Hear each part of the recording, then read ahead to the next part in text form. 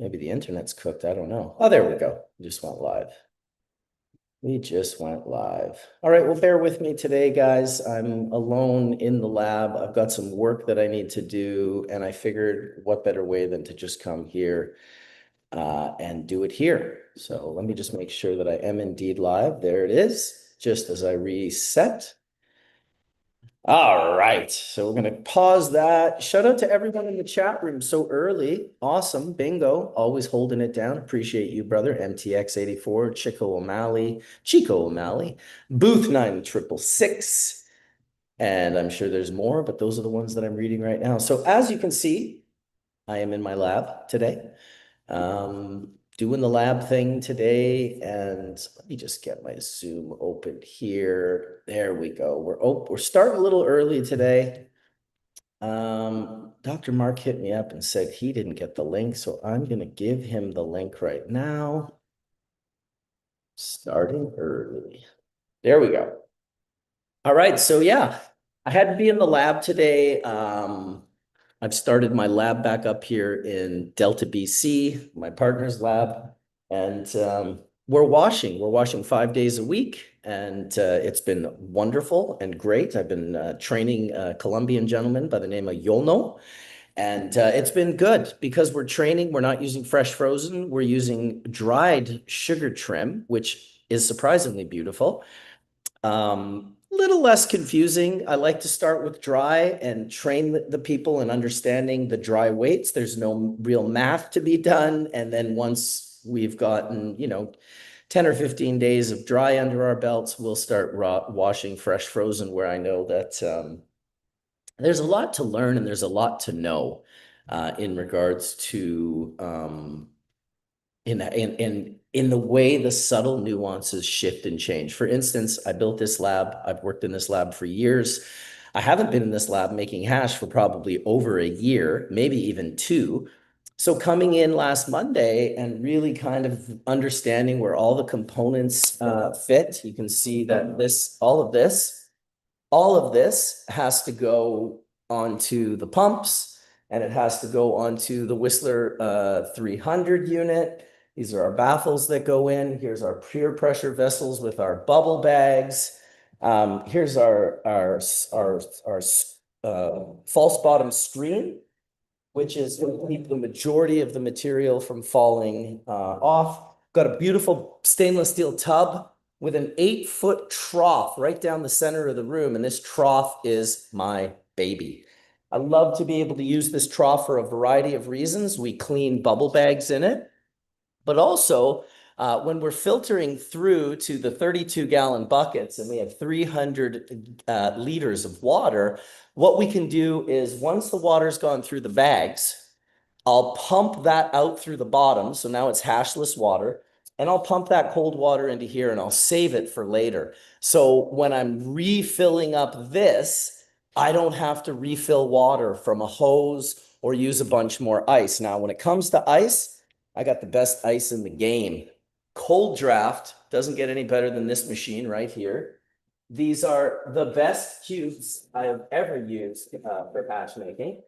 You can just see the sharpness on these bad boys. These are specialized whiskey ice cubes. I know that the whiskey industry uses cold draft quite a bit.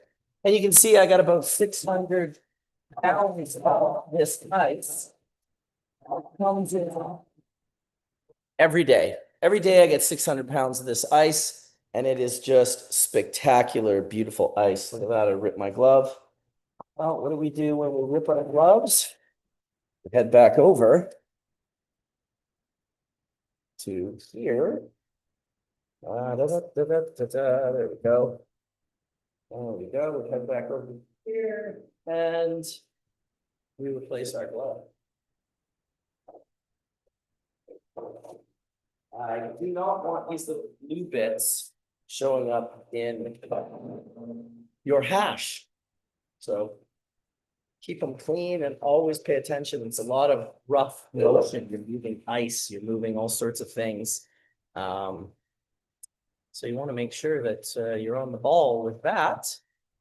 Just make sure I got the chat up. There we go. Uh-oh, he's suing. You're not too far from me. I'm in Pitt Meadows, which is pretty close to Delta. That's what's up, Zach Omega. That's what's up. That's awesome, Bingo Lombardi. If you can buy bags of ice of that ice, 1.5 by 1.5 inch cubes with sharp edges like that, you are absolutely laughing. I'm not sure how big a bag is. That machine cost around $10,000. But we've had it in operation for 5 or 6 years now. It's incredible. You got to hire, the ice guy to come in every once in a while. They are a bit finicky, as you can alter the machine and you can create a hole in the center of those cubes. They melt much, much faster. So we set the ice machine in a way that does not have that. So this morning, I have a few things to do. I have yesterday's hash is still in the fridge because we had no room in the freeze dryer. So we got some really some quite lovely hash, I'm not gonna lie. It looks fucking great. A little bit of specks in there. Those are actually holes. If you look closely, they're just air bubble holes. Yummy, yummy, yummy. So a bunch of different bubbles in there. And then we've got the setup. I'm going to sieve the bubble that is in the freeze dryer today. I kind of want to wait for someone else to come in. Morning, Rainbow Merkaba-U7R. A 5-pound bag. Yeah, so that's probably not that much. I think I put in like 5 gallons. I wonder what a 5-pound bag is. It must be like this big. It must be not very big. Water's heavy. 5-pound bag would be like 2 liters of ice. Half a gallon of ice would be $1. Still, not too bad. Yeah. So like I said, I sent the link off to Mr. Chaldon. Maybe I'll send it off to Colin here. Good to have someone to bounce off of while I'm doing this, because I got to admit, I have to think when I do this work. I got to fill out documents. What I have to do is I have to sieve all the bubble that's in the freeze dryer right now, because I only had one freeze dryer. I got pushed back. And so I have a menu for my freeze dryer, and you can see it right here. And these are just the different, like tray 1 is a 190, but it's from the 4th of August. Tray 2 is a 45 micron, but it's from the 4th and the 6th of August. I have the tray split, and then it's easy. 3rd is the 5th of 45 micron. Then we have the 4th. It's a 220, 190, and 160. And all of that is from the 6th. So all the 45 that day just happened to be dry in a beautiful way. So now we have everything that's in there that needs to come out is very close to coming out. 45.6, there it is. So we just forgot to write that down. We forgot to write that down. There we go. Well, the 7th tray is a 45 as well. I want to see something beautiful.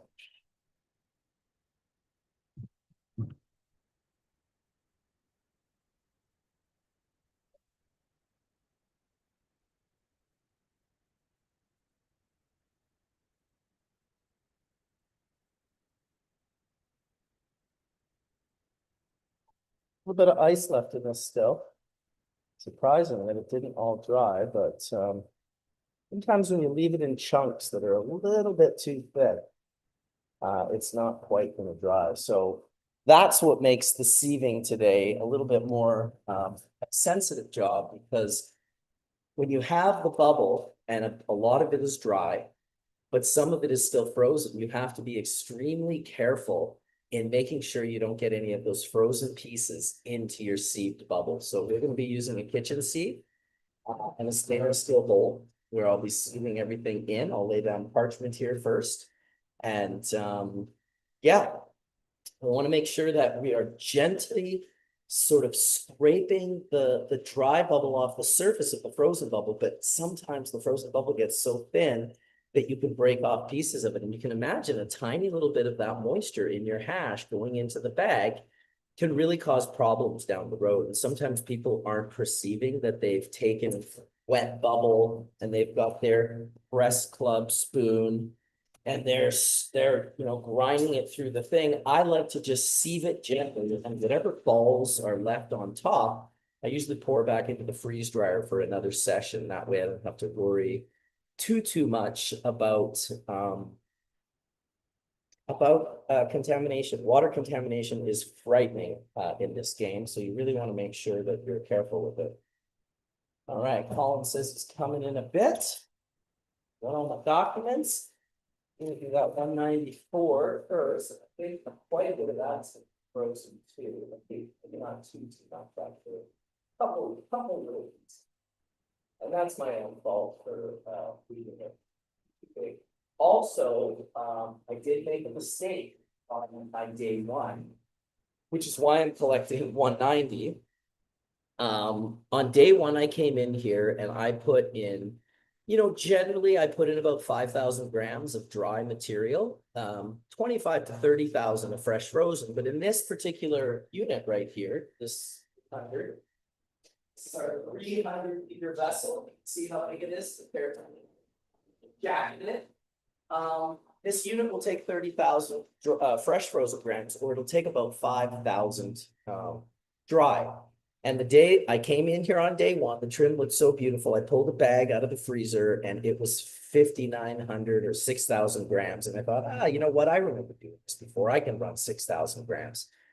6,000 grams is pushing it. Now, my second mistake on top of the 6,000 grams was, instead of putting my regular 5 to 7 buckets of ice, I put in 9 buckets of ice. And what happened was the ice got mixed up and shredded over time. And when you get such a cold environment that it's below 0 degrees or below 32 degrees Fahrenheit, you create a slurry and a slush. And so we were running hash that day, and I can look at the numbers here. Our first batch that we ran, these are all wet weights, okay? We got 865 grams of wet weight. That's not a very good pull. I would have loved to have pulled 2,000 on my first batch. Now, my second batch, wash, I only got 625. Now keep in mind, it's all the same material. I've just washed it once for about an hour, filtered it. Now I'm washing it again for an hour and filtering it. So I got 865 the first time. I got 625 the second time. At this point in time, I know there's a problem. I know that the hash is caught in the thank you, Bingo. It's one of the first times I didn't shout out the Press Club and Puffco today. So what we'll do is we'll do it a little bit differently. We'll shout them out throughout the rest of the day. Press Club is helping me out massively today, because not only did I scoop all of this hash out of the bags fresh with this spoon, which you can see on my Instagram if you haven't seen the slow motion video of me mixing up the ice cream and it falling off the spoon. Spectacular tools, boys. Of course, go and support the Press Club. They have shown us amazing support to the Hash Church community here, and we should pay them back with showing them support as well. And of course, Puffco, well, what can be said? We love Puffco. They're fucking awesome. They're game changers. I gave another Puffco away yesterday or 2 days ago to Yono, the guy that works here. You could not believe the happiness on his face. So thank you to Puffco for lacing me up in a way that I can lace others up. I've given a ton of these things away at this point in time, and I just want to thank Puffco for that opportunity, because clearly I'm not buying these with my own money. This is their generosity that they're just allowing me to share. So shout out to Puffco and shout out to the Press Club. Now, where was I in regards to the hash? Right, so we've got like less than 1,500 wet grams. That is not a lot. That's probably only 300 grams. If you understand, we want to pull between 3,000 and 4,000 wet grams. And if we have a 20 to 25% loss, or sorry, save, as in a 70 to 75% loss of water, depending on how much you pour into your trays, you need to get 3,000 to 4,000 grams to get that dried kilo, that dried 1,000 grams. So we changed it up for wash 3. We pulled, we ran everything and we ran it through the buckets. Then I dumped the buckets into the big tub, and I was pouring more water through the top, kind of like a circular thing, pumping it from there into the top and then pumping it out of there through the bags. And we did that. Well, first of all, when we went to unload the machine, it was plugged solid. You could just see in the looking glass, and I'll show you the looking glass. We have a nice eye glass that sits at the bottom of the unit. And this lets us know if we've got water moving through, the color of the water, if there's hash in there. Anyway, this got completely plugged. I mean, so badly plugged that it would not come out. No matter how hard we ran our pumps for, it would not come out. So a trick that I came up with some years ago is I used a Californian air generator. And with I don't have it all set up, so I can't really show you, although maybe we'll set it up today on camera, just go through everything and set that up. But basically, I have out of my pump that goes from the 300 Whistler Tech. From the bottom of that, I can pump that material out. And out of the top of the pump, I have a hose that we handheld and we put it into the buckets. And that thing, we take the air, forced air, we blow it through that hose, which goes through the pump, which goes back into the unit, and we can start moving the stuck hash. Now, this is super important. If you've ever been in a room where you have fucking locked up your machine, you can clear it with forced air, and it really works great. You kind of gotta, I'm gonna design a plug that fits into the unit that I can just put the tip of the thing in, but I use my hands and I kind of get it all sealed in there, and then and at first you'll just see it move a tiny little bit, then you move it a little bit more. And once you've moved it enough out of the pipe, you turn on the pump, you release the air, and the material just whooshes through. I mean, do you guys want to know what we got for our third pull? Okay, you guys ready for this? This is an insane number. We got 5,785 grams on the last pull. Now, keep in mind, when you pull that big, and I've been talking about this for a long time, the bags are designed only to pull a certain amount of material, okay, before the bags are going to get filled up with material. So there was too much coming through the 190, the 220 into the 190. And what happened was it filled the bag up with these giant fucking soccer balls full of hash. Now that hash was contaminated. Today I came in and I ran that hash, through a 500 micron screen, as well as through my seed, which is probably 800. Ran through 500, and I was able to pull this out of the hash. And you can see this is probably still 30 or 40%, but it's very green. It's very contaminated. This is not the material that we want generally. And so I was able to get this out, and I was supposed to bring my Veras today because I wanted to test that, find out what kind of, the cultivar was Dante's Inferno, absolute dumper. The bags are full of resin in the dry bags. When you lift them up, you can just see rocks of resin and resin everywhere. Yes, exactly. We some guy at. So that has a lot of green material. Now I pulled out all of that green material. All of that, what I just showed you, is basically garbage. Now it could be 30 or 40%. And if it is, I'll send it over to an oil maker who can turn it into ethanol extract or CO2 or butane or whatever. It's not for us at this point in time, but little things when you have mistakes like that. You know, I could have spent hours, which a lot of hash makers would have gotten the hose and they would have just been blasting warm, you know, chilled, or what we have is a warmer water, so I don't really like to do it. And just blasting the water through to try and get that resin to go through to the water so you can pour it through and get it into the next bags. Well, instead of doing that, I said, well, we can just dry it all, freeze dry it, and then we can run it through a variety of sieves. Now, 500 and 800 are very big. What I'd really like to run that all that hash through is around a 250 or a 200. And once I can get my 200, which I don't have today, I'm going to get it next week. Yeah, if I had an ATS, dude, I would run it through the ATS for sure. But I'll run it through, you know, a 200 or a 190 screen vibratory sieve. That will clean up a massive amount of that greenery, because a lot of that hash is a much smaller head. They probably belong between 73 and 159. Yeah, exactly, bingo. And that's the concept anyway. We'll see how Quebec receives it. In the meantime, I don't think anyone's tried to come in, so I just want to make sure that I'm not missing my homies. Perfect, perfect. All right, we're not missing anyone there. Yeah, I think probably what I'm gonna do is start sieving this material out of the freeze dryer. Now, the first tray we have is more of that 190. So if you can imagine, I ended up getting like 700 or 800 dried grams of that stuff. Today, I took out 70 grams of just pure greenery. And when you're watching it, and hopefully I can get my phone to show you guys, it's really quite incredible. Actually, I think I made a video already this morning. But you can just watch the material disappear. Um, this is a slow motion one, but you can kind of see the different colors of the hash, right? You can see the gold and you can see the green, and they're mixed together.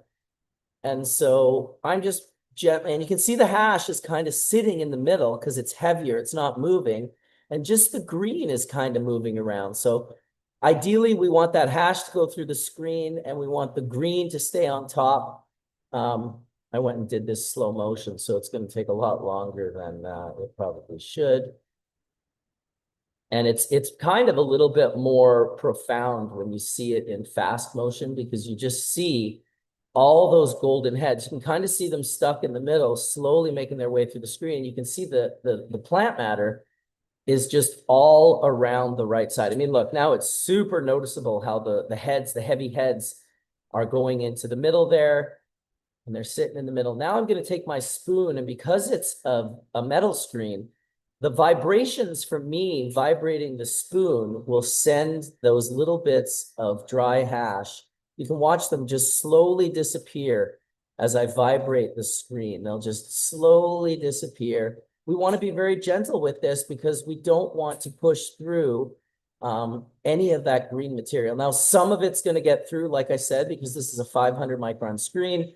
If it was a 200 micron screen, we'd be a lot less likely to have any contaminants on there. So I'm just trying to get that last little centerpiece out, and that looks like I got it. And now it's time to dump that out. So you can see that green stuff, right, is what I pulled out of the hash. There's 70 grams of that I pulled out. Give it a little whack. Come on, whack it on the parchment. There you go. There you go. One more. There you go. So there it is. And then back over here to the top of the bowl to roll back, to put more product in, and to, I think I actually put more product in, so you can kind of see as it comes out of the bag, the quality of what's in the bag. So you can see that's decent hash. It just has this green in it that I really need to take out. You can see more green coming out mixed with the gold. And so this is not rocket science. It's fairly easy. You know, I'd say it's probably 60 to 70% gold with just a 20 to 30% green in there. And then we're just going to do another one, I believe. I roll the spoon around. We do the vibration technique. The vibration technique is cool. And just give it a little shaky shake. And this is how you clean the hash. It comes through real nice and quick. You can watch. You can watch as that gold color just disappears. What's this? There's a little rock in the corner. That'll probably be right to the end, but slowly but surely, the resin is heavier. I'm very gentle. I'm not violently moving this, and that's why the hash is kind of collecting in the center, and all the material is kind of blasting out towards the outer edges, and eventually that hash, that little rock in the middle that you see, I'll get my spoon and I'll just give it a little help, a little vibration, and it'll go right through the screen like a beauty. Like a beauty. And this was just this morning that I did this. So you can see now it's moved a couple of slides across the screen, and it's going to be completely gone. Just like that. Now we can get rid of that. There's one little rock. You saw that little rock? Giving it a little bit more because I still see a bit of color. But this is very counterintuitive. When you really, there's the rock. You can see that little gold color. And you really don't want to over mix this or you'll blast all this greenery right through the screen. So boom, more contaminants off and more beautiful hash in the bowl. Well, there it is. How cool is that? Gold panning, exactly. You know, I gotta show you this because you said that, but I was at a friend's house the other day and he had this really cool book. He was like, oh, you gotta check out this book. And I was like, yeah, let me check it out. That looks amazing. And the book was on gold panning in British Columbia. Now, if I can find it, we'll see. So hard to find pictures these days. I also might have blasted it out already. But yeah, I had really cool photos of, yeah, here we go. The Guide to Gold Panning in British Columbia. Look at this guy. Let me see if I can fix this guy because we want to see the picture accurate. There we go. So this is another hash making piece of equipment that nobody uses called a sleuth. And a sleuth is a vibratory piece that vibrates down the heads or the gold, and it separates things through their density, these little bumpy ridges that are on this thing. It's called a sleuth. Look it up. It's pretty cool. And then there's a classic gold miner panning in British Columbia. This might be, I mean, honestly, it might be the 1800s or something. But well, I'm glad, Zach, because I am making hash today. That's what's going on. And I think what we're going to do is hopefully I can kind of put this computer somewhere where it is. There we go. Let's try here. Let's try here. Maybe a little bit here. That looks good. Okay, so we're going to start with a piece of parchment. Instead of the sackcloth, got these custom parchment sheets. Not a lot of people have parchment like this, but I'll tell you, I love my oversized parchment. It is my absolute favorite. I got my notes. I got my pen somewhere. So if you go pen, I use the pen constantly. All right, so here we go. This is wet from that day, so that's not actually what we're doing. This is the one right here, dry. Dry. Oh, maybe before we start this, I could show you guys my documents. So I do have documents, and I am going to share them with you guys. That's good. Here we go. Here we go. So here's my documents. I'm going to share these documents with you and kind of go over them so you guys can kind of see how we collect all of the data that's needed. Let me go share. This could take a while. How we go through the data. And how we collect the data and how we aggregate the data. So let us go into sharing. We're going to share the documents. So here we go. All right, so this is the bubble hash production records. Should be able to make this a little bit bigger. Just stretch that out because we do want to see the whole thing. Okay, here we go. Bubble hash production records, federally regulated Canadian cannabis processing, batch traceability, and in-process control. So up the top, we're going to put in our production date, and we're going to put in our start time and our end time. We're going to write down the production facility, who the lead operator is. We're going to acknowledge who the supervisor QAP is, which is quality assurance. We're going to write down the cultivar, which is Dante's Inferno. What type of material are we running? Well, we were running dry cured material. Our starting weight was about 5,000 grams. The material condition was dry.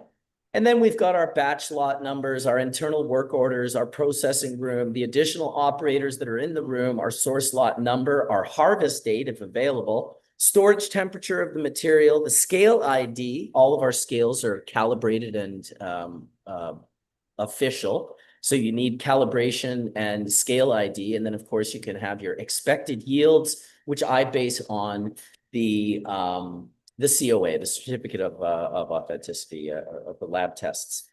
Now, this is QA stuff, pre-operation and equipment verification. So when I come into the room, I'm going to clear the room through previous product and documents, remove those. I'm going to make sure the wash vessel, the agitator are clean and serviceable, that the scales have been clean, that in calibration and function has been checked. Ice source has been approved. Ice quantity is adequate. Tools, scoops, collection vessels have all been identified. Food contact surfaces cleaned and sanitized. Collection bags verified. You got the 220, the 190, the 160. I don't know why it has 149 in there. I need to remove that. 120, 90, 73, 45, and 25. And then our RO, which is processed water, available and acceptable. Our freeze dryer with the trays and the liner materials clean and ready. And then of course, required for PPE worn, hygiene requirements complete. So I looked up the regulations recently and found out I don't actually have to wear a mask in here as long as I keep my beard trimmed and I'm not coughing in things, and it's all really about proper hygiene. If you do have a cough or if the sift is making you sneeze, then you absolutely have to wear a mask in the room. And so all of this is how QA will clear the room once we've done this. And then we'll get into the production records, which is, process water and ice information. So we're going to write down where our water source is. We get it from an RO, what our starting water temperature is, how much water we use. We usually use about 250 to 280 liters. And then you can write water observations if there's anything weird, if maybe the membranes have cracked on your RO and they're leaching something into the water, it has a different feel or a smell or a cloudiness to it. Water observations are very important. And then you can also sample your water record, sample ID, ice source and lots. That's coming from the cold draft machine. I like to write down in kilos how much ice we use, which is generally between 7 and 9 buckets per day. And then there's corrective actions, if any. And the wash cycle log is very simple. You've got your wash numbers on the left. You've got material in the vessel, how many kilos, how much water was used, how much ice was used, what time you started mixing, what time you finished mixing, what the total mix time was, how much the material is going to be resting before you start mixing again. Of course, you're going to write your water temp, which should be around 0 degrees Celsius or 32 Fahrenheit. Agitation speed setting, very important because it will teach you things. If you crank this thing to 60 hertz right off the bat with dry material, you're going to pound this stuff into powder. You're going to get a lot of contamination. It's nice to look back on the notes and go, that's weird. Why'd you get all this, contamination? Well, let's go back in the notes and look, oh, you started agitation speed 10 minutes after filling the unit with dry material. Generally, we're going to let dry material soak and really get wet, because if you start bashing dry material 10 minutes after you throw it into the reactor, you're going to turn it into powder. And then my operator initials and my observations or any deviations. And processing notes include pauses, temperature excursions, equipment interruptions, unusual foam, color or odor, material loss, or any change from the approved SOP would become something to create a deviation form for.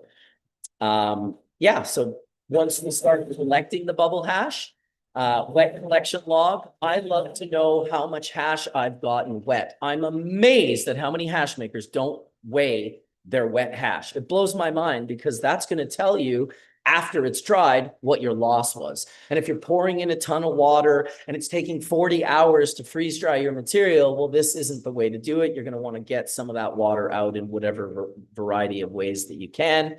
And so we go through wash 1, wash 2, wash 3, wash 4, however many washes we do. Generally, this form is going to change a little bit. Wash 1 and 2 are both wash 1 for me, because I have 2 sets of bags. And so I need to have 2 columns of bags. So 1 and 2 is wash 1, 3 and 4 is wash 2, 5 and 6 is wash 3. And keep in mind, these washes are the same material. I'm not replacing the material each time I do them. I'm just washing all the resin off. And then we go through, we look at the total hash collected wet, we look at who transferred it, the storage hold location, the disposition notes, wet transfer time and received by, as well as holding temperatures, which will be like -20 Celsius, even once it gets out of the freeze dryer. This is the freeze dryer production record. We have a freeze dryer ID. We're going to have our load date time, our product condition. Is it frozen? Yes, we pre-froze everything. Our initial shelf temps, our target vacuum, I like to hit around 350 mTOR. Now, keep in mind, when you have a lot of material in your freeze dryer, it's going to take a long time to get down to that millitor, right? You're going to be in you might be in 1,000 millitor before a lot of that moisture can sublimate into ice. And once that happens, that torr will go down. And once you've lost almost all of your moisture, you could go into your freeze dryer towards the last couple of hours of the setting and see it down to 1 or 200 mTOR, which is very aggressive vacuum. But it's at the end, it's not sublimating anymore, and it's just kind of the end of the process. So there are all these sort of subtle nuances with freeze dryers that are super counterintuitive, super fucking confusing. And it's best if you learn freeze drying as much as possible, because the rest of this is a recipe, and freeze drying is really the only part that involves a thinking mind. Yeah, we're going to go through our cycle duration, how many hours and minutes it took, our dryness check, whether it passed or failed, or whether we need to re-dry. And then we run through cycle run ID, unload date time, tray liner type, which is parchment, our final shelf temp, observed vacuum range, mTOR between 500 and 250, any additional dry time we needed to add, and then released by myself at what time. And then you have your dry weight recoveries by micron. You're going to want your wet weights in here, your tray container tears, your gross dry weight, your net dry weight, and your wet to dry recovery percentage. Without collecting this data, you will never understand your wet to dry recovery percentage. Final container lot ID, and then disposition grade and initials. Freeze drying is done. We'll go down to 8, which is yield summary and material reconciliation. We're going to go through the starting material, total dry hash, yield calculation, waste and residue weight, total wet hash, overall dry yield, reconciliation status, and waste record ID. So we have to destroy the wet material at the end of the day. Depending on how much water is in there, that's going to affect the weight.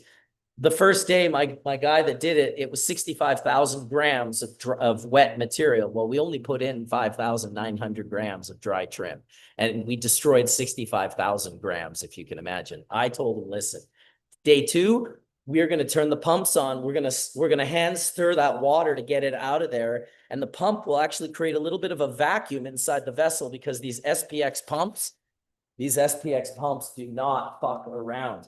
These are exceptional pumps right here. These are SPX Waukesha Cherry Burrells, and they have been operational for 5+ years flawlessly. They're very powerful. And when I say powerful, I mean very powerful. How powerful are they? Well, so powerful that they bent the shit out of this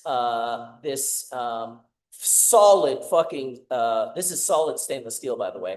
I couldn't bend it if I drove over it with my car, but I literally, the guys in the past, and I'm not sure how well you can see it, but the whole center of this thing is pulled through and warped from that SPX pump. That's the level of pressure that this thing is creating when you turn that thing up to 60 hertz and it's full of material. So what you can do is you can pull a lot of that water out. I'd love a water hash extractor with a centrifugal unit on the inside that spun the rest of the water out, because we don't want to be throwing a bunch of water out. So at the end of our second day, we threw out 20,000 grams of wet material, a third of the water that we had on the first several days. So yeah, packaging, storage, transfer, you're going to have your micron grades, your packaging container, your net weight, your quantity, your storage location, your storage temp, your packed by date. At -20 degrees, I've got my lot number here, my little stickers. This goes through the lot code, the product type, the gross weight, the tear weight, the net weight, the packaging date, packaged by, and the amount of containers total that we have. So this is about 1 kilo of bubble right now, and it's quite nice, quite a lovely light color, really nice nose on it. I will admit that the nose makes me want to smoke it every time. I would say realistic, probably maybe a 4 to like a 4-star or something. It's bubbles and melts, and you can take a little bit and you can rub it in your fingers. It's certainly not what I would call super full melt, high grade, you know, the top. It's not that at all. This is trim run. We're not using all the bags. We're using 220, 190, 160, and then we're going down to 45 because the client wanted a full spectrum hash from 45 to 159. Sorry, 189. That's what they wanted. That's what we're making. And also, I'm training this entire week. I've been training last week and this week. And generally, when I train, I don't pull out high grade whole plant, fresh frozen material. Even for myself, like I mentioned, coming back into this lab after a couple of years, getting it all going, I made some pretty key mistakes in the first day. Over material, too much ice, created a couple of key errors. Luckily, I've done this enough times that the fix was fairly easy for me. Number 10, quality checks and batch disposition. So we're going to look through appearance, make sure it's acceptable. It doesn't have a weird appearance. Aroma acceptable, like you don't want to smell some fucked up smell that shouldn't be in your material. No visible foreign matter. Well, we sieve everything over and over again to make sure that that's the case. Dryness acceptable, super important. If someone freeze dried the material and it didn't get all frozen and now they're sieving it into a mylar and it's going to go into the fridge, there could be broken pieces of wet bubble in there and or frozen bubble. You have to be extremely aware that this is on you if any of that gets in there. And it takes the smallest little piece to create a microbial fucking nightmare. We're going to reconcile the weights. Our labels and IDs are verified. Batch status, released for next processing step, quarantine, rework required, rejected. All of these quality checks and batch disposition decide whether the hash makes it to the next step. If there are any deviations, observations, or corrective actions, that'll be number 11. And then really number 12, final review and sign off, completed by myself, reviewed by QA, QAP authorized release. And we go through the names and the dates and the signatures. And then finally, last but not least, we go through wet cannabis destruction record. And so this is the wet destruction record, license number, destruction record, destruction date. You gotta, here in Canada, we write the material description. So it was wet trim. The strain was Dante's Inferno. We write the source lot and the harvest input lot numbers. We tell the condition that it was frozen or saturated or drained. This was saturated with water. We go through the number of containers, the gross weight, the container tear, the pre-destruction net weight, and then we put kitty litter in it, if you can imagine. In Canada, they want you to put either soil, I believe, or kitty litter. We use Special Kitty. Special Kitty is our brand of kitty litter that we put in with our material. It seems insane, and many of you may have hilarious comments to make about it, but to have legal cannabis and be able to make hash every day, if I got to put a little kitty litter in the material and toss it out, I'm good to go. We mix in a very small amount, mix it all up, cannabis broken apart, size reduced as needed, kitty litter added throughout the wet cannabis, mixture thoroughly blended until cannabis was rendered unusable and unrecognizable. No individual was exposed to cannabis smoke or vapor. We finally seal the bags. We post-mixing gross waste weight, and we get them out of the facility. They go off to our locked garbage cans. So those are my personal documents that I created for lab production, lab working, all of that. So yeah, I've never really shared those with people. So hopefully you guys enjoyed that. And welcome to Dr. Mark and to Vessel Life Sciences. Thanks for showing up, guys. I started about a little early today. I've been going for almost an hour. I have a lot of pool noise in the background, so I'll try to stay muted. Dude, we love your pool noise. I'm got freeze dryers and fucking ice machines and like all the most obnoxious sort of lab sounds. So don't feel bad about your awesome fun. Yeah, we live right next door to a marina, and there's a pool right here, and a lot of boat noise and stuff like that. It's a beautiful day on the lake. Awesome, dude. I cannot wait to get out there one of these days. Nice to see you, dude. Fucking feel like it's been a while. Nice to see you. Yeah, I listened the whole episode last week. It was just a great episode to listen to. I was just busy around the house doing chores and stuff, but yeah, I love all the Michigan speak. Looked like you had a good time there. Dude, I love Michigan. I really do. I quite enjoy it. We I had call a it the great mitten. time. Yeah, I love the mitten. There was great. There's always just great people. Yeah. I'm really like always stoked on the folks that I bump into there. It's just Mock Technologies was amazing. I cannot believe how classy those guys were. Like, holy shit, to pay Yeah. for everyone's ticket to go to a course taught by me that was literally like $1,000+ ticket at low temp, like 2 months prior. These guys covered all of the cost of the tickets. They covered everything, like everything. And the next day there was a golf tournament that they covered as Yeah. well. And it's just it was fun. There's Well, a it's lot a of fun. pay it forward thing, right? I mean, it's an investment from their point of view. I mean, maybe they're burning some disposable cash, but ultimately we're talking about them on Hash Church, right? That's you Yeah.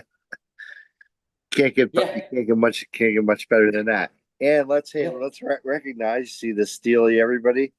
It is the Oh day yeah. that Jerry Garcia checked off this plane. What, 31 years ago? Oh my God. This music has Unbelievable. never been more important than it is today. So here, Fuck let's yeah. all raise our cups to Jerome John Garcia. I will raise my seed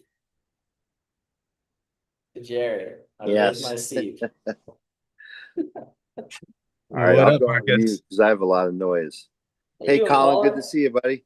You too, Colin, man. give us an update on Thailand. I can't wait to hear about it. Moving fast, dog. It's yeah, things are moving quick. Um, it's all happening quick. Yeah. That's all I can say. I've been stressed out about it, but it's been good. And It's good. what else? You Yeah, y'all we're just y'all saw that they extended the ban on hemp. That's Uh, right. good, I good. saw it. Which is a pretty big movement, but I think just again another kick the can down the road. In this case, it just kicked the can down the driveway because it only goes to December 11th, right? So then they got to yeah, try to figure things out past that. But I yeah. think as soon as the current administration figures out a grift, yeah, this thing will move forward. Fuck, dude, I hope Yeah, no, so. no doubt, dude. But yeah, like to close out Thailand, like it's just exciting to be able to, it's like Marcus, like taking our lives, work and all this stuff and time and energy we put into this medium and to have a commercial outlet for it is really exciting. Um, you know, it just is. I think it's just one of those things where you get to take your kind of your passion and amplify it commercially. And I know Marcus has been doing that for a long time. So it's exciting. For me, it's just exciting to be able to take all these things that I've developed and put them into play, and then continue. Like there's so much to do, as we talk to CanMed. Like there's just so much to unravel there. So Absolutely. Yeah. yeah, I think it's, the as the world opens up, I think, it's going to take so much time for these countries to learn what we went through in the past, call it 20 years of legalization. I think they're going to make their own mistakes. We're going to help them make their own mistakes, in a lot of respect. Um, but it's cool. It's like it's a nice opportunity to kind of amplify that. And then hopefully bring all our friends together in a real way that allows it to be a conduit, um, and kind of a channel, if you will, for the rest of the world. So it's exciting. But what are you doing there over there, Also, Marcus? You seem like you're in the zone, my man. I'm See, in the lab. where you in British Columbia? Yeah, I'm in Delta here at my original lab for Embark. So got that back up and running and just I fucked up on some run that I did on Monday, and now I have to like clean the hash. I pulled a 5,750 gram wet batch, dude, like 560 grams. Gonna match it, but so it was, usually you pull like 1,000 or 1,500 wet grams, 2,000 maximum. But I Yeah. pulled like one batch, 5,750 wet grams of hash, and a ton of it was contaminants, like a ton of it. So I didn't want to waste my time blasting. What people do is they take the hose and they're like, let's just blast the hash through. It's like, no, let's dry the hash in the freeze dryer and then let's sieve the hash. And I can just filter out all of the shit. This is shit that I filtered out of the hash today. Just green garbage out of like golden blonde bubble hash, there'd probably be, 60+% THC. So that's kind of what I've been doing this morning, just sort of going through this 190. This is my final tray, so I have to pull out my 190 bag.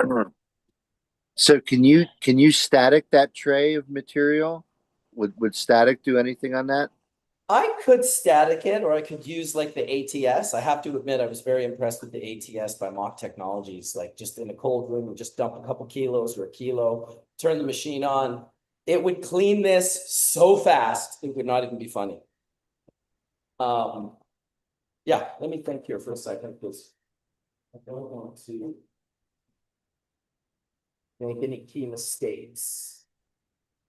And when it comes to weighing and writing data, it's easy to make mistakes.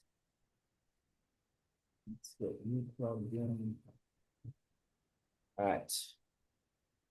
All righty then. Having fun. All right, so this was the 4th, if you can imagine. By the way, it's Tuesday sad. So I gotta make sure I go to the right documents. Imagine, Paul, I've had the 4th, the 5th, the 6th, and the 7th all week long, all pushed back into the freeze dryer, to the point where now I've got like my freeze dryer legend is like, this is from the 4th, this tray. My second tray is from the 4th and the 6th. My third tray is from the 5th, and then my 4th, 5th, 6th, and 7th tray are all from the 6th. And all my August 7th is sitting in the freezer waiting to go into the freeze dryer. The kid I'm training was like, how do you remember this? And it's like, well, it starts by you not asking if you can put music on. It starts with you just not talking to me when I've got a pen and a certain look in my eyes, and I'm like really focused, because you fuck these numbers up, dude, and it's a nightmare, problem. dude. You It's a you do one problem. wrong move and you're spending the whole day trying to backtrack in memory that you don't have Dude. at all.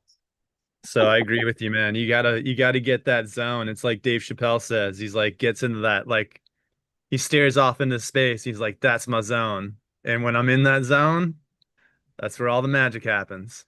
That is awesome. You know, I get it. It's true. It's like, you have to have ultimate focus, and especially when you're training people. It's like when you called me the other day when I was like going to pick up fresh frozen. Um, it's like there's a lot you got to keep eyes on, and you got to write it all down. You got to use data sheets and Excel and all the stuff that you want to push against naturally. You'll be like, I don't need that.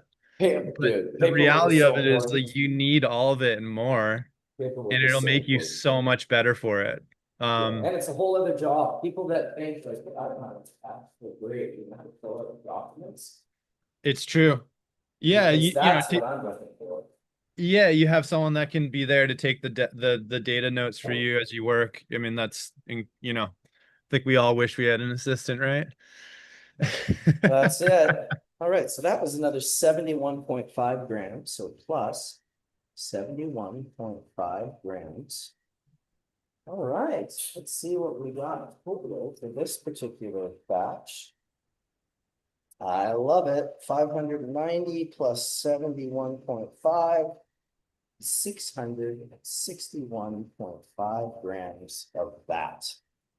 All right, now we got a bit of 45 from second. Oh shit. Dude. I love the looks of What's that. going on?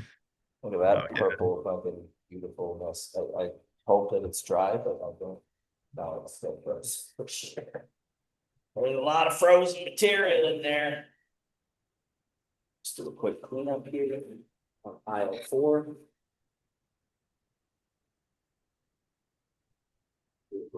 And refill.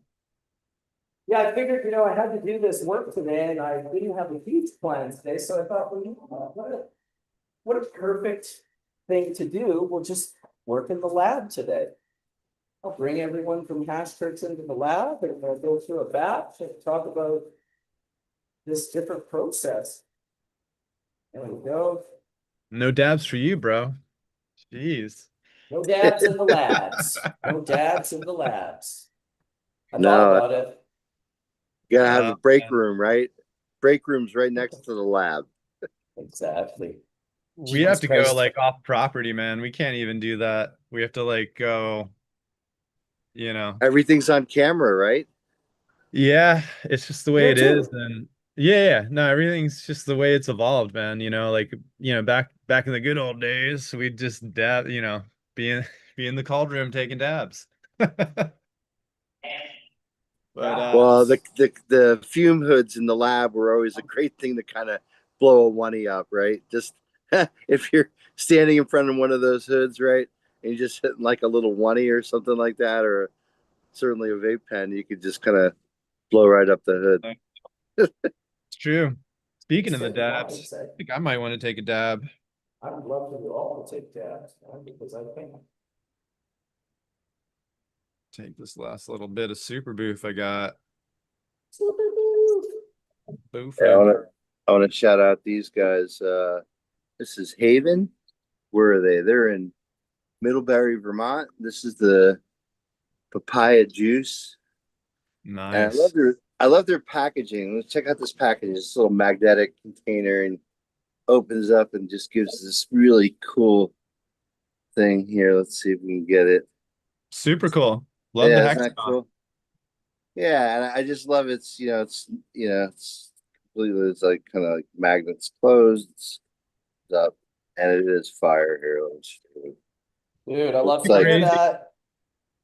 Isn't it crazy how much we use our calculator on our phones, bud? Dude, it's nonstop. I just got papaya juice. We just ordered it. What is right. that one? GMO papaya or is it? Yeah, I think that's what it is. And Yeah. man, it's fire. We got that It's good. one and we got the do papayas. Well, we got two of them ordered for Illinois. Dread Smokes Weed hit me up the other day and said, bro, I'm doing it. I got the fucking cultivars. I'm like, that's what I love to hear, bro. Yeah, I'm gonna echo what someone said last week. So I was just listening last week. I didn't chime in, but there's one guy who said I love listening to Fletch. I love listening to Fletch too. He's just yeah, I think we all like listening to Fletch. yeah, his delivery is He and had he's a song on one of his posts the other day that just made me bust out yeah. crying, laughing so hard. It was just ridiculous. But it was super Well, fitting. It was like the picture. I probably would have done the same thing. I would have been like, the song fits this image. This thing looks so nasty. Let's go. yeah, Um, it was yeah. cool because we had met here on Hash Church. Well, that go figure, right? I mean, but when we met in person, um, yeah, we had a really good time hanging out. It was just a lot of fun to talk to. He's a real motherfucker. Yeah, we hung out when he comes to New York, we've caught up before, and I tried to take him to my favorite dim sum, but it was closed. So next time But Fletch is, I'll have to get him there. so when's the next time we're gonna hang out, Colin? Shit. I don't know, man. Probably September when I'm back from traveling. Back from You know? traveling. I think Cool. that's probably the real answer. But Right on. as soon as possible. Spirit of it, you know? Right on. You know? Think that I'd like to come up. We should probably, we should try to go to Canada and see Marcus and Yeah, well, when he comes out to Farnham, we've been talking about that, and yeah. So, and I was down in New York for the fish shows. So, did you see them when they were in town? listen, buddy, the 29th was like insane, dude. What was going on with you on the 29th? Were you in the crowd at that point? Yes, I was, but that's right. Yeah, the the 29th the was he 29th was the Star Spangled Banner? 96 Yeah, Star Spangled Banner. and the 95. So it was the 96th time they played Madison Square Garden, right? So they played like a set list from 96. And so before that we went to 94 and 95. '94 was crazy. They lost front of house sound during Wolfman's Brother. Like they Oh, complete no. like the soundboard went black, Colin. The soundboard went black. Okay, I mean First they time could in have Fish Taylor history, eh? Swift's wedding there, right? Bon Jovi played there the night before. Rush played there the night after, and Fish is in the middle of their first set. They're in Wolfman's Jam, and all of a sudden, front of house sound just goes out, right? And Couldn't happen at a better song. they all have in-ear monitors, so for them, they couldn't hear a thing, and the only thing that you could hear in the arena Was was Fishman? Fish's drum kit, Yeah. and it was so fucking weird. It just, I and totally like Trey, architects those sets. He really, they were putting it together like, okay, this is really cool. It's our 93rd time at the Garden. We're gonna play like it was 93. 94th, we'll play it was 94. So they definitely put together a manicured set. And yeah, so they completely lost sound and then came back and opened up set 2 with Highway to Hell, the AC/DC song, which I'm sure they had planned to close first set. Played Highway to Hell that night, and they opened up with the Beatles Back in the USSR, because in '94 at their Halloween show they covered the White Album, right? So I oh was Yeah. man, there. they're killing it. Tell Nice. Marcus, tell us you're planning on going to see Fish, right? I would like to go see them in Commerce City. Yeah. You're gonna go see him at Dick's coming up, right? That's what Why not? Why you not? should definitely go, man. I should go. Fucking They're right hitting to. on all cylinders, man. They're just, I don't know.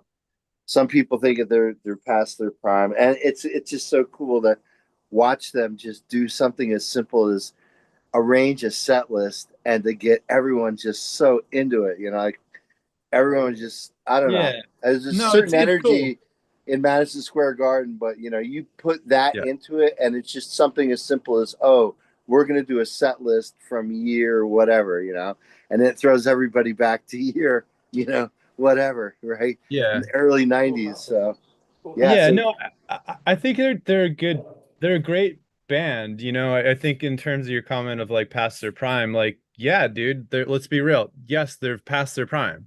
That's real. That happens. But it's not the end of the band. They're reevaluating their musicianship, to your point on their this last tour and tours before that. They're evolving and changing. But yeah, like you listen to a show from '97 and listen to Fishman's hi-hat or his right foot. It's a very different BPM that he's playing in. And same thing with the Dead, like 76 through 78. Like they're like playing like they are on a mission from the universe to like prove that they are these incredible players. And I think now they're settling into a different modality as players and as an existence as a band. Like maybe they don't feel like they have much to prove. They're more exploratory in ways that they weren't. Maybe they wish they were or could be when they were younger, kind of thing. Because it's not, I hear a lot from fans on both sides of like these long tenor, these bands that have had long tenor, is like, it's not like it was. Well, it's like, yeah, man, of course that's kind of evolving and art is really interesting like that. As you get older, it's like the one thing you can actually improve at, right? It's like football, you can only, your body deteriorates and you're out. Like skateboarding, same thing. It's like, dude, I can't, I can barely do a kickflip anymore. Look at what happened. Rodney Mullen's a good example.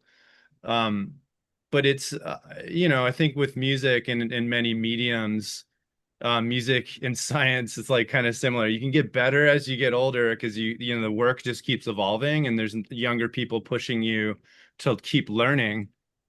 And I find that really interesting when people bring these topics up because it's yeah, I may prefer the way that Fishman played in 94 to 98 or 99 really, right?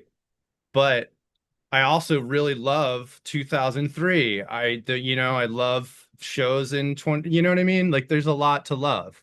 So I think the evolution, much like Jerry Garcia, he's a great example. His guitar playing, um, much like scientists, they add new disciplines that they may be exposed to. and bring that new familiarity to an audience that they've learned. So I think that's really a great metaphor for cannabis as well. You're out evolving over time.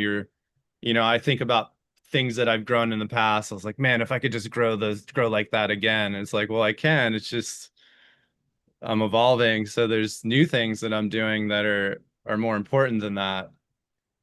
So Yeah, well, you know what I mean? it Does that make sense to you, Dr. Mark? Like, I think the dead I, is an incredible yeah. example on fishes too.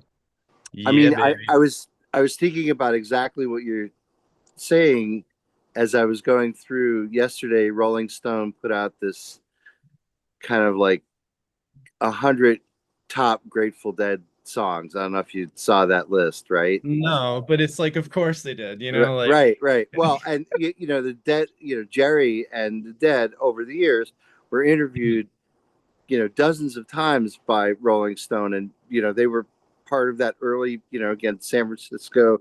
represented the San Francisco scene.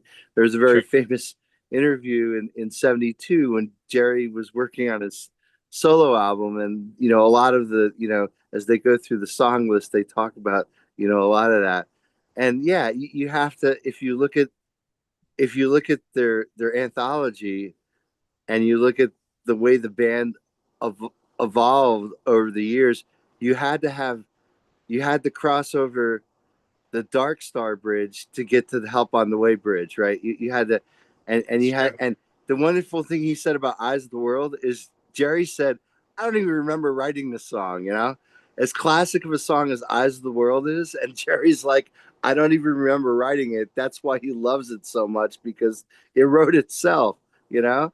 And yeah, they had just this whole redefined category of Americana. Some people would credit like Graham Parsons and maybe the Eagles, right, for kind of like countrifying, what they heard in Bakersfield, from Sure.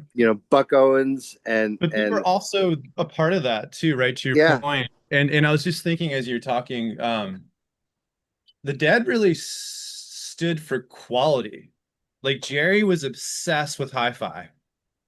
oh You know, yeah, if you think about, Phil and same too, with more Phil, more Phil than yeah, Jerry, I think, but definitely yeah, Phil. and yeah, Phil was like a real catalyst for that, Yeah, I because mean, he his understood the background. waveform of sound. He understood the physics that underpins sound. I don't know if Jerry Yeah, really understood the physics like Phil did, but yeah, but him I and think he Owsley. appreciated it though. I think he allowed, Phil and the guys to kind of dig into that Yeah, passion, and it really worked out for them because for live sound, you know, the wall sound was like that that changed music. Like I really that was think about that. Owsley. I know, but it's like, but it was also them, like you couldn't do that without them. And then the noise canceling microphones that they just happened to have to invent. I mean, how else would you do it? That was all Owsley, I believe. I Owsley and the Well, it guys was, at Alembic, yeah, right? and Bob Macintosh. Matthews and Yep. Owsley, and Mhm. there's a guy in there named Sparky. I don't know if they gave him that nickname because he had some arc or go after. I don't know, I think but yeah, I mean, he may have he seen some pulled sparks in his day.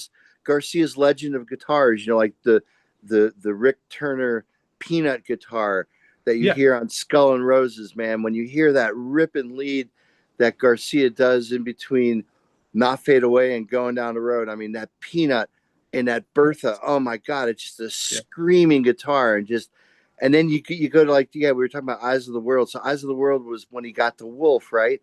And so that laid back 70s sound of Wolf. And then you're talking about 76 I describe as buttery Grateful Dead, right? It's like, it's so smooth and it's just so well oiled. And Mickey had joined the band again, and Donna, and Yeah.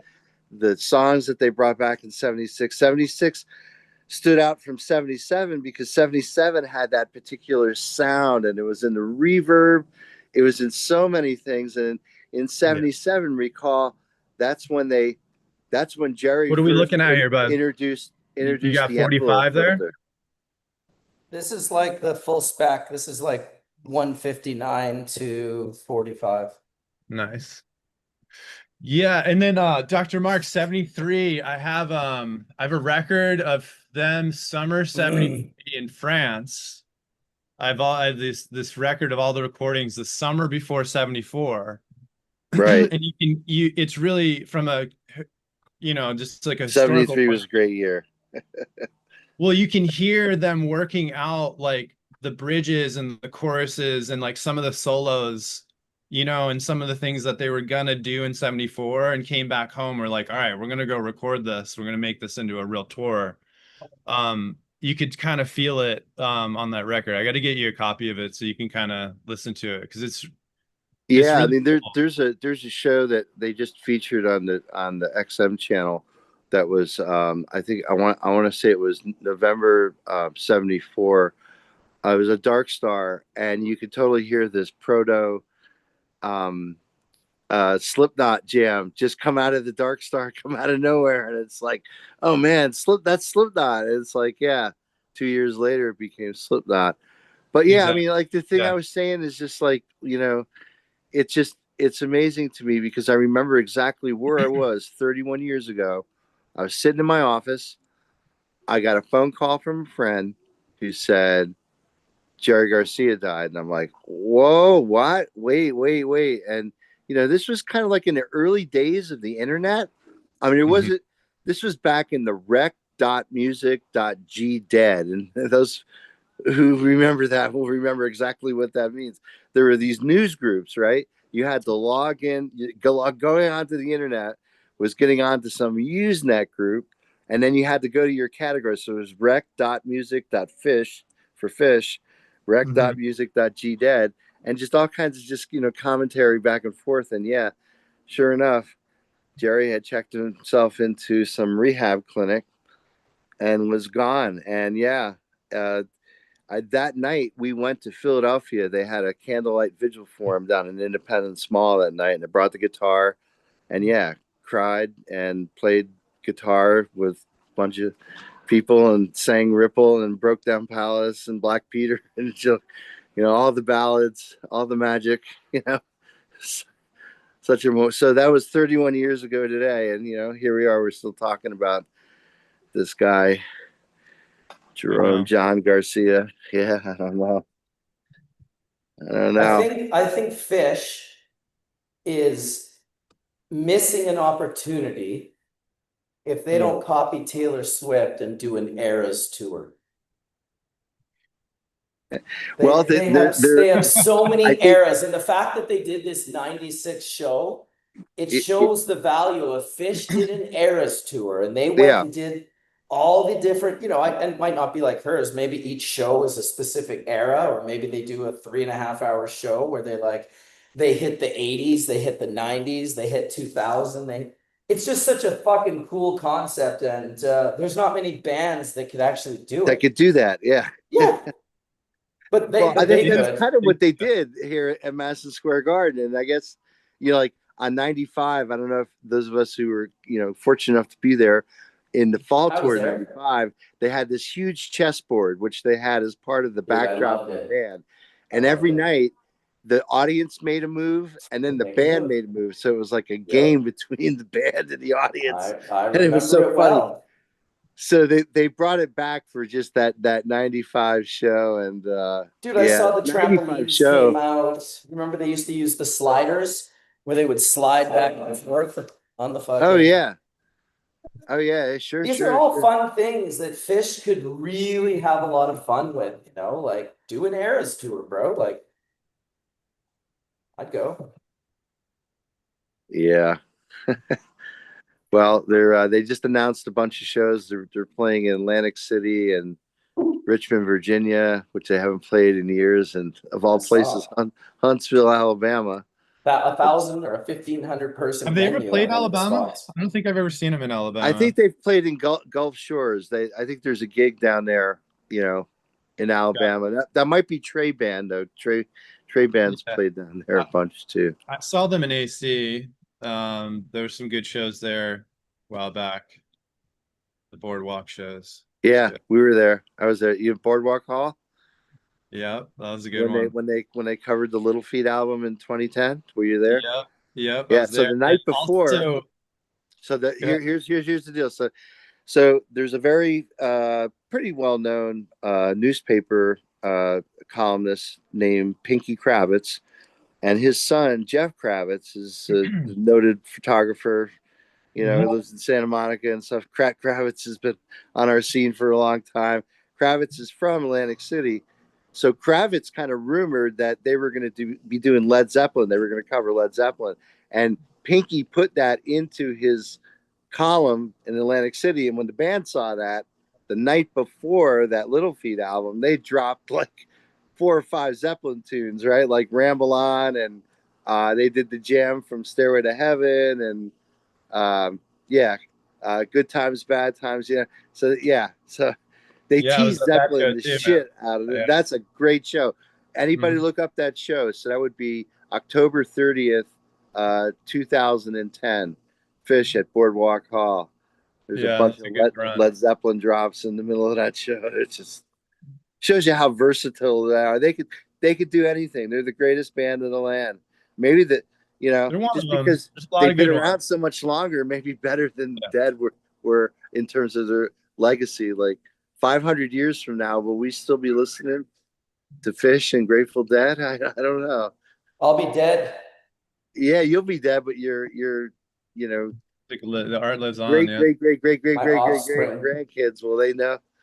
Will Well, I they look at know it like this. I think album rock and roll?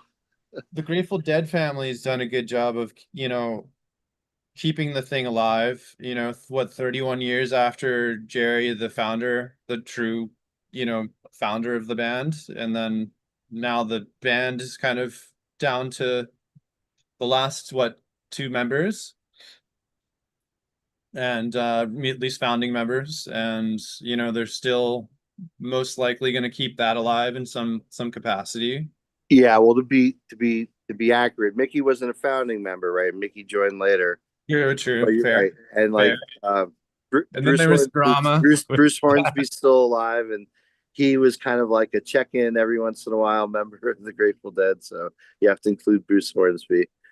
But yeah, Yeah. man, you could go to any city in across the country, across this great land of ours, and find the music of the Grateful Dead in just about a cover band happening every Saturday, or maybe it's on a Tuesday night, maybe it's a Grateful Yeah. Dead cover or a Grateful Dead open mic or something. But their music now is just pervasive. It's almost like not even worth referencing anymore because it's just so ingrained in everything that's followed it. Yeah, It's no, it's great. it's the truth. They're here.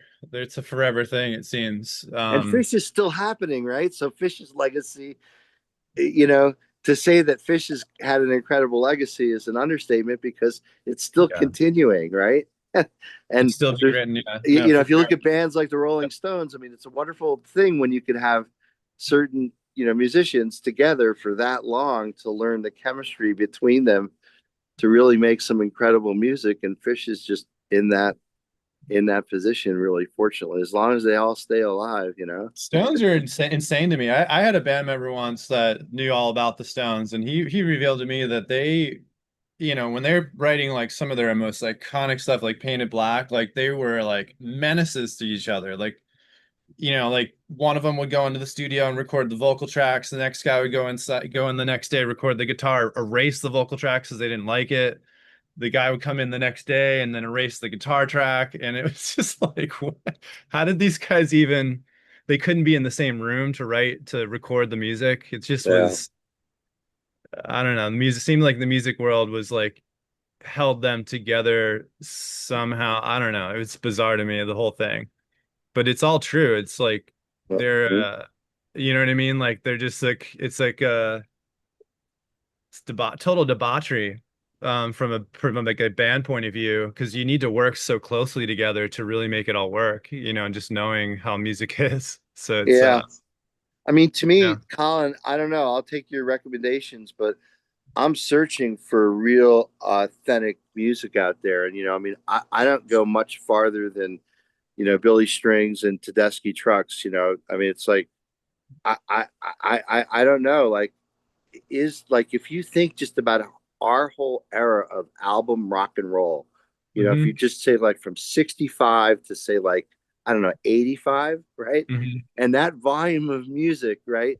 Of which, you know, the Dead, you know, the Police, you know, Led Zeppelin, Pink Hmm. Floyd. I mean, just that whole, you know, our childhood, our youth. How lucky were we, you know, that we could go to a record store, right? Yeah. Thumb through the vinyl, right? Buy a fucking record that you heard the song on the radio, right? And you can't get it out of your head. And now you have the record, you bring it home, you clean weed out on it, you know, and you put the Yeah, no, headphones on and you get lost in a whole album. That whole way of engaging music, we've completely lost in this yeah, no, soundbite the idea TikTok of albums. universe we live in. Well, it's not completely lost. There are audiophiles still living in that world. I have a friend who has about 10 or 20 turntables, and he invited me over the other day, and I brought my, old Cream and Hendrix and Grateful Dead and fucking Fleetwood Mac and a bunch of Zeppelins and just I brought like 20 albums over and we just listened to albums and I heard cracks and pops that are embedded in my psyche that only I know because they're my records that I listened to for 35 years or more, 45 years, because really they were my dad's records, some of them before I came along. So it's still happening. There are audiophiles out there that are very obsessed with records and sound, and there's always that pendulum in society that we go back and forth on. I suspect that good sounding music will always be something that we find our way back to. Yeah, Yeah, and I guess what I'm nostalgic for is I remember and there was cannabis connected to this experience, so you guys will love this story.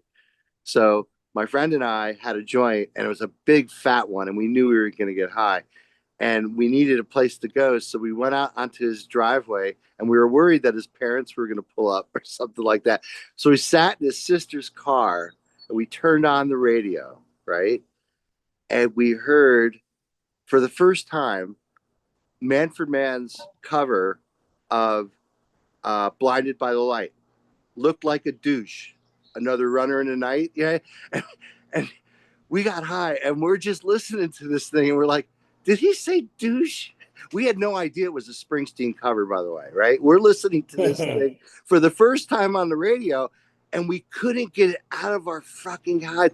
So the next day, we went to the record store, and we're like, "What's that song? Looks like a douche." That's the guy at the store laughed at us and showed us, "Yeah, this is Manfred Mann's cover, you know." This is so yeah, it's so funny because just the way that we engage music today is just different than that, right? Like you would hear it on the radio, you couldn't call it right back up again. Today, like if you hear something, you just go back and listen to it again, listen to it again, listen, right? You hear something on the radio, you have to wait for the DJ to spin it again or call into the radio station and say, "Can you play that song about look like a douche?" well, I think that's where like, I encourage people to look up college radio.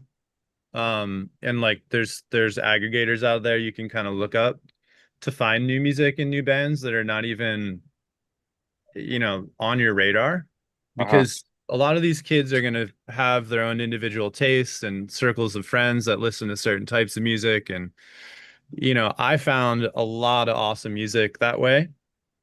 And I'm a big believer in just like public radio in general and I think that's, when I was younger, Absolutely. that's what influenced me. Like growing up around New York and Philly, for instance, J. Michael Harrison from Did the, you listen to BGO, 88.3 yeah, from Newark, right? yeah, but also 90.1, J. Michael Harrison, like that's where I learned about like jazz fusion and like, Dave Holland and all this like what I considered like highbrow, music that I was trying to learn about as a young musician because I was learning the real book at the time, which is the collection of music to and jazz. Yeah, baby. Guess what this is? Mix, another mix, 45, 190. 190. Nice. Dude, the heads have Dude. been, that's a lot for 190. Dude, and it's purple. It's like totally pinky purple. It's fucking awesome. And that It's was such a dry, nice dry color. I'm cured. putting it into a new bag. I'm not even putting it into the other 190 bag because the other 190 bag doesn't look like this. I've had that happen a few times. The heads were just super big on certain varietals, but what varietal was it? Dante's Inferno. What? Dante's Dante's. Inferno. Oh, nice. Hell yeah. Um, And I just got another 100 grams of it. but So yeah, that dude, I don't know. was 190.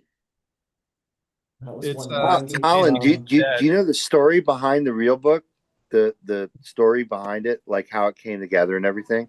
no, tell me about it. Tell Yeah, the audience so about it too. so this jazz guitarist, and his name is escaping me right now, but I'll think of it before the end of the episode, came up and gave a workshop, and I was fortunate enough to be invited to the workshop.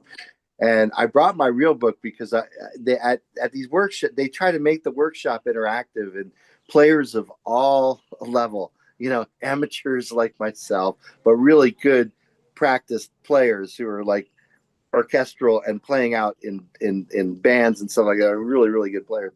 So they let people come up and play, and so I figured, oh, let me bring my real book.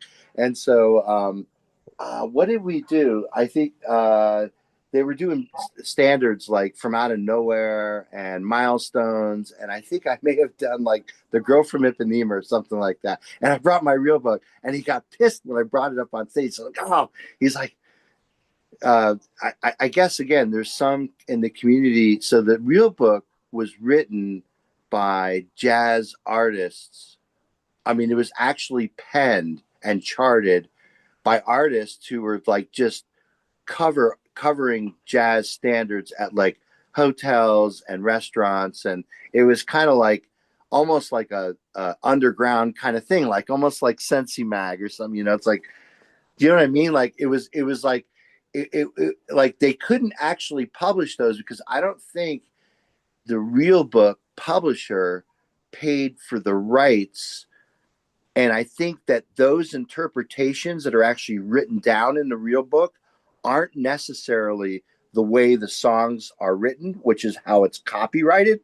So you can understand how this could cause a lot of tension between musicians that own copyrights to standards and the way they're interpreted in the real book, which is just, some guy who's got to play down in the lounge needs to know how to play, I don't know, Sweet Georgia Brown. Okay, so they need the chords for that. So somebody sits down, writes out the chords, bam, it goes into the real book. That's why the real book is literally handwritten, right? I mean, you could see like it's handwritten. It's not. It's so yeah. Anyway, so that's the story about the real book, right? It's a great resource. I got one downstairs. It's probably my most used music book. I should almost go get it to show you how used it is, because every time you open it, just the cheapness of the book. That's why it's almost like a book that you'd buy in the parking lot at the Grateful Dead show. Every time you open it, the pages tear a little bit. So the more you open it, the more dysfunctional the book gets. And it's like, yeah, my book's almost completely dysfunctional by this point. But Yeah. yeah, it Well, isn't necessary though. Like if you're playing jazz standards and you're out yes. as a jazz player, you need a real book, because the real book basically is people's interpretation of, oh, you want to play that Miles standard? Here's how it's charted out, right? And yeah, you know, anyway, Yep. that's the I was real book. obsessed. Yeah, I was obsessed from a percussion point of view. Tony Williams and Billy Cobham. So I learned all that stuff inside and out and backwards and forwards and Well, that's great. spent. And can you sight read? Can you, like, not knowing a song at all, I sit mean, down at this and point, probably be really shaky about it. I'd probably record my way through it, but live, I'd have to listen to it. I'm really, yeah, what I could do is listen to it and play it immediately, though. right. Like, Yeah. does that make So that sense? was Like that. again That's probably more one of like I could play it by ear, just like yeah. I could fall into pocket and be like, okay, this is where we're headed. Dr. Mark, that like this guy used to have Trey as his mentor. Like Colin knows Trey well. Like they've linked up. Check me out. He spent a lot of time with him in the past, back in the day. Paul doesn't talk Yeah. about it too much, but I I'm guessing he's probably yeah. played music with Trey as well. Yeah. So, but yeah, and then jams with like Mike in New York City as well. I had a Jams with Mike. mentor, I had a Hey, business I played with mentor. Mike Gordon. In fact, Um, you know what? yeah, Mike Gordon lives right over there. hell yeah. Yeah, just So, across the bay. Let's so see. I two fun things about Mike that I'm connected to is like I had a mentor of mine who was trying to help me with like music business and just like trying to the art and art the commerce in art as I should say. And as you know, he would put these jams together and he was a bass player and he also worked at Viacom and his name was Kevin McCall, and he would put these like jams together after work, and he would have Mike come, and it was cool to be around that, his playing, and just and then John Zorn, another player, um, Bill Laswell, was around that whole downtown scene for a long time in New York City. But yeah, I just thought, like Marcus said, it's like hard to talk about all this stuff amidst like our, what we do here. But it's yeah, it's like that band has been an inspiration in a lot of different ways for me. Not just the music, like watching them grow as an organization and seeing that has been crazy. What it's done for Vermont, right? What it's done for that town. So, Ooh. um, yeah. But it's like, you know how it is. It's you just kind of brought into stuff, So Awesome. Yeah, Well, I'm yeah. still making hash here. look at that dog. Is that your dog? Yes. Oh yeah. So that's just a What's up, random baby? dog from the neighborhood Just that a showed random up on dog his. just rolling Yeah, up. it's just a random dog, dude. Like he's like, give me some hash, man. He's like, I'm that's gonna Harpua. Well, actually, it's sky like divided Poster sky. is dead. It's like sky like divided sky. So Awesome. Mark, you were outside Philly for a long time. Did you see Yeah. a lot of the Dead shows in the Spectrum? Well, I grew up in northern New Jersey, right? And I graduated high school in 1981. So my first show was in 77 and my 100th show was in 84. My 200th show was in 94. And I asked my wife to marry me in 95 at Soldier Field. And then Jerry was gone a month later. So, yeah, I mean, it's like growing up in North Jersey, oh, it was so easy to go see the Dead. It was like, where are the Grateful Dead playing? Oh, they're in Hartford or they're in Syracuse. That was always like a 2 or 3 hour ride away. But a bus ride away, Madison Square Garden, no problem, right? Or they played like Garcia Band played Keene College. They played Capitol Theater. I was at the You did? Capitol Theater the night that At John the Beacon? Belushi came out. So No way. John Belushi. Well, actually, so that night, the whole Saturday night crowd. So I've this would heard have this been story before. I've March heard the 30th, yeah. 1980 at the Capitol Theater. And so Mhm. Belushi came out. He had a bottle of Jack Daniels and he did somersaults and got up on stage and sang U.S. Blues for the encore. Did Jerry, somersaults, hey? Fucking yeah, Chris Farley before Chris Farley. yeah, yeah. I didn't see the somersaults, and for years I was like, I didn't see any somersaults. But we were down in the 14th row, and apparently he came down the middle aisle of the theater and did somersaults in the back. So I never saw the somersaults, but he got up on stage, and Jerry just did not look pleased at all. But Phil was cracking up. Phil was cracking up. The band was mostly cracking up. And then, he saved, sang it on the Wave That Flag, chorus of U.S. Blues, and Fucking that was awesome. really cool. And then I did go to see a couple of the Radio City shows later on that year, where they did the acoustic set and then they did two electric sets. And what I can tell you is that we saw like Al Franken and Davis like walking around, and they hosted that um, coast to coast thing that they did on Halloween. But yeah, it was just, oh my God, what a storied existence to grow up in northern New Jersey as a Grateful Dead kid in the You know, 80s. I've been to the Great. Wiltern before. I had the lucky pleasure of playing that venue, and I being backstage there made me think of the Dead, because that was the Wiltern was like a place that they would often play. In And Los there's, Angeles? yeah, in Los Angeles. Yeah, there's And some famous Garcia band shows from '88 there that are yeah, just really sound just Are really, those really with great. Merle? yeah, There it's was a really there was special stage, Melvin. really There was interesting. Melvin Seals. Oh, no, no. Yeah, yeah. Melvin was with him by then, but he had both Jerriettes and David Kemper. That configuration of Garcia band was just just so just locked in. I mean, Yeah, David Kemper was such a great drummer. Uh, and Melvin Seals is still out there today playing as the JGB, that right? With looks great. John Kadlusic, the guy who used to play with Dark Star Orchestra. So yeah, they're doing well. This one's They're a lot of fun. 160. 160? Great. Still looks good. Oh, dude, I guarantee you this is like 60+% THC. The nose is so nice. What's the temperature in the room there? It's cold. Oh, like 8 degrees Celsius. Yeah, the way that's powderizing, it's got to be like freezing, below So freezing. what's that in Fahrenheit? What's 8 degrees Celsius? Oh, like maybe 40. Okay. So it's cold in that room. It's cold. It's very cold. Cold That's word that's the whole Except point of for the having the cold room, isn't it? is the whole point, my this is friend. a super cold room. I don't Is really the cold room. myself. Hey, so Colin, what do you think is going to happen with this legislation being rolled, or this isn't legislation at all. This is law, but this interpretation of hemp is being rolled back again from this, pretty aggressive prohibition at zero point 0.4 milligrams per container. So there's just too many people making too much money at that 10 milligram per 12-ounce drink. They don't want to see that business go away. And those products are everywhere, right? They're everywhere, right? Yeah, so I think what's happening is that they're realizing that, I mean, it's typical.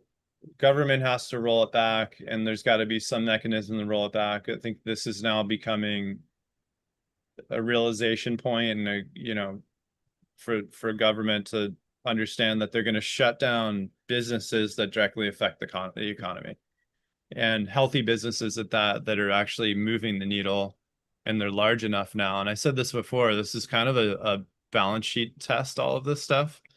And I think that's what we're actually seeing play out. It's kind of interesting to me, because they're like, the big bad wolf is coming, and they're like, actually no, we still want to collect that money. Now that it's actually happening, and it's they're kicking the can further down the what I don't like about it is they're kicking the can further down with no resolution. They're just like leaving Yeah. it. And it only goes Yeah. to December 11th, isn't that right? So it's really, they're just kicking it down the Just road. gonna keep it's gonna keep going though, because they're what's gonna happen, what happens in, let's say, after September, October.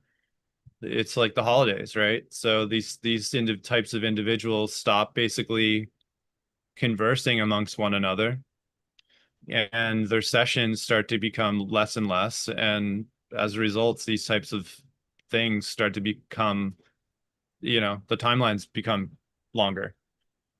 So that's my take on it, is that there's just a lot of hot air being blown around. It's kind of what we saw with the Schedule 3 hearings. They just confused everyone and made it more confusing than it ever was, and added emotion to the fire, Right. you know and I see no differently here. It's just a different subject matter, or not even a different subject matter, a different segment of the subject matter that we're going through right now. And it's more of the same in a lot of respects. It's unfortunate, because this is not what progress looks like. You know, I think that we can all agree on that. It's what it looks like is more confusion. That This looks is good. progress. This is There you progress right go. here. That looks dry. You want some progress? I got progress right for you right here. Look at those Always hold XL your finger. trays, man. Those things look they look so ridiculous, actually. Here, look. Yeah. Listen, sir, come take my hash tray. I love the That is, XL trades, bro. Are you kidding me? I'm loving it. I'm loving My it too. favorite shit, dude. It's my favorite. Colin, check out that link I just put in the chat. I can just talk about this just briefly. So again, like part of Hmm. like the overreach of government regulation is realizing that there is a huge substantial market to cannabis that's served. And Hmm. so this watchdog group, Drug Watch Policy, check out that link I just sent. So, Yeah, and no, I don't know. so look, I agree with this. The molecule is identical, the product is not. Like, Right. So okay, yeah, so let's talk about that, right? read the for our audience. Well, if you could do me a favor, I can't put stuff in the chat. Can you put Oh, that okay. link into the chat for our viewers? So if you Yeah. if you Yeah, look yeah. at that, so I started reading this to my wife, and we started thinking about like what's not said here, and also what's said here. So this is again a Marcus, are we basic. gonna get the episode shut down if I share this website, buddy? Should I I don't just know, dude. throw What it in website chat? are you sharing? It doesn't have prices and pictures of flowers and shit, No, does it? no, it's just a No, I don't think watchdog so. group's It's website, like a which is watchdog. I think we should be fine. I mean, it was the yeah, it last should. time it was like cultivars. We were sharing like a menu of what this chick had available, and it was like, yeah, it was the first time Yeah. I got a strike on the channel. We only get two more, and then the channel goes poof. Dude.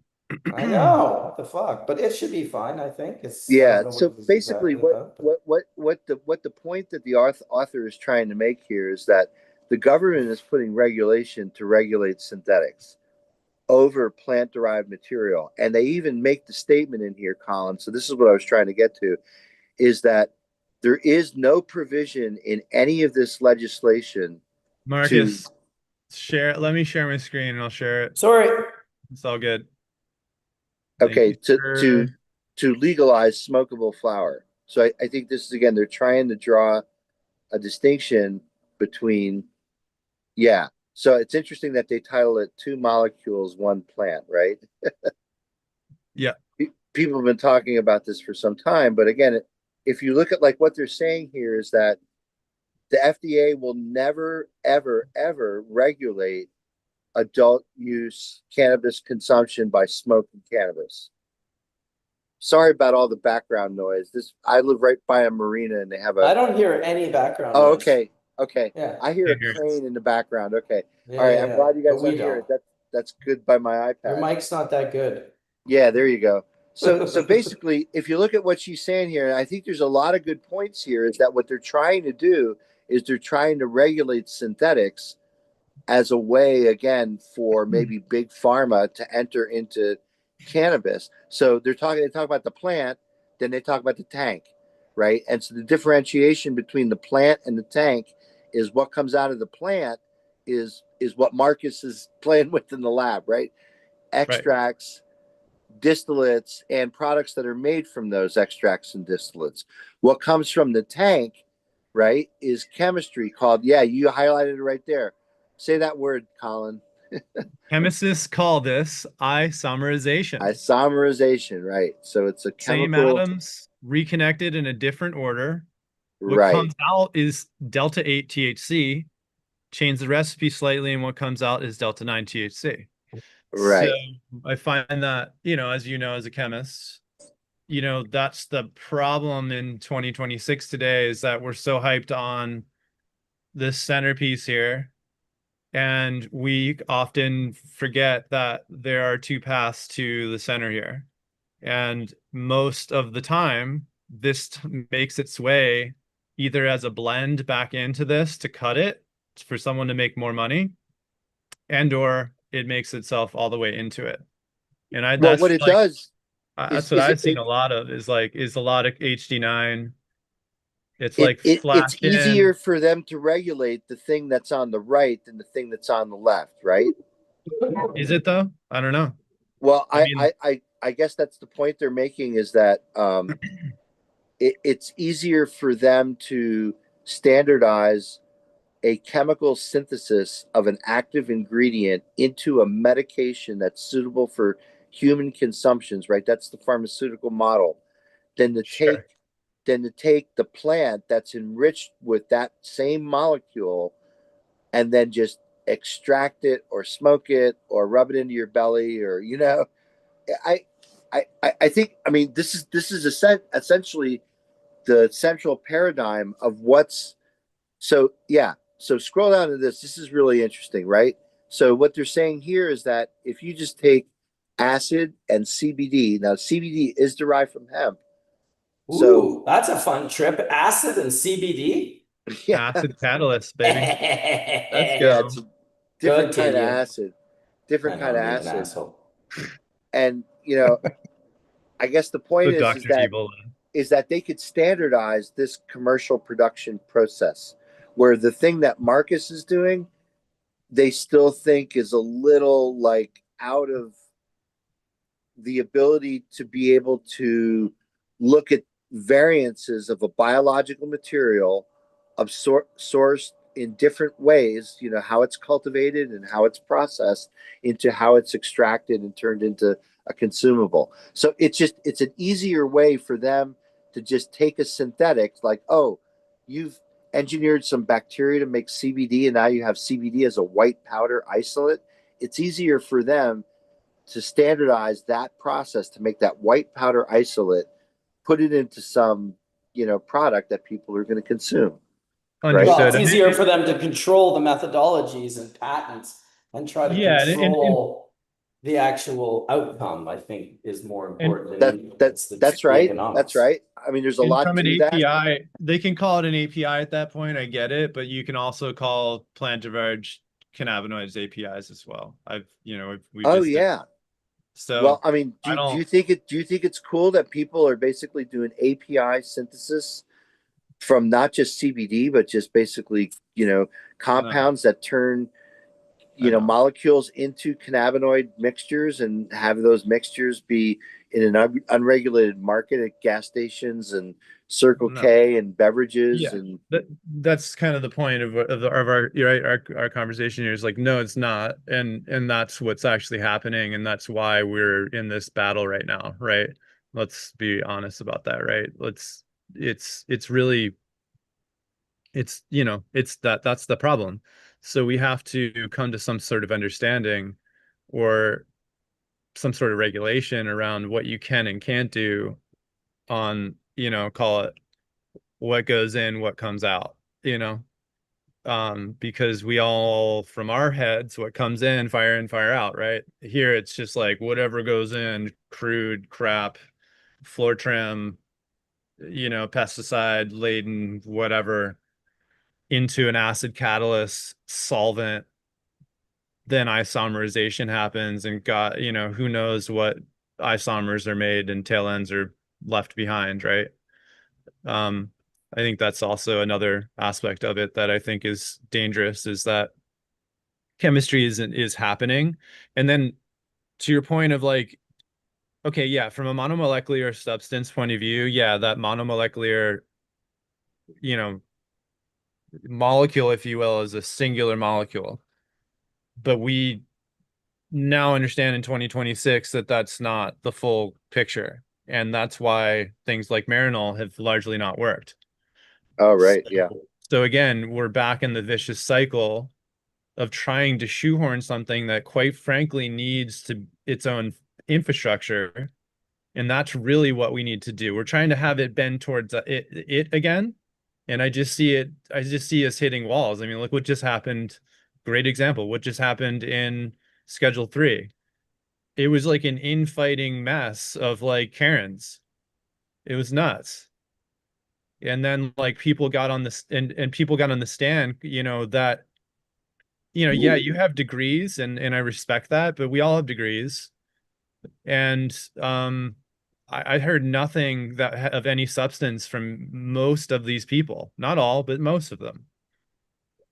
So this is Did you say we more all have degrees?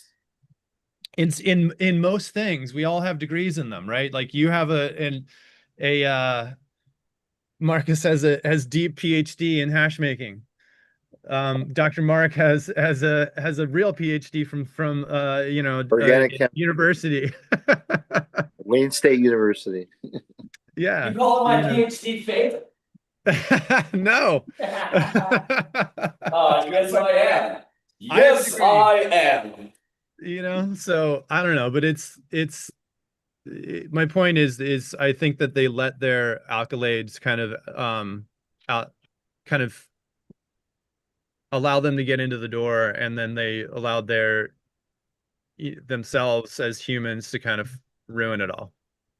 They couldn't get out of their own way. And I think in this topic of what goes in and what comes out, I think it's more of the same. We shouldn't really be doing this. We should actually be looking at a structure that allows us to grow fields of THC plants that you can just extract. Right. And just what are we even talking about? Why are Right. we So going down this dangerous? Why is this even on the table? If really, like I said before, it's more about the construct of having a system that allows you to do this at right. scale so you can get to what we're kind of all after. Like we can probably get to even more diverse chemotypes if we actually allowed ourselves to grow these plants that naturally want to grow. Yeah, you hit the nail on the head when you made reference to economics because in a commodity market, it's Yeah. all about price. It's all about price. It'll be all about price all day long, all day long. It Hmm. doesn't matter, especially in a commodity market where everything is spot on identical. So the point is that right now you could chemically convert to THC with CBD cratering below $200 a kilo. You could chemically convert and make basically a high THC feedstock for under 500 a kilo versus right now the price of THC isolate, at least in Los Angeles. I keep in touch with my son, and this he tells me it's somewhere like about maybe 1100, maybe 1200, depending on how many kilos you're getting. So I think exactly what you said, Colin. So this is an economy of scale. So when we could produce fields of cannabis such that the supply of THCA goes up, guess what supply demand economics is going to do? It's going to put a downward pressure on that price of THCA and get it down to where it could be economically viable with chemically converted CBD into THC. And now all you need to do is get THCA, decarboxylate it, and you've made that same molecule. Right now, that's going to cost you, oh, maybe almost 5x more to do. Are people really going to do that? And I don't care what they're saying. A lot of people saying that they're doing chromatography on mother liquor. That is a economic dog. That's a in order to do chromatography on mother liquor to fish out that THC, you need to use a lot of solvent, which means that your facility needs to be approved for fire safety to handle a lot of solvent. And some of that adsorbent, that silica gel, and some of the solvent is one single use because once you mix solvents, they're very difficult to purify again. So getting multiple use out of solvents could be problematic. So these are all things that push the economics of recovery of THC from mother liquor just through the roof. So you can't compete with chemical converted. Now, the thing is with chemical conversion, the converters have gotten a lot more sophisticated. And originally, they were able to convert over to D8 pretty reliably. Now they're able to stop at the kinetic product, which is D9. D9 is the first product you make kinetically out the door when you go to isomerize CBD. And then typically under the reaction conditions, that D9 will then isomerize over to D8 because it's thermodynamically downhill and very difficult to control that if you're just doing general acid catalysis. But yeah, I mean, this is sophisticated API synthesis. And this is going on, again, in unregulated environments, going into products that have very flashy packaging. So they look like, Sour Patch Kids and, boxes of Captain Crunch and whatever. I mean, so yeah, they're trying to target a particular market. And yeah, you could, again, go to jail in some states for smoking a joint on the corner. But on your way to jail, you could stop at the gas station and get yourself one of these vape pens or gummies, right?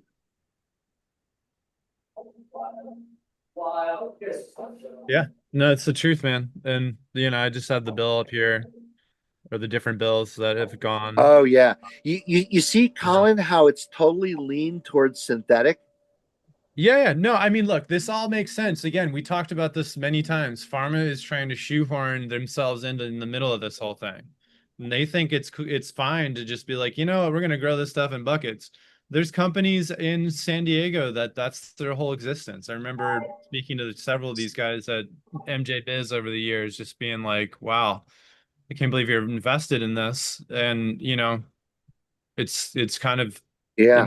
you know, And makes sense. what it does, unfortunately, and I don't see any way around this, is it pushes The adult criminal use, side. like It's like, come on. adult consumption of flower into Schedule One. So everyone who likes to smoke a J or consume by combustion, you're still Schedule One, right? I think that's what this says here. Well, this is, I don't know, like, okay, man, let's break this down for real. Okay, so it actually this is their kind of defense. It sounds like it protects what is natural. It actually protects the manufactured product. So what they're alluding to is that, look, we're better because the manufactured molecule is identical to the natural one. It's like, hold on a second. Let's talk about what that means. Um, you know, sure. Could it be identical in some capacity? Sure, but there's probably tail ends and things that show that it's not. Would you argue that, Mark? Dr. Mark? Well, yeah, I mean, so if you're talking about the molecule by itself, yes, but the molecule as it's produced today, I mean, most So it is not the converted same. most converted THC has got, other non-natural isomers in there at some level. We don't Mhm. know what the impact of those isomers are on human health when people are consuming them. So those products wouldn't meet clean production specs that they would hold pharmaceuticals to because there's a mixture of stuff in there. Now, I think again, the people who are doing this conversion are getting more and more sophisticated and able to basically get a cleaner and cleaner product. But still, if you go to Josh Spider or Chris Hodala or any of these leading labs, they can look at this thing under a microscope. When I say a microscope, they're looking in the mass spectrum. And when they look in the mass spectrum, they could definitely see the telltale signs of what a synthetic THC is versus a natural THC by the impurity profile of what's present in there, and very, very difficult to purify out. These things, these isomers are all, it's the same molecular weight, it's the same atoms, it's just a different geometrical arrangement. And so there's not a big change or difference in polarity of these. So sometimes they're very difficult to not only ascertain, but they're difficult to actually determine how you possibly separate those. And I think categorically, the reason why people have always reported lesser of effect of Delta 8 is because in most Delta 8, you have other non natural isomers underneath that Delta 8 peak, which pushes the concentration of that Delta 8 higher than it actually is. So I think that's one of the reasons why people report Delta 8 not being as strong as Delta 9. Because I think if you had the pure molecules, I don't know that a user would be able to distinguish between the two. This Can is you really stop, can you interesting. stop Yeah, sharing it, Colin? I want to go back yeah, to, yeah, thank you. You can keep talking about it, no problem. yeah, I want to share some things in the lab. Go ahead. yeah. So, you know, I just think like what they are trying to defend there is really just I don't know, it's odd. There's not much to defend on my watch here. It goes back to the fact that we don't have a system or a law in place that supports agriculturally what should happen for this to be fundamentally affordable. And that's really back to the my point before is we can talk about all this stuff and buckets and blah blah blah, but we have seed that will produce the same chemicals that you factually can separate using methods that you're well aware of, Dr. Mark, consistently the same time, all the time, every time, and get with invariance. Dude, they've been Um, trying this with science for like 30 plus years. And I oh remember yeah. being in Leiden in Holland at the ICRS with Dave Watson, Skunkman Sam. I want to say it was 2012 or 2014. They're always in a different city for the ICRS, so it wouldn't be hard to figure out, but it was in Leiden, Holland.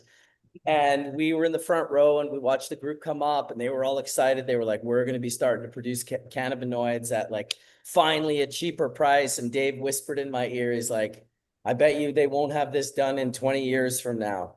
And, you know, he's like, it gets closer every year, but it's like, it just gets this much closer. And we still have about this much to go. And I Yeah. talked to those guys. I was like, wow, like this is, you know, you just don't, you don't think that a guy like Dave Watson can't come along and grow field weed in India, like to the tune of like 100 acres and just grow the least costly inputs, novel cannabinoids, THCA, volatile organic compounds. Thank God the plant is still producing. It's kind of like the day I want my cannabinoids produced in a lab is the day I'll just go listen to the Grateful Dead by a DJ instead of going to see the band. It's like the DJ's got it, bro. He can do just as good of a job. It's like, I don't know. I got a lot of, I love chemistry, don't get me wrong, but I do have a lot of faith in the plants. I hope we never move away from it. I'm okay with pharma moving into that whole aspect of like, they can do that, whatever they need to do for what they want to do. The thing with cannabis that's going to be so crazy is that they just can't control it. They've been trying to control it for decades, if not a century or more. And it's uncontrollable. And we just, you know, to be able to try and pigeonhole us into a situation where only their product is Schedule 3 and all of ours is Schedule 1, well, guess what? All of the cannabis business currently is being done as a Schedule 1, and it's completely happening in the US. So I don't see them putting that one back in the box. And another thing I would say is that the money doesn't go away. If you close the hemp thing down, that money doesn't disappear. It's just like when they legalized cannabis. Do you know how much money alcohol has lost since they legalized cannabis? It's a shocking number. But it's not lost. It just came over to this industry. And I suspect if the hemp game changes and the whole system that seems to undermine legal cannabis is suddenly like put into a disarray and they're not allowed to do it, well, that money is not going to be lost. It'll shift over to the legal cannabis industry and they'll start producing the beverages and they'll start producing the, like we already are in Canada. We don't have the two industries in Canada like you guys do there. You guys kind of have this very unique kind of protection for the black market to just whatever you do, just call it hemp. And as long as it's hemp, then it's like, well, I'm not fucking really rolling around with 500 kgs of weed. This is 500 kgs of hemp. And suddenly just like that, it's legal. So we have the same thing here, but hemp is just called cannabis and we have the same documents and I can get pulled over with 500 kgs of it. And I just show the document to the officer. I don't have to lie and tell him that it's hemp to protect myself because we have proper regulations in place that I can just say, this is weed, super high grade weed. And it's in the back and here's my papers and have a nice day. And that's it. It's as simple as that. You just continue to drive on. There's no like, we want to search, we want to weigh, we want to check. There is no funding in a federally legal system for the police to engage in extracurricular activities. Yet people don't understand that when a cop like pulls you over on the side of the road and like rips your shit apart and calls 9 other cops, like that could cost $20,000 easily. And if they take you to jail and then they process you, like, and you know, that could cost another $20,000. So policing is extremely high costs. And now with the DEA not funding our police anymore up here in Canada, because there's no reason for them to, they used to fund us a lot. They would bring us helicopters and they would put gas in those helicopters and they would bring guys to fly those helicopters. And all of that would get paid by, you know, this world of prohibition. That doesn't exist anymore. We just don't have that. And the other thing is once you get legal cannabis, once you start fucking around in legal cannabis and you break a rule or you do something wrong, it's nothing like breaking a rule in prohibition. You just get a slap on your hand. Like the shit that people do, the prohibition people can't wrap their head around it. They're like, oh, that guy's running a facility and he doesn't even have a license yet. It's like, yeah, but who cares? Like there's no funding for police. If he gets caught, they might slap him with a $10,000 or a $20,000 fine, but he won't lose the ability to do his work and to, you know, get that license. And whereas in the days of prohibition, they wanted to punish you so much more. Now that shit's legal, they don't punish the same way. If you do things wrong, they're like, oh, we'll give you another chance. You know, you made a mistake, this, that, and the other thing. And it's really much, much more lenient than living under the iron fist of prohibition, like we did in the 80s and the 90s. It's just not the same. God damn, This I've been seems here like for such 3 a hours. waste of resources and a waste of money and just right. Like Well, think that's about all. life. That's life in a nutshell. Think of how much I was looking at a thing the other day, and it's awesome that we're doing this, but I was looking at how the US is recycling like their cans because you guys go through like 6 billion cans a day or something. Some outrageous amount of aluminum cans get consumed in the US. It might be North America, it might be both of us. But Canadian beer. you guys legitimately recycle like I think it's like 40 something percent. So it's a pretty high percentage. Aluminum being very easy to recycle, the process is easy. And you guys have an incredible system in the US. Now Brazil's unreal. Brazil recycles 100% of their cans. So all the cans that Brazil uses are the same cans they've been using for 20 years. They don't input new cans. It's just continually recreating new ones for their beverages. And the US is closer to 40 or 50. 40, I think we're in around a 55 to 60% range. But, you know, there's ways to be efficient and there's ways to burn and waste money. And when if all you have to do is get involved with a company, and you'll see very quickly, there's always one or two people who seem to have the key job of burning money. They just like they're the main thing they do is inefficiencies. They've got this position that they're somehow protecting, but they're inefficient. They're burning money, they're losing money, and it just seems to be, you know, the way of the world that everything is so inefficient that it's hard to kind of imagine a day. I mean, fuck, if you come here, Dr. Mark, the amount of waste that we're producing in the cannabis industry through federal regulations, in particular, because if anything touches cannabis, they're like, well, we have to protect the children. So nothing is recyclable in the cannabis industry because it's touched cannabis. You can't take the chance that the THC will make it through the process and end up in that container and have a 4-year-old kid, you know, consume it. So this is why recycling is so difficult. And you get these guys promoting, oh, we're going to be the recyclers in the cannabis industry. It's like, well, good luck with that, because the regulations are different from anything else. As much as we've brought cannabis kind of into the mainstream in Canada, it really is still in its own little box. Even though that box has been put into the bigger mainstream box, they haven't let us take it out yet. It's still in the box, metaphorically. Well, there's a company, I forget who they're called, that was actually getting, and I know that there's people who are out there who are separating this, and actually people who work for a Gates funded nonprofit to do it. They're trying to clean up plastic from ocean trash, right? And put it into cannabis packaging. And I forget the name of the company, but I remember seeing their booth at BizCon and a write up about them. And There, you know what? And I think I know who you are. I think the same group did a thing where they took all the batteries out of the vapes, the throwaway vapes, and they create battery packs that universally fit into all electric tools. So they're the big square battery packs that you can plug into your drill, into your leaf blower, into your lawnmower. And it was, I can't remember who sent it to me the other day, but I was like, we got to get these guys on Hash Church because this is fucking awesome.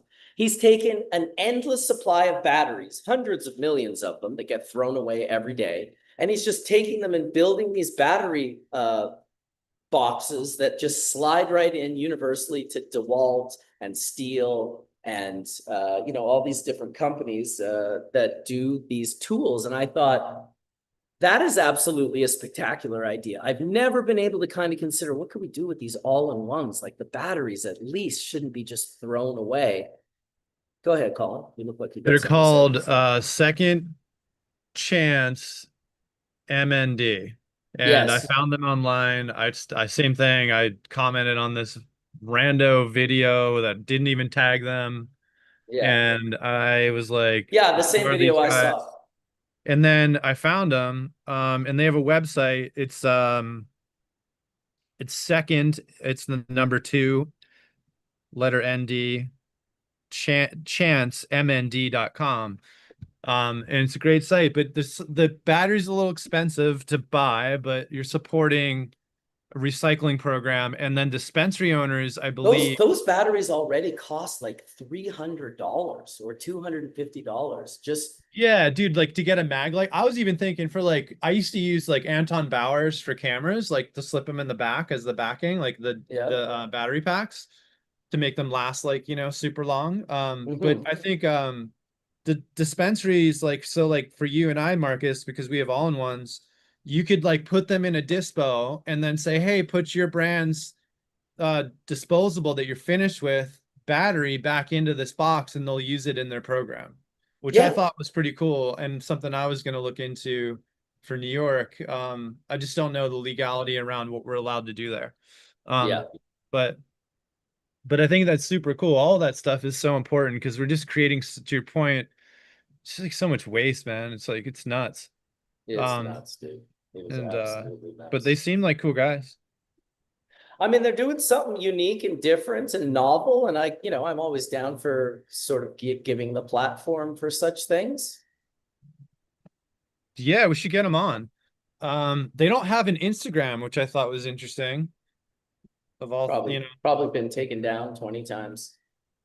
How dare probably. you do environmentally friendly things with cannabis? We have to show Yeah, you're the not allowed to opposite do of that. that.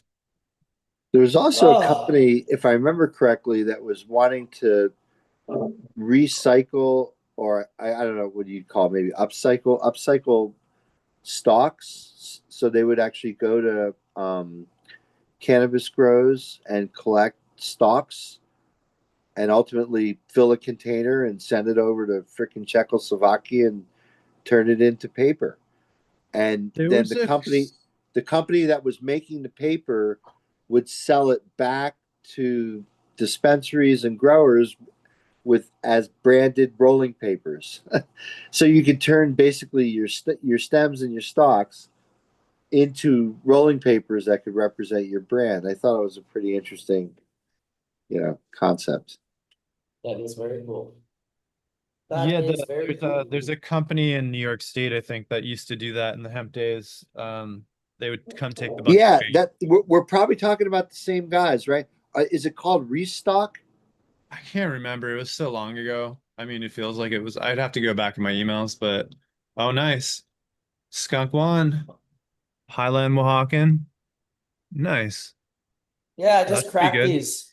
I cracked these. Well, I'm cracking them right now. The guy in Nova It's Scotia great. sent them out to me, and he created them as a little homage to Dave. And yeah, Skunk One crossed with Highland Oaxacan Gold 1979 crossed with Bang Long Nepali. So I'm Beautiful. just enjoying sativas these days, narrow leaf drug cultivars for Sam and Rob and John McPartland and Ryan Lee. And yeah, I've got some 91 haze and I've got some 64 and I've got some 112 and I've got some Band-Aid haze number 7. Thank you to the unknown kind gentleman who sent those to me. Clone in a box.ca or .com. Super cool. It's fucking clone. Showed up Band-Aid so healthy. haze. I love it. I love it. Dude, the Band-Aid haze is, dude, I'll smoke half a joint. Is their headband cross in that? Is that where the band comes from? I'm not sure what the Band-Aid haze is. I'd have to do a little search. Okay, I'm just curious if it's got headband genetics in there. The Band-Aid haze. Love it.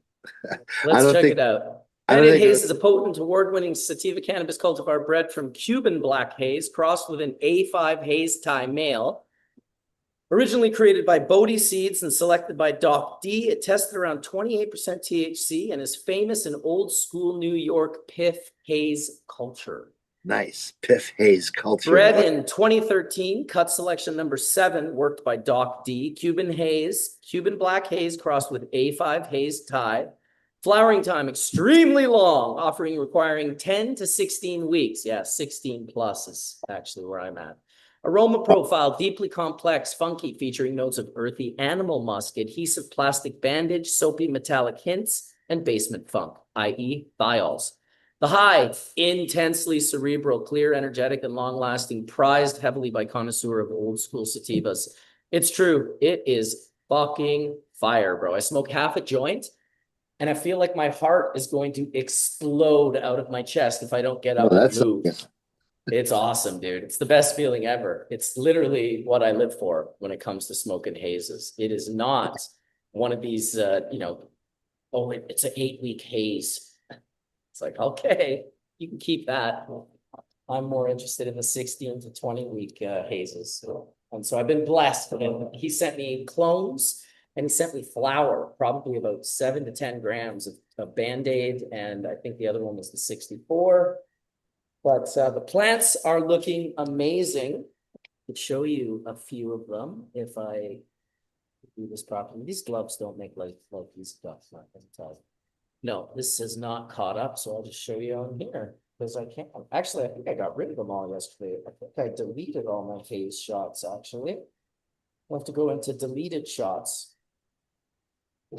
Let's see, here we go. Gloves don't make life easy, do they? All right, here we go. So I love this shot because it's the reflection of the sun making the shadow of my haze plant on the wall of my house. And I just love that. That reminds me of an old Cheech and Chong. If you grew up in the 80s, like this is what weed looked like. Like this is what weed looked like. It wasn't, it just was different. It was completely fucking different. And I appreciate it a great deal. I don't know if I have. Yeah, there's the plant right there. That's the 91 Tom Hill haze. A beauty, a beauty. And these are my little ones that just showed up. My little beautiful, healthy clones, 4 of them in a box. This is the box they rolled up in. Clones in a box, fits the rock hole in the bottom nice and tight. And then your clone has a nice little select spot to be. And I mean, dude, look at that. That just puts a smile on my face, Dr. Mark. A smile. I love this shit like you love fish. Looks like palm trees. Are you coming to Commerce City? I hadn't planned it. It's the beginning of the school year, and in between meetings. So yeah, Aren't you feeling a bit sick? Are you feeling a bit sick? I think Dr. Mark's sick, dude. He's got the wook flu already. No, I don't get the wook flu. I just saw him at Madison Square Garden, and we'll go back and see him for New Year's for sure. Nice. But they just announced that run on the East Coast, and I don't know. Again, not convenient on the timing. I'm out on the road giving some talks on my research this fall, so that takes priority in my travel schedule this fall. Work is priority, dude. There's no doubt about that. But it would be nice to see you at the show for sure. I saw an interview with Trey recently, and he was talking about Madison Square Garden. And he was like, at this point in time, I could put a bed in Madison Square Garden. It's literally like my house. I've spent more time at Madison Square Garden than, he's like, the relationship we have with Madison Square Garden, there's no other relationship we have with any venue like that. Like the guy is literally talking about putting a bed in Madison Square Garden like it's his living room. Then again, fucking Taylor Swift got married there. That's kind of hardcore. Holy shit. Trey's got to bump it up and maybe like have a kid in there or something. Like, can't let Taylor outdo you like that, bro. He's past having kids, I think. Yeah, no, they bring a certain energy into that room, and it's unmistakable. You can't. I don't know how you could just be sitting down Saturday night or not Saturday night show. I guess it was the Monday night show, the 95 show. Yeah, we were just completely blown away. I mean, just from one end of the show to the other, just the energy that those 4 guys can put out is unbelievable. I know we talk about them a lot, but the superlatives are definitely due. I think they're like the best thing out there going right now. I mean, what else is that good?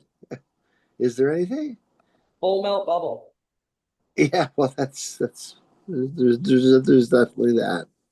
It's amazing. Fish should do an album and just call it 90 micron and just put their grab the best full melt tracks from the last 35 years and just create one album of 20 different years, all one track, one jam. This is the 90 micron album. What I'm talking about. Wow, I got my Nice. freeze dryer cooking right now. It's 120 Fahrenheit in the freeze dryer right now. You know What are why? you doing with your freeze dryer? What are you cooling it down? A little I'm cool down? defrosting it. Oh, Yeah, nice. Heating it up. I got ice about that thick on the walls, and the unit, the way the ice stacked, the ice went to the back and up in front of where it sits, so you can't pull the tray, the shelf out because it's locked in by the ice. I usually like to pull the whole tray out before I heat it up because there'll be little bits of hash that are on the tray that are now cooking to the tray, and it'll just be a huge pain in my ass to clean it. But I wasn't able to get it out. I cleaned it the best I could with it in, but generally, yeah, it's 120 Fahrenheit, which is like 50 degrees Celsius right now. So all of that ice is melting off, and I've got a little bucket and I'm just catching it on the back. The minute that's done, I'm gonna throw all of the hash that didn't dry properly from yesterday, which is there's a very small amount. I'll put it all into one tray and isolate it by rows. And then I'll have uh, six other trays to put my frozen ball. Earlier, there's a little piece of it right there. A little bit of what we're working with. Made from trim, if you can imagine, just like trim bubble. Wow, like sugar leaf? Yeah, you would love this sugar leaf, Dr. Mark. You would love it. It's What it's a what's what's minimum. It's a minimum what's 20% returns called 20%? it's like 23% THC. I just got a message from Monica. Hey Marcus, I've been thinking of Hash Church lately. I could do about 20 minutes before the brief kicked in. I will have to titrate myself back. Gosh, you guys have a special place in my heart for the last 3 or so years with this house. You are always welcome. No, you want to come in. Okay.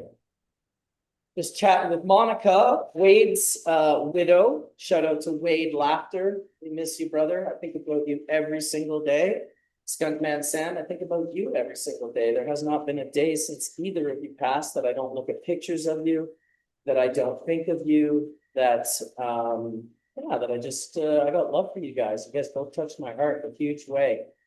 Um, I do miss you both. And it's nice to hear from Monica. Much love to you, Monica. I can only imagine what you've been going through.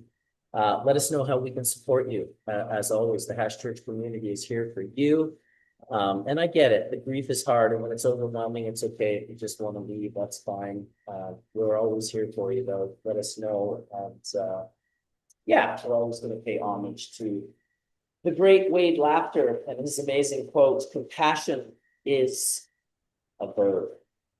Without action, it's just thought. So much love to you, Wade. Much love to you, Monica. Much love to Diana. Stumped on Sam. Always thinking about you. Oh, I think my freeze dryer is starting to flow in the water. Almost, the ice is almost gone. God, I need a dab, Colin. I think you need to go step outside for a bathroom break. A bathroom break? You need to take a break, an air quotes break, my man. And I'm then get telling out you. there, dab it up, come back in. Dude, I started at 8:30 today. I saw your text. I was like, what's happening right now? It's early, So early I'm for you, my already, man. yeah, I'm up. Well, I was up at 6 a.m., dude. I worked all last week. I put in 10 plus hours at the lab, and then I have to drive an hour here and an hour home. So they were like 12-hour days. And I did 5 of those in a row, which was awesome because that's like 60 hours of just kind of making hash. But you know, we got to make the hash. We got people who want it, and that's kind of what gets things going. I really enjoyed being in the hash lab for the last week, Colin. I got to tell you, really stoked. I've got so many different jobs now, from like dealing with sales teams and dealing with different hash makers and SOPs and my own brand deals. It's not done yet, but I have been reached out to by a group in Florida who's very interested in doing the Bubbleman brand. So I've got a conversation starting up for Florida, which is awesome. And Massachusetts, we should be hitting the market at the end of this month. We've already got fresh frozen material and we're washing as I speak. And so, yeah, super excited about that. New York will come online in a bit as well. And just hopefully when I get out to New York and Boston again, we can link up, Colin, and make sure you're not in Thailand or somewhere else. Because that would be super fucking awesome. Yeah, Florida, dirty. How crazy. I've been low key and I haven't been putting any call to action out. I'm not looking for any brand deals in any particular state. But when someone has the idea to reach out to me and they've done the research themselves, I'm always down to have that conversation. There's a lot of places down there to sell hash, and I want to be a part of that. I do. Cannabis is the way, says Booth 9666. You are not wrong, my friend. You are not wrong. So few things left to do for me in the lab today, although I could potentially put the whole thing together. That's not impossible. I'm not sure if I showed you guys. I've been training my guy. His OCD is not quite on the level of mine, but this is all the stainless that will go onto the equipment from the pumps, all of our valves and our splitters, our sight glasses so that we can see the hash. Of course, our butterfly clips, which we have probably 100 of them in the room at a time. And we like to keep these nice and clean as well. The gaskets, keep them clean. Rub them, clean them. One of the important things when you run Whistler Technologies equipment is this little guy right here. You want to make sure that you grease this up. And so we're going to do that right now. We're going to grease that up right now. This is food grade grease, CRC food grade multi-purpose grease. It's NSF and it's H1. This one is water resistant. So it's a food grade H1 water resistant grease. It's not going to be getting into our machine in any way, shape, or form. It's not even, it's off to the side, and then the entire drive belt goes over top of it, and that's what spins it. You don't put this on for about 4 or 5 washes in a row, and you're going to seize that entire motor. And it is not a small motor. You can see right here, this thing's a monster. This thing is beef cake. This entire housing, this entire thing right here spins this little knob. And so putting the grease on is very important. That way you're not going to get little chips and metal paints and whatnot. And to replace it with Whistler Technology, at least, is $10,000. So I'm going to put a little bit of this on there. And then because I'm a stickler when it comes to gloves, I will be replacing the gloves right away as well. So get back grease on there.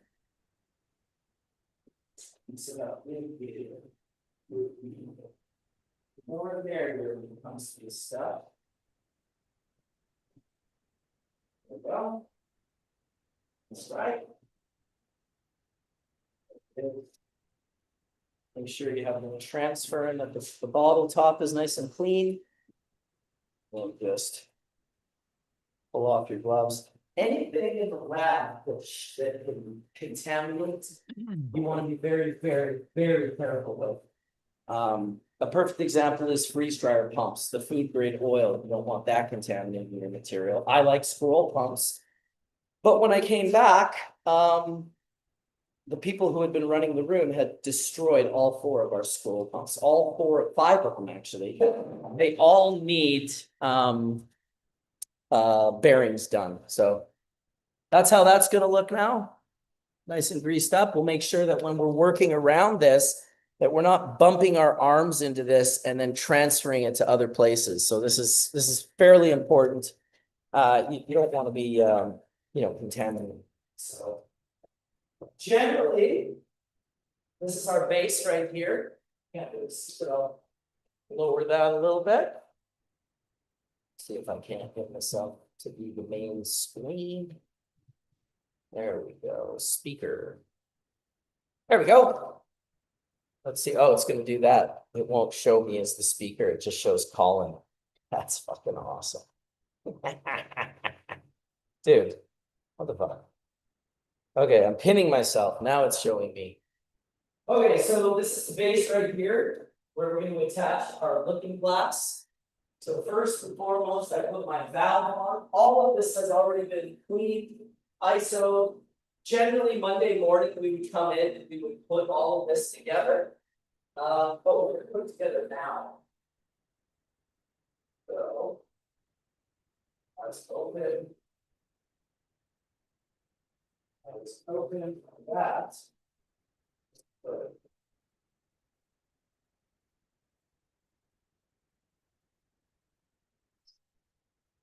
All right, butterfly. Well, this is what we do in the mornings when we come in. We gotta get your equipment ready. It doesn't take very long. It's 20 to 30 minutes of attaching, checking, make sure everything's tight. You don't have to put it too tight. Right, so that's open, that's closed. Next up, we'll put our sight glass. Sight glass is good to go right after your valve, and that way you can watch the valve. As you open the valve, you can watch the sight glass to see if it's coming through, and you can see if it's actually moving, because a lot of times it'll come through and it'll just get stuck right in this little sight glass here. So let the grommet, the butterfly. This together. This would be good for me because tomorrow morning when I come here at 7 a.m., all of this will already be done. And I will also have to put it in. So, do it in the morning. It's awesome.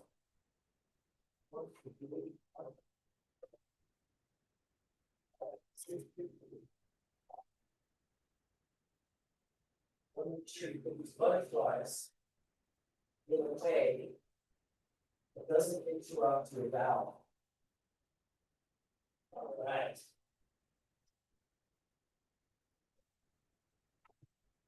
All righty then. Let's see, I'm not sure if I'm going to put the whole thing together. I got my freeze dryers at 142 Fahrenheit. Guys, it has oh, that's the way. Here we go. Now we're getting the water there. Oh, yeah. So for those of you that know the freeze dryers, when you're on defrost, you're going to have your little valve right here on the back. And that's just defrosting my water and then releasing my water through the back of the unit. This is an XL freeze dryer, so it is huge. I'm really quite fond of it, I'm not going to lie. Hate that, but very fond of the freeze dryer. It's pretty damn cool. Hey, what brand would you recommend if we had to buy freeze dryers? You know what? There's a ton of new freeze dryers. My buddy TJ has a new one that he swears by, that it sublimates more water and more this and more that. There's a couple of other companies. I haven't personally used those. I find that the Harvestrites are the least expensive. They're problematic, but I can get like 50 to 100 kgs dried out of a Harvestrite before it really starts glitching out at me. And so to me, what happened when you say glitching out? What happens? Like, what's the weak part of that well, there's a variety of ways. So it not pulling a vacuum, so it could have a small tear in the gasket that goes on the door. It could have a leak in the back of the unit where the vacuum goes out that little tube. So there's like Teflon tape that you have to screw in on both sides of that little piece, that little valve that you have. And then if you go inside where it screws into the actual base of the Harvestrite, there's Teflon tape that's required there. So all of those places are vectors for potential loss of vacuum. The pumps themselves, say you operate the pump without changing the oil. The minute the oil goes from clear to cloudy, it no longer pulls a vacuum. So then you're going to want to make sure that you're upkeeping the pump and paying attention. You can't put too much oil in the pump. It's got a little max and a minimum. You want to be right in the middle. If you go too high up, it stops pulling the vacuum. Now, so how often do you change your oil, Marcus, on a Harvestrite? I change it once a week. You change your vacuum oil once a week? Correct. Wow. That's a lot, right? It's a lot. Do you use a particular type of vacuum oil, which is the one that yeah, there it is right there. I use premium high vacuum pump Yeah. oil, brought to you by Robin Air. Robin Air, looking out for hash makers since 2021. Okay, so if your thing's not working too well, but yeah, I mean the Teflon tape, those are easy fixes. They're Obviously, if easy you're fixes, but they're still like, they're a pain in the ass because now I got to take the whole, I'll show you what I got to do. So here, no problem. This Teflon tape right here, which is like right, you can kind of see it right here. I can deal with this. I can get a tool in here. I can pull this out a little bit extra. But if it's inside here, right, where it's screwed in, then I have to right, take all of this off. There's like 30 fucking screws on it. You can see at the bottom how many there are. I got to take the whole piece off and I got to get in there and I got to start troubleshooting. And so there's a whole variety of ways. When I teach my course, I go through a lot of different ways to troubleshoot freeze dryers and have an understanding on Militor and what it means to pull a vacuum and what that is doing in regards to how much material you put in, which increases the pressure of the vacuum that you're pulling. There's just a ton of shit that, as simple as they may seem to most people, they're just not simple. They're yeah, complicated and they're confusing and it's easy. Oh, and then the other thing is there's like 100 different softwares for them. yeah. So I'm currently using 5.37C or something, and I think it's Yeah, up to 6. So I could download a new software. These things have USBs right here yeah, where you can get your computer hooked up or your upgraded software on a little USB stick. You just upgrade it through the website onto your computer and then throw the USB stick in there. And you can pull, that into the machine and reset the machine. A lot of people have nightmares when they do that. They'll do an upgrade on software and be like, my shit doesn't work anymore. I don't know what's yeah. going on, but my shit doesn't work anymore. And Now, so now that's on always, They're finicky units too, man. You move them wrong, they won't work. I mean, they're they're great sometimes, and they're like, they're also, each one is kind of its own instrument, if you will, Dr. Mark, because they're just built, yeah, very individually. So it's a whole deal, man. It's, I was gonna say, I mean, unlike a solvent recovery oven, like if you're doing, BHO or propane or whatever. I mean, if you're unlike that, here there's no traps. I mean, normally you would want to trap anything that your vacuum is pulling. It usually extends vacuum life if you're trapping, but obviously, if you just remove, it's the wholesale removal of water is one thing, right? So the way that these vacuum pumps work, right, is there's a cam in there, and as it pushes the oil, it creates a vacuum behind it, and that vacuum is basically the the the vacuum that basically the vacuum pump pulls. So as the motor goes around, right, it pulls that vacuum, and so if there's moisture or like the reason why you want to trap with a like a if you have like a butane recovery process, you're basically removing solvent from BHO, right? You want to make sure you recover that fugitive gas, right? Because you don't want that necessarily going into hot vacuum pump oil, right? Hot vacuum pump oil and, hydrocarbons with low ignition points, maybe not a good thing, right? So, again, like you wouldn't necessarily trap on a harvest rate like this, right? Because you're just basically you removing do water. though. But in the form of ice, right? When you pull too hard of a yeah, all the vacuum. So hydrosols are in the ice. yeah, Exactly. So so like where is that trapped? so in the because Right lipidization, here. you're taking. So I always like my litmus test for those that understand, like they're really good at freeze drying hash.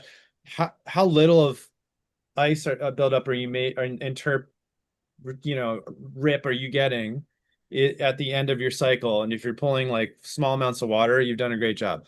Pulling a lot of water, your Militor Right. range is all wrong. Not totally wrong, but it may be be able to be improved, right? Well, you'll And pull all the water that you leave in the hash. So So- if you're leaving a ton of hash in the water in the hash, that you're gonna pull a ton of water. You have to pull it all out. yeah, but if what I mean by that is the the terpenes that are left in the water. Like if you have like not like water that doesn't smell like they're much. they're hydrosols. They're not really like perfect. Sure. But you can really ruin batches, Dr. You Mark. can. Yeah. You Yes, can people like do it. I've seen more hash ruined in the freeze dryer than it's like cultivation. It's like I've seen more cannabis ruined at Well, and harvest than I I have seen imagine grown. I imagine that impacts the vacuum pump oil life, right? The more shit you course. pull into your Yeah, dude, vacuum the pump. vacuum will hold water, man. Like I Yeah. did, early on when I was like, I don't know, when I was first doing a lot of this stuff, I did like a water test once where I filled the trays with water, but it didn't freeze it all the way. So when I went into vacuum, it was like ripping all the water back into the pump and stuff. Dude, it was so funny. And I was giggling at myself because I was like, see, man, this is like, as much as you know, you don't know, and it was like this is like a super long time ago. And it's now I use oilless pumps and I don't use Yeah. oil much, but I Right. do have some oil pumps. I do like them actually. I think they get really low vacuum. If you're Yeah. after, Yeah. You but can only get so what yeah. you're talking about is what they either refer to as a diaphragm pump or just one that basically has a cylinder, and as the thing goes back as the the motor turns, Yep. and basically now the cylinder is basically pulling a piston through, it creates a vacuum, right? And that's the nature of the vacuum.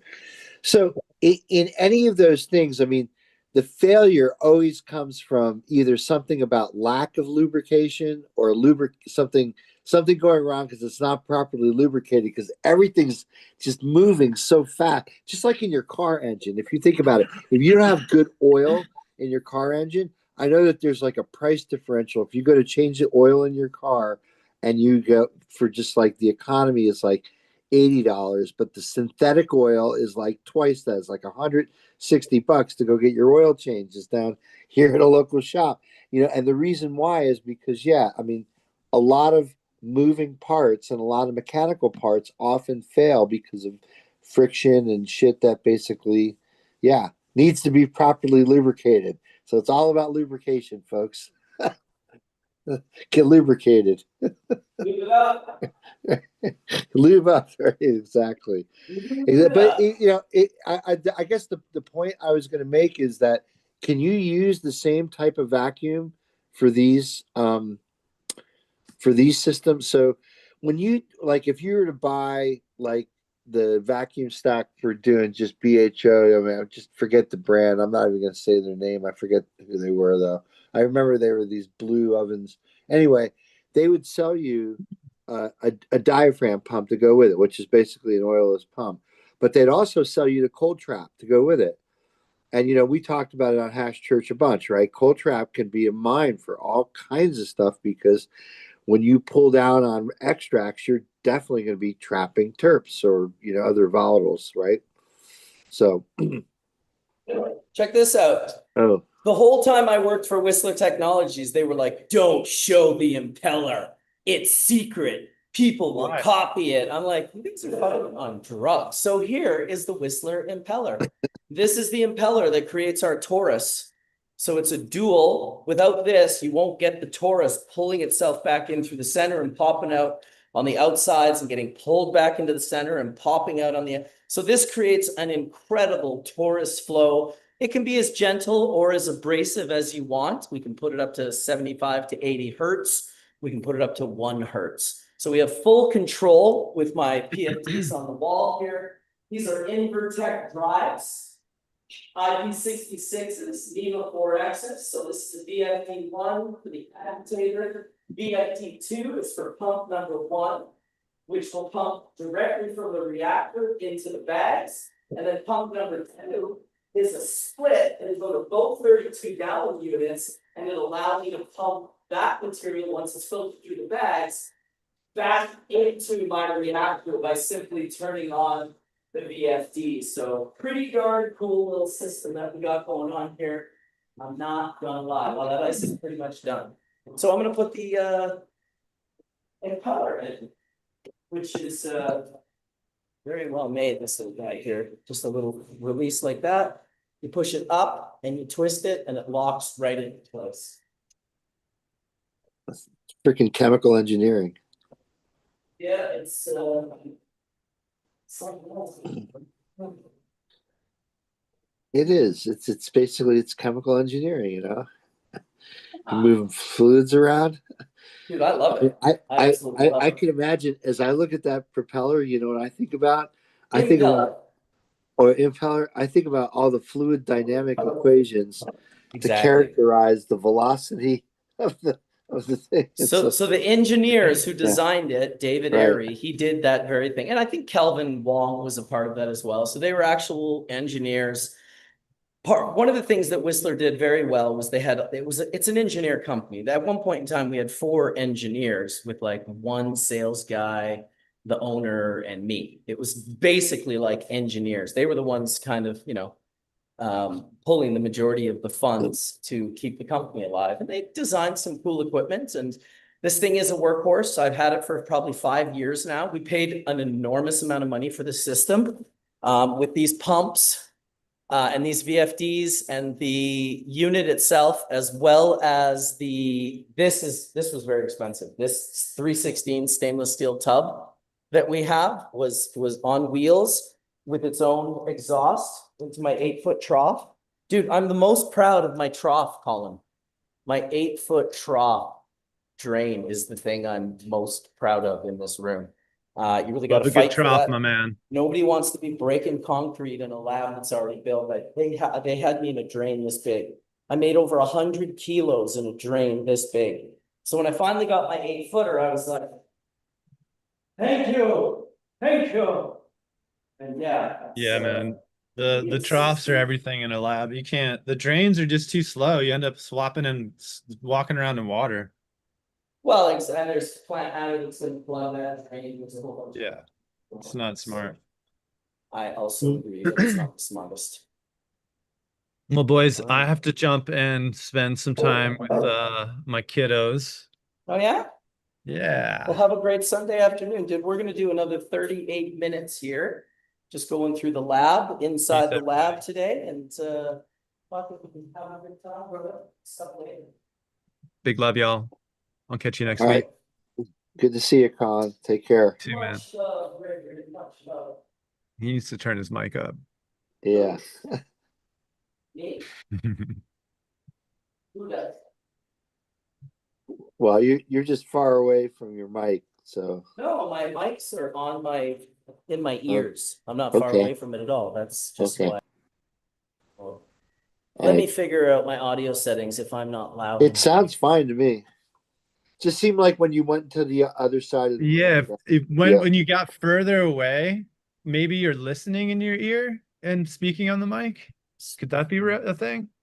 Microphone. No, it's changed it back to my air. Now it's on my. There, yeah, there it is. Now it's out of my ear. So now when I go over here, it shouldn't get any No. quieter.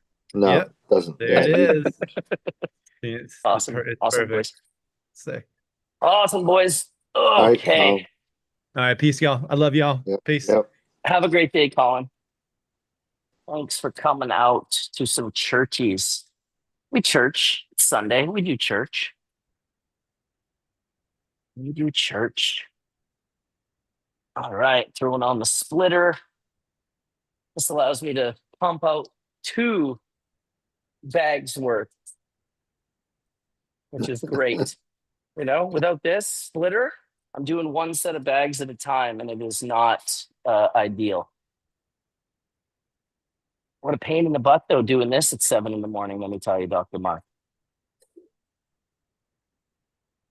Hey, you're making hash. It's God's work, right?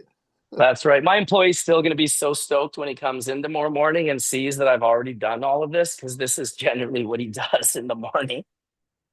And So you don't have to do this. You're just doing this for the episode. Well, I figure we did an episode called Inside the Lab. I would walk through the process of setting everything up, Yeah. Might as Hey, well, might as well. we could do an episode from inside my lab, which is actually I a I real think lab. we absolutely should do an episode in your lab. Yeah, But we could. believe it or not, this is also considered a real lab under Health Canada's federal regulations. It's just not a chemistry lab; it's a solventless lab. Solventless. Okay. See, I look at that as more of like, that's a commercial production facility, right? It's For like sure. a lab is where either research or testing or diagnostics or shit like that's happening. It's Well, I do testing in here with my Valenveras. Generally, I forgot yeah, it today, but I would have tested all of the material that came out of the freeze dryer. I just would have done a quick test to find out what my percentage was of my 190, my 160, and my 45. So I do testing in that sense. Let me see what else we got going on. We got pump number 1 here that we're going to hook up through our reactor. We're going to find our proper hoses. We're using the RFFDA nitrile lined hosing, the proper rubber made in the USA. These are RFFDA nitrile lined hoses. And these are proper hoses to set up your systems on right here. This is what you want to have on both ends.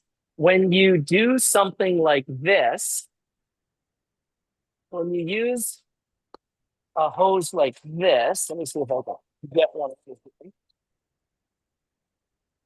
A lot of stuff. Oh, don't do that. Don't put that. Okay, there we go. So when you do something like this, yeah. you create a trap and you have to take these off often, cut this plastic and then put it on lower down because this, although it will work, it's not designed to release all the hash. The hash gets caught in that little piece that's cinched to the plastic. This is built completely differently. There is nothing for this to get caught. It's just seamless, nitrile lined, beautiful hosing that is very easy to clean and is very easy to stay clean. Ice is popping out, as we love to see. All right, so we're going to get this. This hooks up directly from the pump to the reactor. So we'll get this set up to the eye site. And you could use 3 hands, truly, when you do this. But I've gotten it down to using 2. Does it make sense to have that more elevated so you don't have to squat down to do that? Like if you could do that without having to squat down, would that be better? But then Well, you need the water is at the bottom of the reactor, though, Dr. Mark, and it's gravity fed. So the higher I put it, the more problems I'll have. The water is literally like, it's conical. You can see the conical bottom, yeah. right? So the water is like, this is where it drains. It drains right here. So But if I that could whole thing easily, was elevated 3 feet, right, you could deal with it up here as opposed to having to squat down to do it. right, but then the water would be going up after it goes down. And it would work, but at the end, when I'm trying to get the last of the water out, I use gravity to get the last of the water out. And believe it or not, a lot of the hash hangs out in the last of the water. So at the end of the last run, we'll pour water through the top as we're draining it. And as the water stops, we'll pour more water in there. Well, sometimes if I mix the material around, you'll see like another 5 gallons of water come out of the hose into the sets of bags. So that's why we engineered it to be sort of, we have the pump, but it's also gravity. It's 200 liters of 280 liters of water. So multiply that by 2.2 pounds per Yeah, liter. It's over it's heavy. 600. It's almost 600 pounds of agua, which is, yeah, it's heavy to say the least. Holy shit. All right. I'm kind of spacing out here. We'll hook this guy up to our pump. Right onto the front. Push this a little bit so we can make this hose a little straighter. There we go. Yeah, well, hopefully one day we can get into a lab together, Dr. Mark, whether it's yours or mine. It would be good to Do do it. both. I'd love to come into your lab. And, it was such an honor to go into Horatio's little inner sanctum that day. Who would have thought that would be like a one-time opportunity that, I really feel special about that video these days because, because he's gone. It's like I was so glad that I got to make it into his lab, spend a little time in there, and spend time with him. Yeah, mine's just a little dinky lab with a small little hood, but we have an NMR, Perfect. HPLC, and GC. We have a nice instrumentation suite. So I can't lay claim to own that, but that's the college where I work. And yeah, I Sure. mean, it'd be cool. Maybe what we could do is actually do some testing of some product and do some testing in real time and maybe do the Valaveris testing comparison or maybe validate the Yeah. Valaveris. Yeah, absolutely. That would be I'm just trying tons to of think fun. about what would be useful. What would students be like? Oh my God, this is so cool that I can. You mean I can have a career and learn these instruments and use Right? how to use this stuff to get a career and a job and everything. I mean, let's face it, we're training the cannabis scientists and producers of tomorrow, so they hang on every word we say. So we got to make sure that we train them right. Exactly. All right, so that's on. Okay. That is on. We got our valves for the buckets. You need a good valve. Oh yeah, We need to be able to open and close our valves from our buckets, which is helpful when we're draining the buckets. Sometimes we only want the vacuum or the pump to pull on one rather than both, and so that is one of the reasons we have these. Close off one, and it makes life a lot easier. Out the other.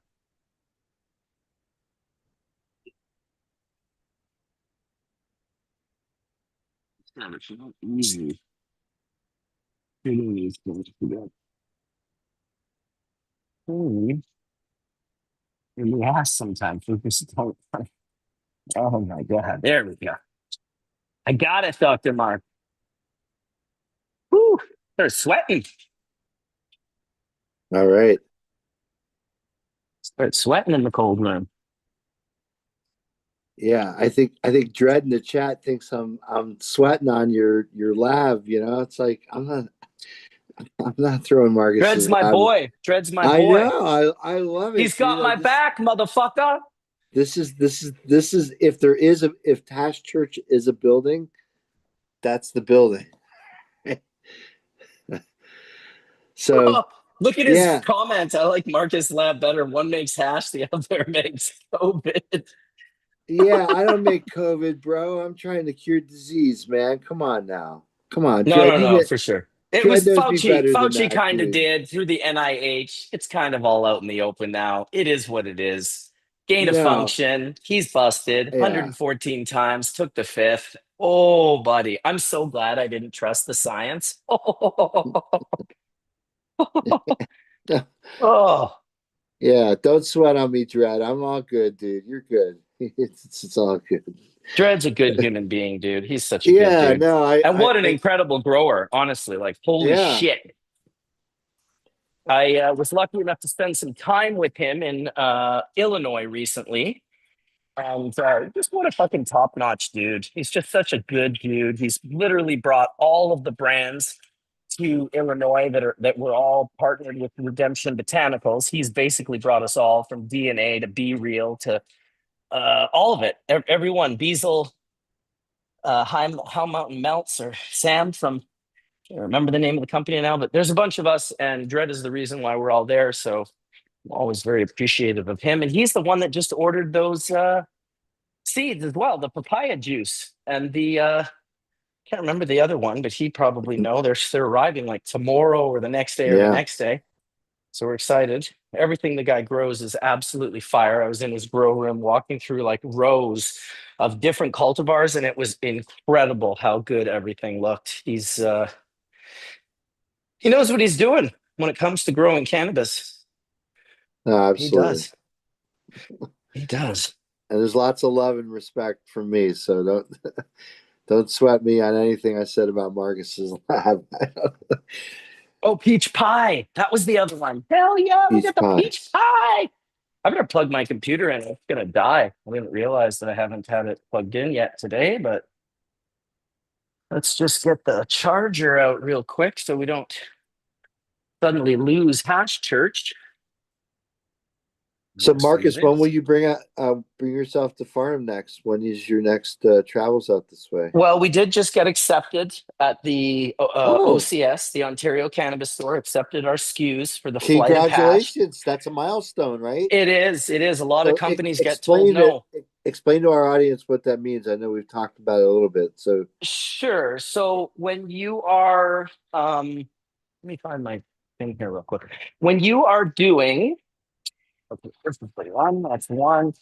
When you are doing an application to a province, first you have, there's like 11 provinces. So you have to decide which one you're applying for. They're all different.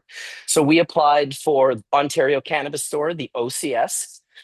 We applied for 2 SKUs, and it's a lot of companies get told no. Not only did we get accepted, but we got accepted for something called general listing. General listing means they could order 50 grand or 20 grand or 100 grand of material, and it goes out to the place, and then it goes onto the menu, and then all the different companies are going to, oh, is that like on my camera? I can't tell. I can't tell what that is, but I don't like it, so I'm going to try to clean it. There's another type of listing that you can get called, oh, what the hell is it called? It's called oh, I think that is like broken on my computer. Yeah, I think I fucked up my screen. Let me see. Oh no, that's so funny, dude. You see this? You see yes. that? I thought it was a mark on my computer, dude. It looks like a water bubble on my computer screen. And I Oh was my gosh. trying to. So, anyway, general listing is larger orders. The other type of listings, I can't remember the name of it, but it's basically made to order. So they don't order anything. They put you up. And if companies say, oh, we want 100 cases, we want 10 cases, we want 20 cases, you make it to order. So it's kind of like you won the listing, but you're not super stoked. We won the listing and we're super stoked. So we're yeah, I'm not high enough. Exactly. Clearly, I'm not high enough. I literally was like, I got to clean that off my fucking screen, dude. That was funny.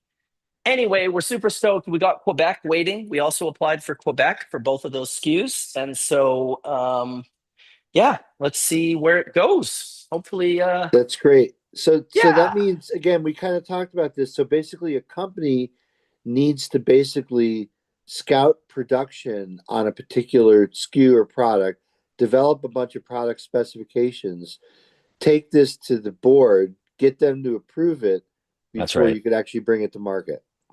Yeah, and imagine we've been going for years now. So imagine how many products we have in market. So if you're like trying to bring like a pre-rolled joint to market, and there's already like 25 pre-joint rolls or 125 pre-rolled joints, they're probably going to say, no, we're not going to accept that SKU. What is so different with this SKU? Why is this different from any of our other pre-rolls? And it's the same with vape pens, and it's the same with eights, and it's the same with beverages and every possible product you could imagine.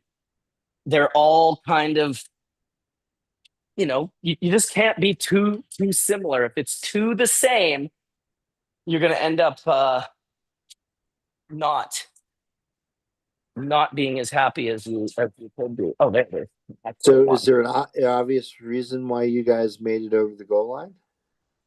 Well, I mean, my story is pretty substantial. It's a Canadian story, the Bubbleman brand. We built the lab, or we built out the um the SKUs and the story here in Canada, even the bubble bags, all of that is a Canadian story. So I think they like that.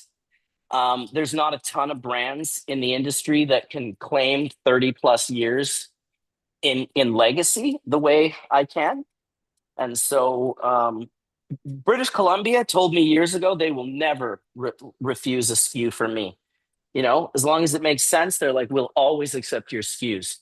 But this was Ontario. They've also been very generous. I've never had a SKU not be accepted by Ontario, but yeah, you kind of have to talk to the people who accept the SKUs.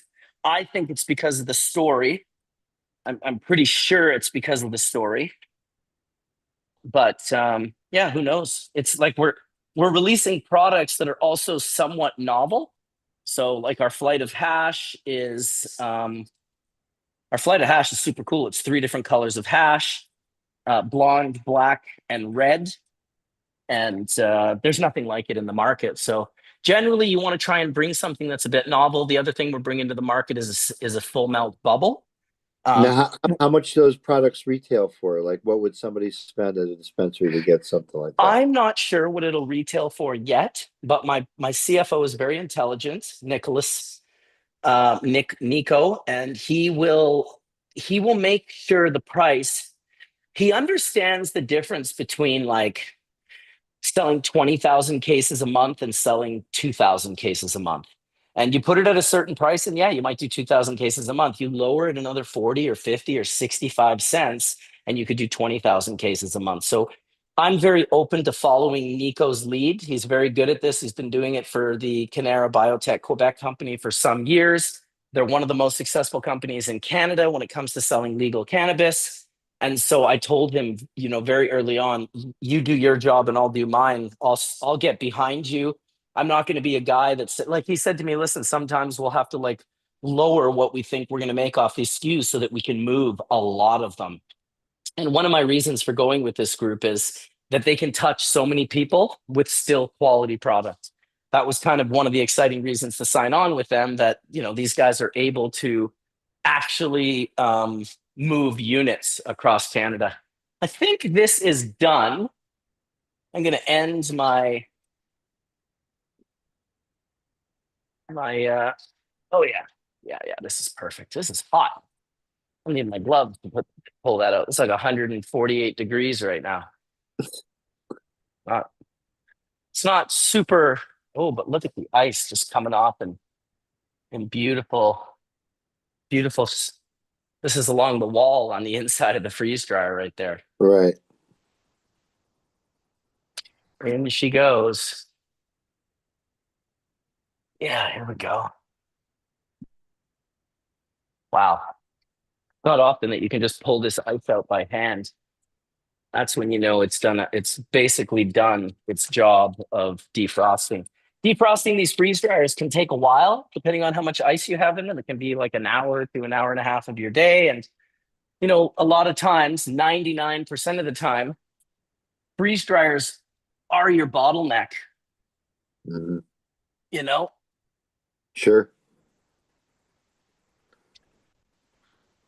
I got to get this out. I'm get it out. There we go. There we go. There's the ice. Boom, bam, boom. Sheets and sheets of ice, Dr. Mark. Oh my goodness. Okay, here we go. Bucket. Hydrosols and water. But this is the water that was in the hash, so good to get it out.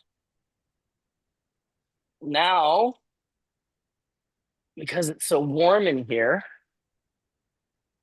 I will turn the freezer on and get it cold again. I won't put the hash on in this insanely warm temperature, because this is what happens to your freeze dryer when the relay switch breaks.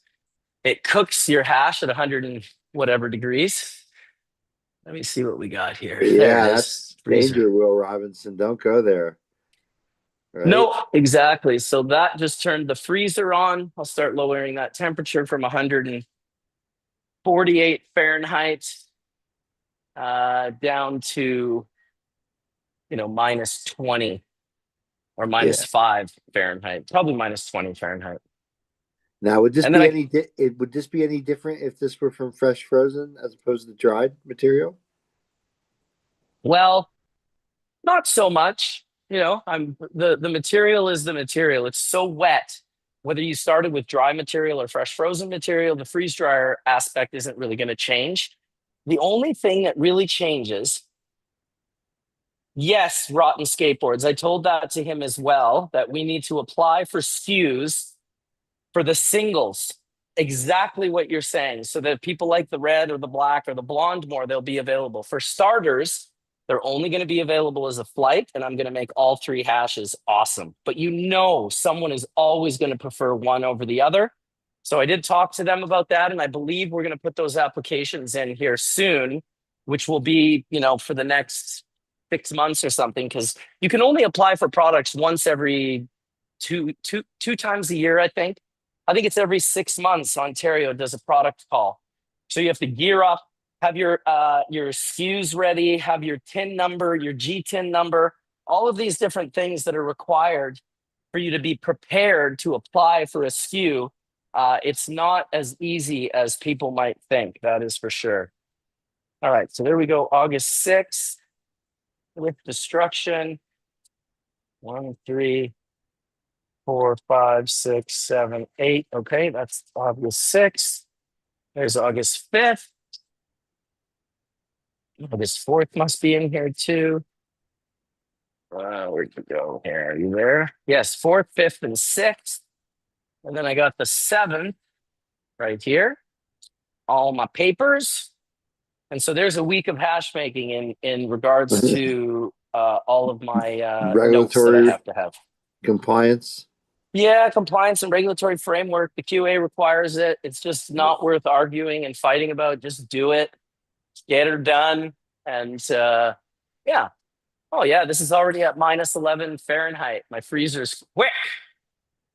So once this freezer gets down to, -25 Fahrenheit, I will put all of the leftover hash that was not done back into this unit. Let me see how cold it's feeling. Oh, it's feeling. The unit itself is warm. It's going to take me a while. I'll probably be here for another 2 hours because of this. I got to wait for the freeze dryer to get warm. Then I got to fill it up with the hash from yesterday and the leftover of today, and hope that by tomorrow morning, the majority of the hash is dry enough for me to run another whole batch and start the process all over again. Does the government want your SOPs? Yeah, we have our SOPs are both printed and on digital. And so with the printed SOPs, the rules are they go into a red binder and they're always present in the office of the facility. And when Health Canada comes and they want to do an audit, they can start with our SOPs. So they have to have access to all of our SOPs, absolutely. When we hire new people, those people are forced to read the SOPs day 1, read the SOPs, no hash making. By day 2, once you've read all the SOPs, then we can get into the situation of making hash. All right. Which Yeah. is where you want to be. It's where I want to be all the time. It's amazing how fucking annoying this AirPod is with my hair and with this hairnet. It is unbelievable. I take this hairnet off, and every single time I can't get the hair back in the hairnet. It is fucking insane, Dr. Mark. Better in the hairnet than in the hash, right? Well, that's why we wear the hairnet. But the Yeah. hairnet is only useful if you can get some. Right. I have hair now, so it doesn't work anymore. It used to work great. When I had no fucking hair, these little tiny, little useless hairnets were wonderful. When I was running the lab and 90% of my workers were Indian, I bought the helmet ones that you just pulled over your whole head and it just had a hole in the face. So it covered everywhere because I see girls working in the facility, all their hair is just hanging out the back. And it's like, well, that's not how a hairnet works. Yeah, exactly. Hair nets and beard nets. Yeah, you have to have them. So like with a room like that, and that size, that scale of production that you're doing right there. Yeah. What would the total all-in investment be? Like if you were just like a business guy and you didn't care, what you were making, but you were interested in investing in a business and they needed to replicate that room in a licensed, kind of environment, which is what Canada and most of what's going on here in the US. How much would it cost to build that room and what kind of return on investment would you be able to get out of it? Well, it really depends because there's a lot of hidden costs. If we don't talk about the building and the rent and the license and all of that money, the QA and the employees and the labor and paying for rent and applying for the license and all of that, but it was just equipment. I could probably build the equipment for, we paid an enormous amount of money for this equipment. Whistler Technology was charging way too much money, in my opinion. I think we paid 240,000 Canadian Oh for my all God. of this. Yeah, it was outrageous, bro. I could probably make it and sell it for like 70K, Really? and it would be reasonable, like 70K US or whatever. You could get the reactor, the VFDs, the pumps, maybe a freeze dryer. That's probably going to be separate, another 5 to 10 grand Canadian with pumps for an XL. The cold draft ice machine is 10 grand. You're probably looking at a couple grand in stainless steel tables, a couple hundred in a freezer. You need scales. You need to put in a drain, like the drain, concrete grinding of a drain and putting one in. That could cost thousands of fucking Yeah. dollars. Yeah. I redid my RO system recently, which kind of show you here real quick, actually. But you have like a concept or a model, like when you produce or when you go to select a production partner, say like in a state down in the States, Yeah. on like what the bolt-on costs would be to a cannabis production facility. Again, they're already growing, right? They're probably already extracting. Now they maybe want to set up a room like that, you know. So here's my RO system. Hyperlogic, made in the USA. You'd like to see that, Dr. Mark? We've got our concentrate flow, our recirc flow, and our permeate flow, filter in, filter out, system pressure, and concentrate pressure. And then we have our carbon filters and our carbon filter units that are basically pumping through membranes and cleaning everything. The membranes recently I just replaced, and I recommissioned this unit, and it cost me almost $5,000 to recommission this RO system. Wow. So it's How not much cheap. does that RO system run for? And what's all Well, in? this RO system I think was around $45,000. Okay. It comes on a skid, and it's a great little unit. There's membranes, and you see it all going in. But yeah, it's a good little unit. Keep it going. I think I have the key to my freezer here, so I can potentially show you what some of this trim looks like. Yeah, Minus 20. I think you've taken us in here on Hash Church before, right? Okay, so here's a bag of Yeah. trim. Look Yeah. at the hash on the bottom, Dr. Mark. Yeah. Oh, you see that shit? Yeah. That is all hash. Anyone tells me that this is mids, I just fucking laugh at them, bro. You can see the hash all through the bag. All colors of hash is what Now, that how brown. old is that? It's not old at all. It's been frozen its entire life. So in reality, it was harvested on June 28th. Right, and then frozen So into that frozen pillow of weed. yeah, it's all dry, bone dry. Really, really nice material, Dr. Mark. Like it is beautiful smalls and only sugar trim. Right. Right. I quite Okay, like so it. it's not fresh frozen.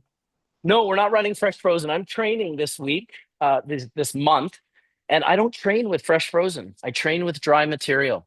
I Right. find it Okay. easier to deal with. Ah,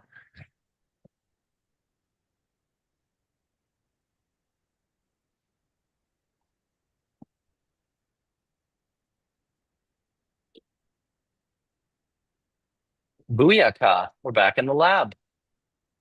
We're back in the lab, Dr. Mark. Here we are. There Here we we are. are. Let's see if we're getting cold. Oh, not really. We need to get colder. We need to get colder, Dr. Mark. So that's very hard for me to kind of break down the cost of the room. I figure, you can build rooms for a pretty damn good price out there. You don't have to spend a ton of money. If you want to do it right, you definitely do. I have all sorts of different partners in the US who by no means are operating a $300,000 hash room. I would suspect that's what this is.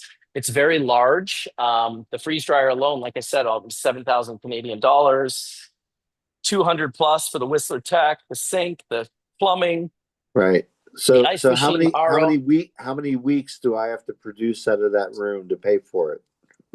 It depends on what you're selling product for. So say you're selling That's the right. hash, say you're selling the hash for $5 a gram and it's costing you almost three, you're making $2,000 a kilo. Probably, Is that a typical number for wholesale in Canada?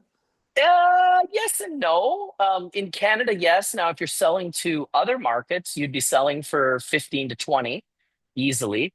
Right. There's not a lot of good bubble for $4 or $5 a gram. I mean, the cost of building it to just sell, I consider a lot of those prices bankruptcy prices. And there's companies still going out of business that are still putting lots of hash for sale in Canada. So when you see these prices, you kind of think, oh my God, these are like bankruptcy prices. They can't be competed with, but they're not going to be competition a year down the road because they won't exist anymore. So you get companies that are like, sorry, I'd love to support you, but I need to just buy all these bankruptcy prices until everyone's out of business. Right. But by the time they want to turn around and support you, you're out of business because you haven't Right. been. So for us, the value is export. You gotta export the product. So Well, that's kind of the I think plan. that's why Colin's doing this value play down in Thailand, right? I mean, because again, it's like cost of, we are in a commodity market. I mean, cannabis is a commodity, let's face it. Mhm. I Yep. still think that like, and Walmart's kind of like the perfect example. You could buy a heady, locally brewed, really good beer at the Walmart, but still buy a mass produced swill like Budweiser, right?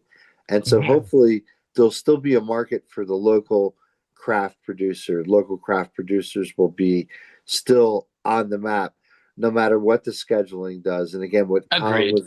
what Colin was reviewing before, it's so weird because again, like even that they want to move it to schedule 3, the thing that doesn't reconcile with that whole thing is that the FDA can't wrap their arms around smoking something.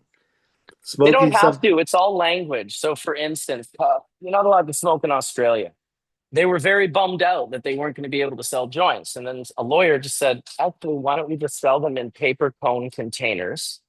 And now they have joints. So you're not allowed to smoke joints in Australia. It's very strict and it's federally regulated. But they don't know what you're doing at home. When you get home, they expect you to take the paper joint container and open it up and put it in your vaporizer, but you can just light it and smoke it. So there is a million ways around the language. And I talk about it like it's like open sesame in Alibaba and the 40 Thieves. If you know the code, you can access the treasure. And it's the same in life. If you know the code, if you know the words, you can access the treasure. And so, there's going to be a lot of people that are going to argue about what all this means. And there's going to be a few who figure out that it's just language and they are going to crush it over that language. Look at the language of the hemp bill. They made a specific language for the hemp bill and it absolutely and completely like changed everything. It was mental. People were like, whoa, what? You can just sell weed now under hemp? That was just from a certain language that was used. Yeah, they call it THCA flower, right? That's right. So that's what we're going to Yeah, see with all of this Schedule 3, 1. I mean, keep in mind, THCA hemp. everything we're doing now is under Schedule 1 in the US. So it's like, it's only going to get better, in my opinion. Yeah, I'm not sure. I mean, again, like what he was reviewing before when we had that link up was they want to put regulation around things that they could synthetically manufacture because that's what they have. It's like Colin said, Sure. they're trying to shoehorn it into that, and it's not that. It's kind of like the same thing with kratom. So, as it turns out, they've made 7-hydroxy now illegal. I think it's Schedule 1, right? Now, 7 Hmm. hydroxy isn't what naturally occurs in kratom. But I believe, and check me on this, is that it's the metabolite that what's what when you consume mitragynine, this is what your body metabolizes it to, which is a much more active form. It was never meant Mhm. to be sold as a standalone product, but I guess that's the rave. That's the product that's made, the product that's sold. And some people claim it's really, transformational in their, using it. I mean, I'm not a user or fan of it myself, but I mean, I can't say anything plus or minus about it. But I know that some people were making a lot of money producing and selling it. And the plant is, it's weird because it's like the plant is still legal and plant extracts, I think, are still legal, but the Mhm. isolated active ingredient is not, or the metabolite, which is the 7-hydroxy thing, is not. Right. So, but I guess that's again part of that whole menu of like what's at the gas station today. Right. And I don't know, man. Like, I think that one of the things that still makes me feel weird about this is that I think they're trying to get big pharma interested in doing kind of like the business end of cannabis, what's going on right now. And I just don't think it fits their model. And I don't They know. tried it here in Canada and it didn't fit their model. And the biggest company, Loblaws, the $55 billion company, they put millions of dollars into cannabis. They were believing that they were going to be selling it at pharmacies because it's just another drug. And of course, all drugs in Canada are sold at pharmacies.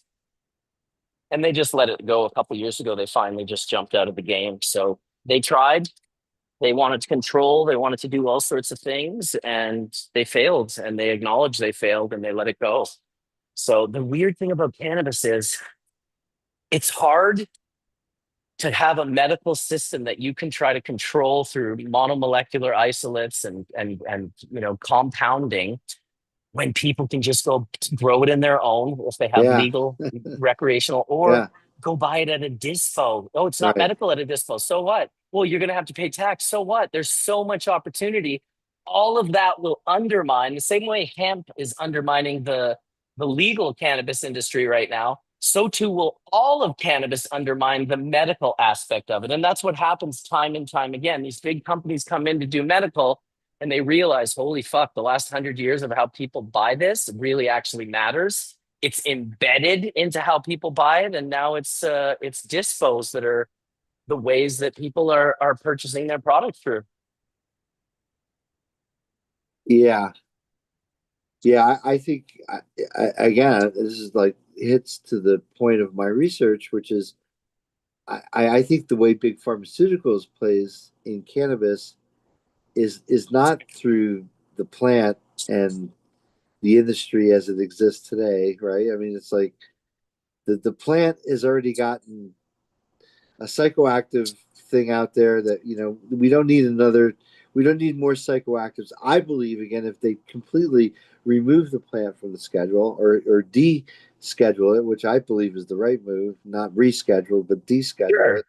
Yeah, that'd I be believe awesome. I believe that this market for recreational synthetics will go away if people can have access to high quality cannabis products like the hash that you make, Marcus, and Yep. the weed that Dread grows.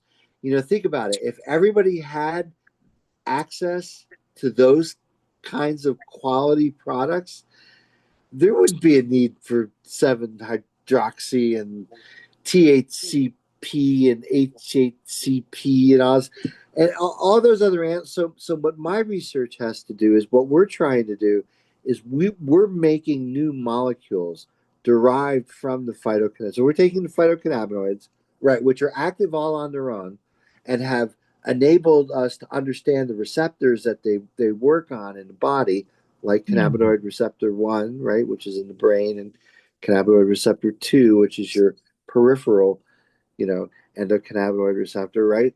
And then there's a whole bunch of other receptors. So the cannabinoid acids have completely different biological targets for eliciting their anti-inflammatory properties. And so we're interested in the acids as well as the decarboxylated cannabinoids because it's just like a Jean-Luc fire all weapons moment. Hit them with the acids and hit them with the decarb ones. Do it all. So again, this is what the cannabis plant teaches us, is that full spectrum medicine which, doesn't come from a tank, doesn't come from a factory, can't be patented, but could come from the weed that Dredd grows and the hash that Marcus makes, right? And this is a completely different model. So the pharmaceutical companies, what they need to do is they need to find out new cannabinoid derivatives that are similar to the compounds in the plant, like THC, but are different. And so that's what my research is all about.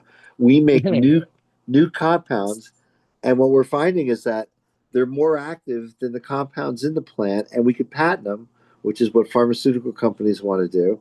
But more Yeah. importantly, we can investigate how important these things could be in making cures for things like Alzheimer's and cancer and other things. I And I let suspect the cure for cancer and Alzheimer's is yeah, not going to be a drug. It's going to be a lifestyle change, because what people put in the hole in their face is yeah, what gives them dementia, diabetes, cancer. All of these different diseases are so linked into poor health of eating and yeah, movement. And if yeah. people just moved more and ate better food, I know tons of people that are obsessed with organic living soil cannabis, and then they'll go eat like a burger somewhere, and I'll be like, dude, that's like, at least get yourself to a point. And I'm spending a lot more time in the US, so I'm getting exposed to more people that I'm like, dude, you're not healthy, bro. Like, you're just not healthy. You need to, like, that'll kill you. What you put in your mouth will absolutely fucking kill you. And then Emmett Otter is not wrong. Stop eating corn, anything. These fucking corn products that are borderline agriculture, borderline like pharma processing, where they process corn into 18 different things. And everything you eat at a fast food place is basically a carbon footprint of corn, from the corn syrup to the corn meal to the corn everything. It's like, I think a lot of it has to do with get your endocannabinoid system right. So you're consuming essential amino acids, enough of them every day that your body is healthy because of that.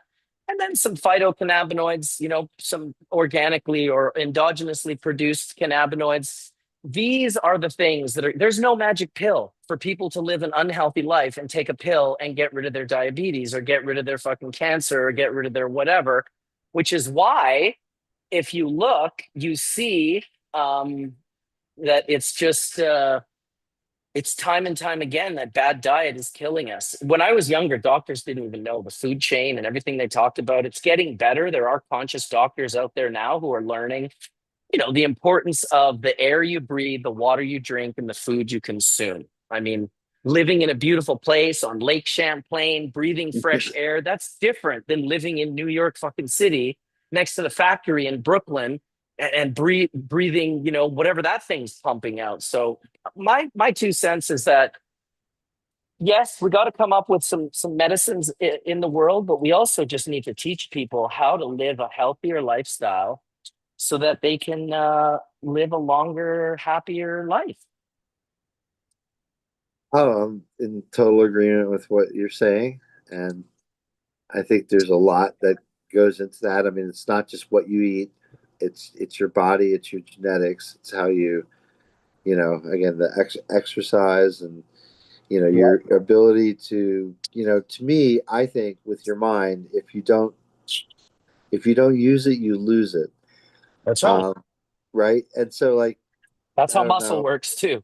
I would think that people who are addicted to either scrolling, or it used to be video games, but there's kind of like this whole alternative reality now with you can have some virtual reality AI partner is basically your girlfriend or something. Man. Now that you can, let's call it for what it is. Now the porn is pretty good and it's pretty easy for guys to get, right? So they're on their fucking phones and, on the computer doing that. So now they don't have to go out and meet girls. So people just aren't as social as they used to be. It's just, It's true. it's kind of a shame because, when Steve Jobs and all the innovators in tech, brought us these things like iPads and iPhones and iPods and all this technology. It was supposed to bring us together, but essentially It's done just the opposite. It's isolated Well, us. how could a guy like Steve Jobs bring anyone together when he was isolated and separated from his own family, from his own, like Yeah, he that's never, true. like, come on, the guy was completely like, he was traumatized. He was a traumatized human who came up with some cool technology, but then hired, 10,000 of the best engineers on the planet who you're competing with. Their job was to make sure when you put the phone down that you pick it up as fast as possible. And you can't compete with 10,000 of the most brilliant engineers on the planet working against you. That is impossible. Yeah, I mean, I think the problem is that these things are basically programming a whole generation of kids who are growing up, including our children, Not just Marcus. I mean, kids, adults. you and I, right? Not just kids, adult. You're absolutely right. Wish I Um, was wrong, but uh, you know, it's pretty powerful to have the internet in your pocket. I mean, we didn't have that growing up. Certainly, like there was a certain, method to even like we were talking before about how we discovered and listened to music. Think about just information in general. Like before, you could sit at the bar and bullshit with your friends and completely say stuff. Now you could just check it in a second, say, "Well, you're wrong. It was O.J. Simpson who got the Heisman that year, or whatever you're oh talking yeah, about." I yeah. mean, so the long lost art of bullshit is basically gone, right? Because now everyone's got the internet on their pocket. And I did make a mental note when I was going through the airport, and I looked at one of the lounges in there, and I did notice that everybody who was sitting at the bar was isolated and on their phones. I mean, I That's just right. like you're in an airport, so everyone's going to be on their phones, and just everyone's got their luggage with them, and everyone's in their kind of like own little world. But just like the image of just everybody just locked into this Orwellian, matrix that's For real, dude. being controlled. I mean, if you think about it, Marcus, they're following us, right? I mean, you use the Easy Pass. I don't know if you guys have it down there or up there in Canada, but we have this thing called Easy Pass, right? And every time you drive, I mean, or every time you use your Google Navigator, right? Big Brother knows where you've been, knows where your car's going, knows where your phone's been, know where you've done ATM transactions, right? Oh It yeah. basically can follow you around. And these high-tech companies get all this data on you, and they're able to, I don't know, program you even more and get you even more addicted to your phone and your device, right? Incredible. It's like, oh God. I think we should almost have exercises where we leave our devices like alone for several hours in the day, and do a painting, pick up guitar, play some music, Smoke go a for joint. go for a kayak, go smoke a joint, go ride a bike, go do something where you're not looking at a screen, because these screens have just completely overtaken our lives. And I feel it in my own life, and I feel it like even with my family. I mean, I got two kids, like just like you. I mean, did you like when do you let your kids on phones? Like what's the right age for that?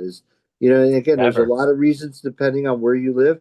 For security reasons, you want to be able to track your kids and know where they are on your phone. But again, having internet in your pocket is a very, very powerful thing, very seductive thing, right?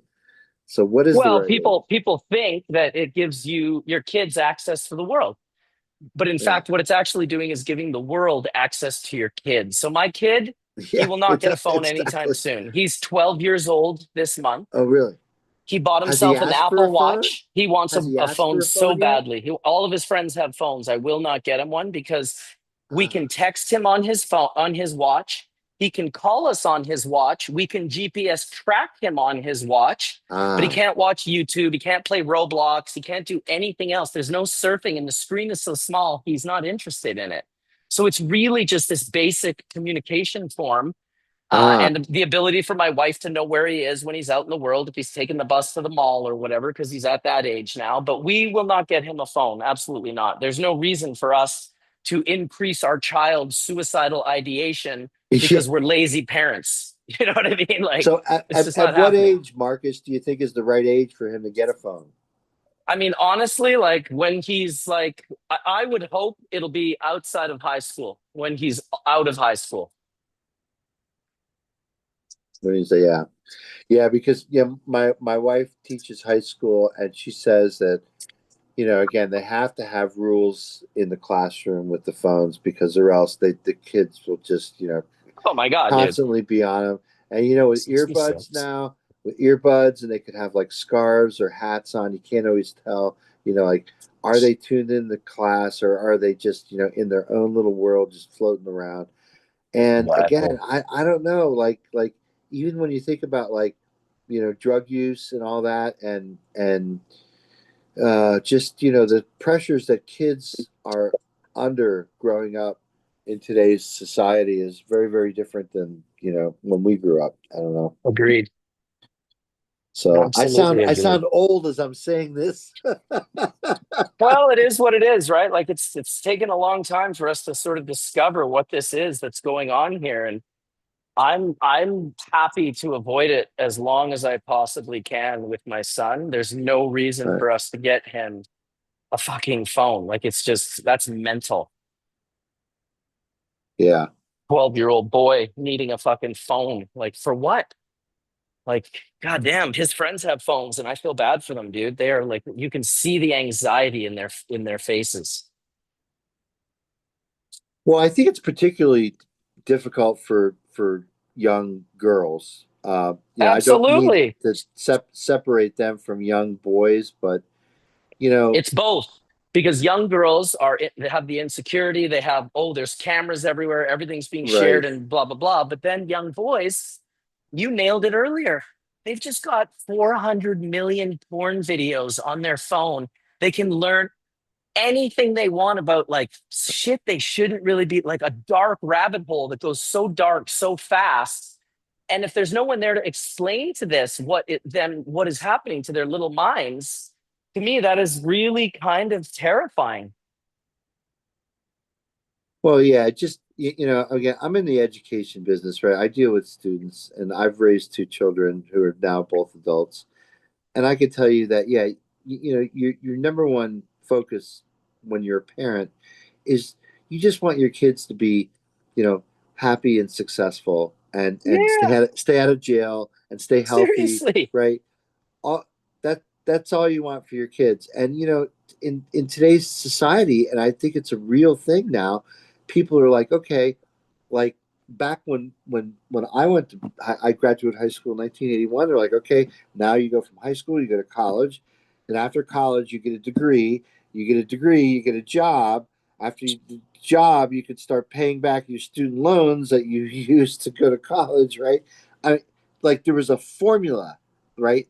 That's And you get a job at some company located in some city or some suburbs, right? And you get a house with a two-car garage, and to have two kids, and right? I mean, Yep. what was that just the American dream? Was it also the Canadian dream? I don't know. I thought, I you think it know, was the Canadian dream as well. I mean, can, listen, we are just an extension of yeah, it's the America, same right? thing, Like right? Right. we're your homies up north. Like we're not a different culture like Mexico. Right. Well, Do you know it's what I mean? Like yeah. we're more I American mean, than we are anything. why would Mexican families want a better life? I mean, that's what it's all about, giving your children a better life. Like, I think about it this way, like, my grandfather on my father's side was 17 when he rode the boat over from Italy all by himself, like in 1901 or some shit like that, right? Jesus He was Christ. 17 years old, had nothing more than the clothes on his back, right, Marcus? Incredible. And Incredible. he married my grandmother the day that her and six of her siblings came over from Italy. She was married that day, had never met my grandfather. They had an arranged marriage. It's just the Gnarly. way things. So my grandfather was basically an iron worker. My dad was a GI Bill guy from the 50s who went to the army and then put himself through college and was an engineer during the aerospace era. And I'm a PhD chemist. So we go from an immigrant to a GI Bill guy, right, who's able to like pay a mortgage and buy a house, to a Yep. PhD chemist. So it's like, that's kind of like the American dream. It's like you're achieving success in being able to raise a family. And then I look at my kids and we're like, hey, there's a higher, we're we're trending up here. So let's, Well, so this is the thing. It trends up right till you. And then yeah, the hardest part is for your kids to maintain that bar and continue to go up. right. That trajectory, Because right. I mean, because you it's going to be probably like that for created your a much kids too. softer life for them than your dad did for you. Think about it, Marcus. I'm not just blowing smoke, but you're a pioneer and a revolutionary pioneer in our industry. You will be known for centuries to come. People will know who Bubbleman and who Marcus Richardson was, right? People are going to remember you. You're going to like Bob Weir was saying about the Grateful Dead music. They're still going to know about us 3, 4, 500 years from now, right? So imagine the pressure that puts on your children, right? Oh, I know. So like your children are going to live with your legacy long after you're dead and gone, right? Yep. And then after they're dead and gone, they'll be known as, oh yeah, my dad was Bubbleman. It's kind of like my dad was Elvis, or my dad was Willie Nelson. Willie Nelson's still alive, but Yep. you know what I mean? Like I Oh, don't know. I yeah. mean, like I think part of being a parent, correct me if I'm wrong, is again humans, weak form of trying to be immortal, right? Because you pass your genes onto your kids, who then have kids, and they pass their genes on, they pass their genes. It's like you're part of this continuum of human beings carrying your genetic information into the It's future. incredible. When you think about it like that, right? Yeah. It's kind of No, it's wild. and we, It's super and wild. if you think about it, Marcus, we traversed the millennium. Think about that for a second, Oh, man. I know. We were born in one millennium and we're in another millennium now. In fact, my son Jake was born in 97. My daughter was born in 2001. So I traversed them. I have one kid born in one millennium, another kid born in another. It's like, whoa. It's like, My daughter was also born in 2001. okay, so did you have a kid before 2000? No, she was our first. She was your first. Okay. 2021 was our first. Yeah. Oh, So only 2021. one.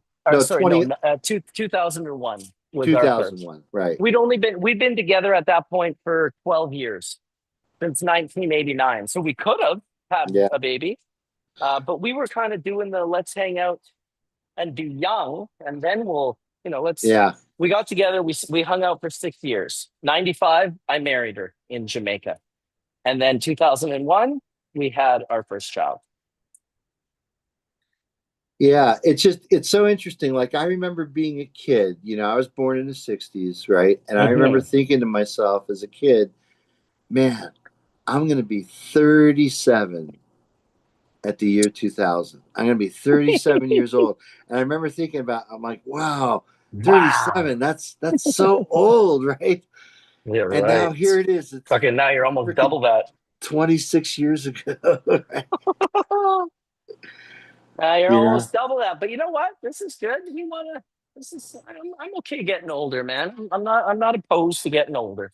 Well, we lived in an incredible period. Think about it. We lived during Miles Davis's lifetime. I lived during Ah, Jerry Garcia. I saw Jerry Garcia over 200 times. Over 200 times, I nice. had a paid ticket to go to a concert where Jerry Garcia was playing on stage. And I'm so lucky, Mark, than seeing Fish all those years. We haven't missed a New Year's in like 30 years. I've never Yeah. caught one. Oh my God.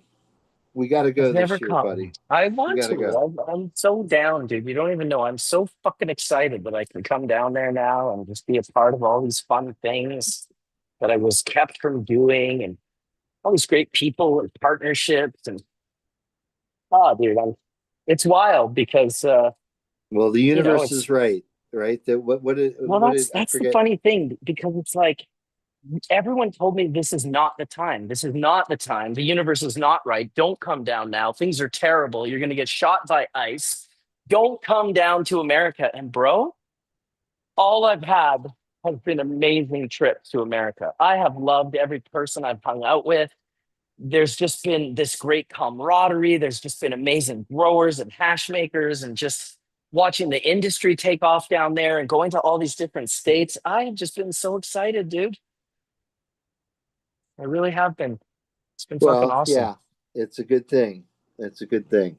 You know, Not too I shabby. think again, believe like John Lennon, in the song Imagine, imagine there's no countries, you know, a border is man-made, man. And if people are meant to, be together, or, if you want to come here or we want to go there, or if I want to go to Mexico, we should be able to roam this earth and go wherever we want to go. And there shouldn't be any restrictions to it. I get it. We need to have borders and everything. Okay. So you let people back and forth, man. What the fuck? It's Well, the bullshit. problem is there's fucked up people in the world, and you get caught up in that. Like, there are people that, like, it's not a secret that people go to other countries to do crime, right? And like some of the crimes, like here in Canada, we have people that come here and they build fentanyl labs. And these Yeah. fentanyl labs have like 300 kilos of fentanyl when they get Yeah. busted. It costs them nothing to make this shit. They get the precursors Yeah. from China, Yeah. and they're making it up here because it's so easy to walk it over the fucking border. That's It's right. the That's largest right. unprotected border in the world. So That's yes, right. when you had kind of Trump was like, hey, listen, you guys got to tighten up your border. And people are like, well, as if we're supposed to tighten up our border. How the fuck are we going to do that? It's like, well, maybe don't send $12 billion to the Ukraine. Maybe send like $1 billion and keep Yeah. 11 to build up our border so that the people below us aren't like, fucking threatening us with the 51st state and all this other crazy shit. Because they're not off. They're not wrong in the sense that the amount of fentanyl that gets produced up here in these illegal labs, and do you think it's selling here where we have 35 million No. people, or do you think it's going down to the US where there's 390 million people or 70 million people, whatever? So that's where it goes, and that's what's happening. And I'm with you. I wish the border could just let us all travel and do what we want to do. But on the same sort of side of that, I'm like, I kind of recognize how shitty people are and how there's some really fucking shitty people. We had our police chief the other day mentioning that, which is so fucked up, that sexual assaults have skyrocketed in Canada. And we've had all these like massive amounts of sexual assaults. And the guys, we're very liberal here. And so the police won't say why. They won't say that we've been bringing in people from countries that have very high sexual assault rates. So we have all these people that have come to the country, and we've always brought amazing people from different countries. We're just starting to bring a different grade of people in now. And now the sexual assaults are so high that the police won't say why. When the reporter says, well, why did we have such a giant boost from 2025 to 2026? And the chief goes, who's to say why? We really have no idea why. It's like, you have exactly an idea why. You absolutely know why that's happening. You just don't want to say it because we've created this incredibly liberal area where if you say that, it's like you're hurting someone's feelings. It's like, no, this is just facts and statistics. It has nothing to do about anyone's feelings. It's like people are being sexually assaulted. And it's happening in all the Commonwealth countries because all of the Commonwealth countries that follow the crown, well, look at the UK. They're fucking cooked. They are so cooked in the UK. It's insane. And we're kind of right behind them. Australia, New Zealand, right behind them. If you look at all the countries that reacted the worst to COVID, those were all countries that fall under the crown. They were all the ones that fell under the crown. Boomer church. Well, Auntie and Aneet Willie. That's because we're booming, bro. Even though I'm not a boomer, I hate to say. I think what am I, Gen X? Is that what I am? I don't even know. Thank God I'm not Gen Z, though. Fuck, thank God.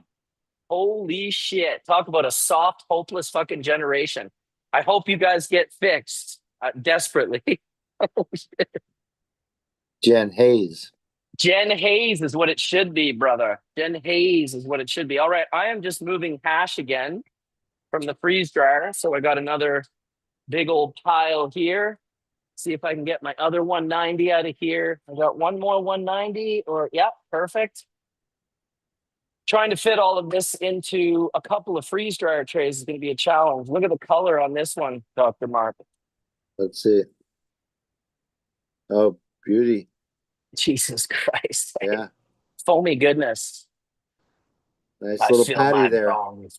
That's it. Patty melt. Yeah, it looks good. So that is going to be 190 from the 7. And we're going to put that in number 2. So I got to keep my agenda here. I'll fuck it all up. So this is 190. And we'll do number 7. So the top one is all, oh yeah, it's the 4th one. So that's 190. I'm going to actually put it in the top. Need some room for that. 190 from the 7th. Number 3. Let's see what we can pull in for number 3 will be 160 from the 7th one. This little agenda is so important, Dr. Mark. If I don't write it down, my little legend, Yeah. I am absolutely cooked. All right, nice tray of 160 right there. Yeah. No, for real, like cooked. It'll be so bad. I've been waiting to get this hash in the freeze dryer for days, so this feels like a real success. So if we can get this off without Yeah, when I was too using much. using the microfluidizer to make Oh, yeah.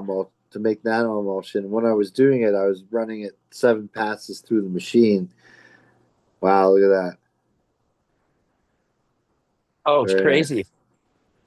So while I was doing that, I would actually like to keep track of what pass I was on. So I would take this Yeah. basically this gallon of milk, pour it into this funnel on top of this machine, and then it would pressurize it through the microfluidizer at like 30,000 psi and come back Crazy. out the other end as milk again. So I'd have to run it 7 times. So during each individual pass, I would just start singing the pass. First pass, first pass, first pass. Oh, I poured in second pass, second pass, second pass. Then I poured in third pass, third pass. So as I was producing it, I'd be singing the pass song, and then when I get to 7th pass, I could pour it in the jar because it done. That's awesome. Little song. Yeah, just to keep in my head. Don't miss a verse. Yeah, because then you not count your number of passes properly. That's right. You don't want to miss a verse. Oh, there is another 160 in here. Then what? 4 containers of 45? Holy Christ. All right. All right. So 167. do you have to do a Okay. gross weight on all those individual fractions? I've already done that weight on all of them. They're just getting transferred to the freeze dryer, and then they'll be collected. Damn, that's really stuck. Oh my God, dude, it's just such a crazy light color. Look at this. Wow, very nice. Yeah, it's very, very, very, very nice. Very nice. Let's see what else we got here. A little one, another little one here. Little bits. All right, so that's 160. And 160 is going to go into slot number 3. 160, slot number 3. Let's go. 160. Oh, I've got it written down already. Beautiful. Now we're going to slot number 5. I just love this shit, dude. Like, I just truly love doing this. It's like one of my favorite things to do. Just making hash, moving hash, drying hash. Such a wonderful process.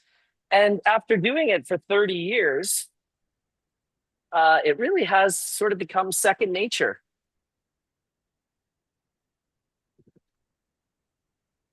All right. 45 micron times 1. Oh, good. That's an empty one. 1, 2, 3. I only have 3. Perfect. BU. That was a little scary. I'm going to make sure I don't I have such long trays with this unit that I'll be able to sublimate faster if I keep the hash thinner. Look at that bar of hash, dude. You want that, Dr. Mark? Yeah. You put that in an envelope and send it to me right away. Oh my God, dude. I so wish I I can could. test it. I Now wish this I isn't could. full melt, right? No, but it's definitely like 4-star. This is like more of a full spec. I've only used a couple contaminant bags, and then everything else is going into that 45 bag, which, you know, people are like, oh, that's mids. I'm like, is it though? Like, are you sure that it's mids? Because I don't know. That doesn't look middy to me at all in any way, shape, or form. I'm just breaking the hash to kind of make it fit into this little, you know, you don't want it to be kind of pushing up against itself, but you also want to make sure that it's small enough pieces that it's going to dry fast, not slow. And I Yeah. really want this hash to dry fast. And is there an ideal thickness that you're looking for when you pour Well, out the thinner the better. I will say Yeah. that the thinner the better. You know, the thicker Obvious. that it is, like this is probably too thick. That's too thick? So what is that? Yeah, Like that's too maybe thick. This is perfect. so holding my neck, yeah. So see the difference? Yeah. Yeah. A lot of air in this. It's going to take a long time to sublimate because of it, and it's frozen. So there's really nothing I can do. Is most of this going into rosin? No, this is staying as hash. Okay. This is staying as hash. So Now, although I have it, if this were if this were just precursor for rosin, like if you were making rosin out of this bubble, would that really matter? what? How thick it was? Yeah. I mean, Well, just yeah, because it's time. The thicker it is, the longer it takes. So I can't press it into rosin until it's been lyophilized, until it's dry. You can't right. press wet. Well, remember Johnny B was fucking pressing wet bubble, calling it frozen or frozen. And the Yeah. first time Well, he gave me a dab, it jumped up and landed right under my eye. And I was like, John, like, I would have lost my mind if that went in my eye. You should not be doing this. Like, don't be snap, fucking crackle, and doing this. pop. Right. Oh Snap, my crackle, and God, pop. bro. It was crackling and So, popping like you wouldn't fucking believe. but we had talked about this before. Like, moisture content is important for getting a good yield in rosin, right? For And so, flour, it is more than hash. It's ah, because there's so little resin in the flour, you need the moisture to help it out. But the resin in the resin, it's enough. It can create the release that you need just with the oil. You don't have to have a lot of without moisture. needing residual moisture. Exactly, dude. Got Exactly. it. You Okay. got Well, it. that was an important point. Did everyone hear that? It is an important point for sure. Yeah. So All right, so 45. if this were going for rosin, just that's rosin precursor right there, can go right into a bag. Yep. 1, 2, 3, 4, 5. 5 was 45. 6 was 45. The 5 and 6 are both 45, 7, 45, 7. And then this last one is also going to be a 45, 7. What a tray, dude. What a tray. It's awesome. To just pull the parchment off is like, I'm like a kid in a candy store, dude. Truly, like a kid in a candy store. I just love this part. Gently get that parchment off, make sure none sticks behind. Got a little bit sticking right now, but that's okay because we're gonna get it all off.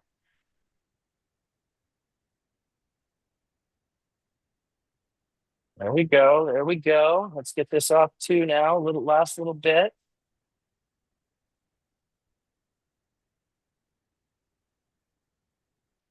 And then any of this paper that stays behind. Look at this guy.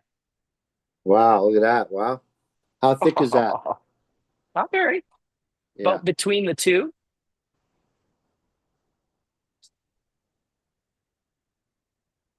that is probably a couple 100 grams, maybe 200 or 300 or 200 grams of dry bubble once it dries out. So we're going to drop that right into our large freeze dryer tray.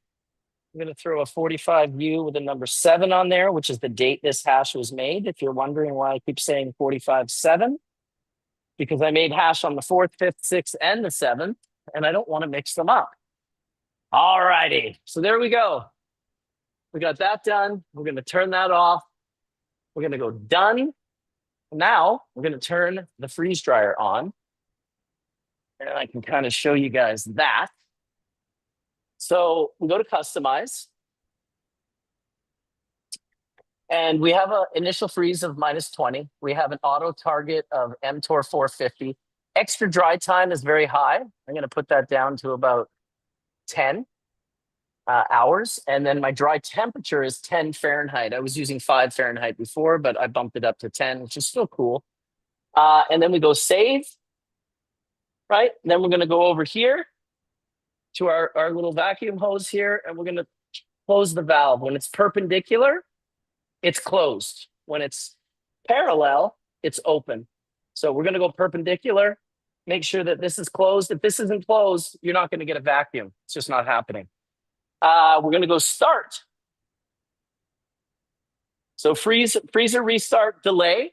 So it says waiting for condenser pressure to equalize. That takes about 4 minutes. Once that's done, it's going to kick in my pump. The freezer is going to start going on, and it'll pull a vacuum. It'll really probably freeze for a while because I don't think I got it up to temperature right now. I think it's at 20 Fahrenheit right now, and it needs to get down to 5. So there's about a 25 Fahrenheit. It'll go freezing. Once this stops in 3.5 minutes, it's going to say freezing. It'll freeze for 20 or 30 or an hour. And once the temperature has hit that point, it'll turn the pump on and it'll start pulling a vacuum. And then it'll pull a vacuum for, 18 hours or 15 hours or something. It'll be tomorrow at like 4 o'clock or something that a lot of this hash will come out of this tray. So in the meantime, I have an empty freezer other than this 220, which I'm not too worried about. I'll just leave that up there for now. But I have an empty fridge that I can prepare all of my freeze dryer trays for tomorrow, the small ones that I'll put the parchment on.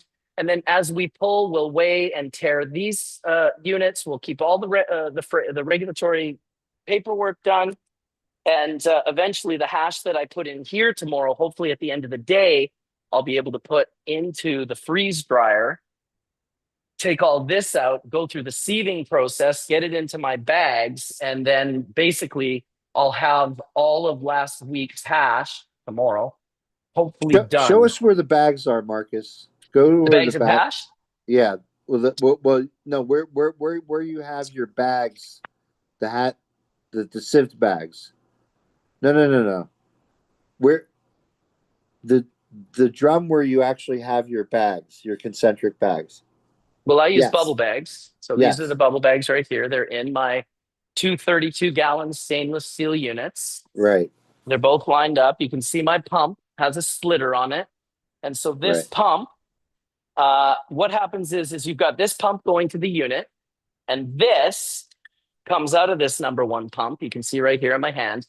And this is Right. how we just manually fill the buckets You with manually. this. Okay. We're That going to was my next manually do that. question. We're going to manually. Now, once it's all in there and the water is passed through the bags, we've got this exhaust right here. And this exhaust goes right up into the unit to refill the unit with the material, the water that was in here. Now, some of this water I end up putting in here during the day, because what I find is if I dump the water, because basically all the water in here cannot fit in here. And you really want to get that last 5 to 10 gallons out because it holds a lot of the hash. So I Right. take that 5 to 10 gallons and I pump it into here, and then I can just pump it out back into my reactor as cold water. I can even hand bucket if need be. But what that does for me is it gives me a cold water source without a chiller, water that I've already chilled with ice, that's already been mixing, that's already purple and rich with anthocyanin. That water goes right back into my reactor, and it keeps that cool temperature that I want to be at, which is 32 Fahrenheit, without constantly throwing more and more and more ice in there. Ice in there. Right. You're trying not to do that. Shout out to Paul Token as well. I hear they talking about Token in chat. Rest in peace, brother. I never got to meet and hang out with you. We talked online. We had our interactions. I thought you were a great dude. I loved your obsessions. You were obsessed with the plant and obsessed with the resin. And Dred's telling some good jokes or some good stories about there. You and Paul started the trim crew there, and I went to the grow soon as I could. Yeah, really cool. Dred says he met Paul in 2009. I probably started talking to Paul around 2008 or 9 as well. Remember, '08 was really when people started really heading over to Colorado. Mass exodus. Anyway, we have about 16 minutes left, Dr. Mark. I think I have my lab organized for tomorrow, which is amazing. He's going to be Well, so happy when he comes in tomorrow. We're going to be able to get here and start. The earlier we start washing, the earlier we can get out of here. So we usually do 3-hour-long washes. In this machine, we'll get 95% of what's available off. So lab church. in the lab, dude, in the lab. I thought, and it's a Sunday. Nobody's here. I'm here alone. It's fucking awesome. It's so awesome, dude. Yeah, I went into my lab yesterday because it was a Saturday and I could be in there all by myself too. So, All right, so here we go. Just starting it up. Load trays into freeze dryer. Close drain valve. Continue. Once you hit this continue button, it's going to say freezing. We're at 26 Fahrenheit right now. It'll freeze for the next little bit. Once it reaches the temperature I want it to be at, which I believe is -20 Fahrenheit, which is very cold, substantially colder than it is right now, this thing will turn on the vacuum and it'll begin the sublimation process. So there we go for that. Super stoked to have all of the hash in there, getting done the way we need it. I'm not going to put the 220 in because I feel like that's just a waste. The 220 bags are essential to use when you're making bubble hash. I will say that I can't say the importance of using the bag enough. We have a bottom, a false bottom screen on the reactor, and then we have 220s in our bags, and the amount of leaf that gets through is time and time again. So you really don't want to let that leaf go into your 190 bag because sometimes the 190 has some really nice heads in it. Right. So that's why I use the 220, the 190, the 160, the 3 contaminant bags, and then everything right down to the 45. Now I could use a 73 and a 90 and a 120. I'm pulling more bags. I'm keeping more fractions separated. This is the problem when you want to start making really high quality bubble and you want to isolate micron specific material. Well, how many freeze dryers do you have? Are you going to keep all your washes separate? You're just going to, this is my first wash, my second wash, my third wash. Are you going to put them all in one freeze dryer tray, but have them isolated and hope they don't mix in together? It's more stuff to keep a hold of in your mind that becomes more and more complicated. The other thing in Canada, which I've explained before, is that if I run, say, 8 different batches or one batch, but I have 8 different screens, and then I do 3 different grades of those screens, well, now I'm at 24 different hashes. And each one of those hashes is going to be a $1,200 full microbial terpene, THC, herbicide, pesticide. And it ends up becoming this astronomical number that takes and steals all of the margin that you would have had. So you can see in our regulations right now, the way we're set up, it's going to be tricky to release a 90 micron specific resin because, well, what are you doing with all the other hash? It's all, and how much 90 can you make before a $1,500 or a $1,200 test isn't like, you know, $1 a gram, right? If you're doing a kilo and it's $1,200, well, that's $1.20 a gram that you're spending just on testing. So you want to make sure you have 5 or 10 kilos. So that testing is like in the pennies. But once you've made 5 or 10 kilos of 90 micron bubble, well, you've made 40 kilos of all the other grades. What are you doing with them? Are they all getting mixed together? Are you throwing some out? So there are these strange regulations in Canada that kind of pigeonhole us into forcing our hand to doing things that we don't necessarily want to do. But all in all, I'm still very grateful that we're able to do what we are able to do. I will always be grateful for that. Just going to give a quick little spray of the hose over these trays to release some of this resin. And that way tomorrow, all we'll have to do is give them a little alcohol spray. I always suggest when you're cleaning your freeze dryers, trays in particular, make sure that you clean them with water first, because the water will clean the resin off much better than the alcohol. The alcohol will just melt the resin.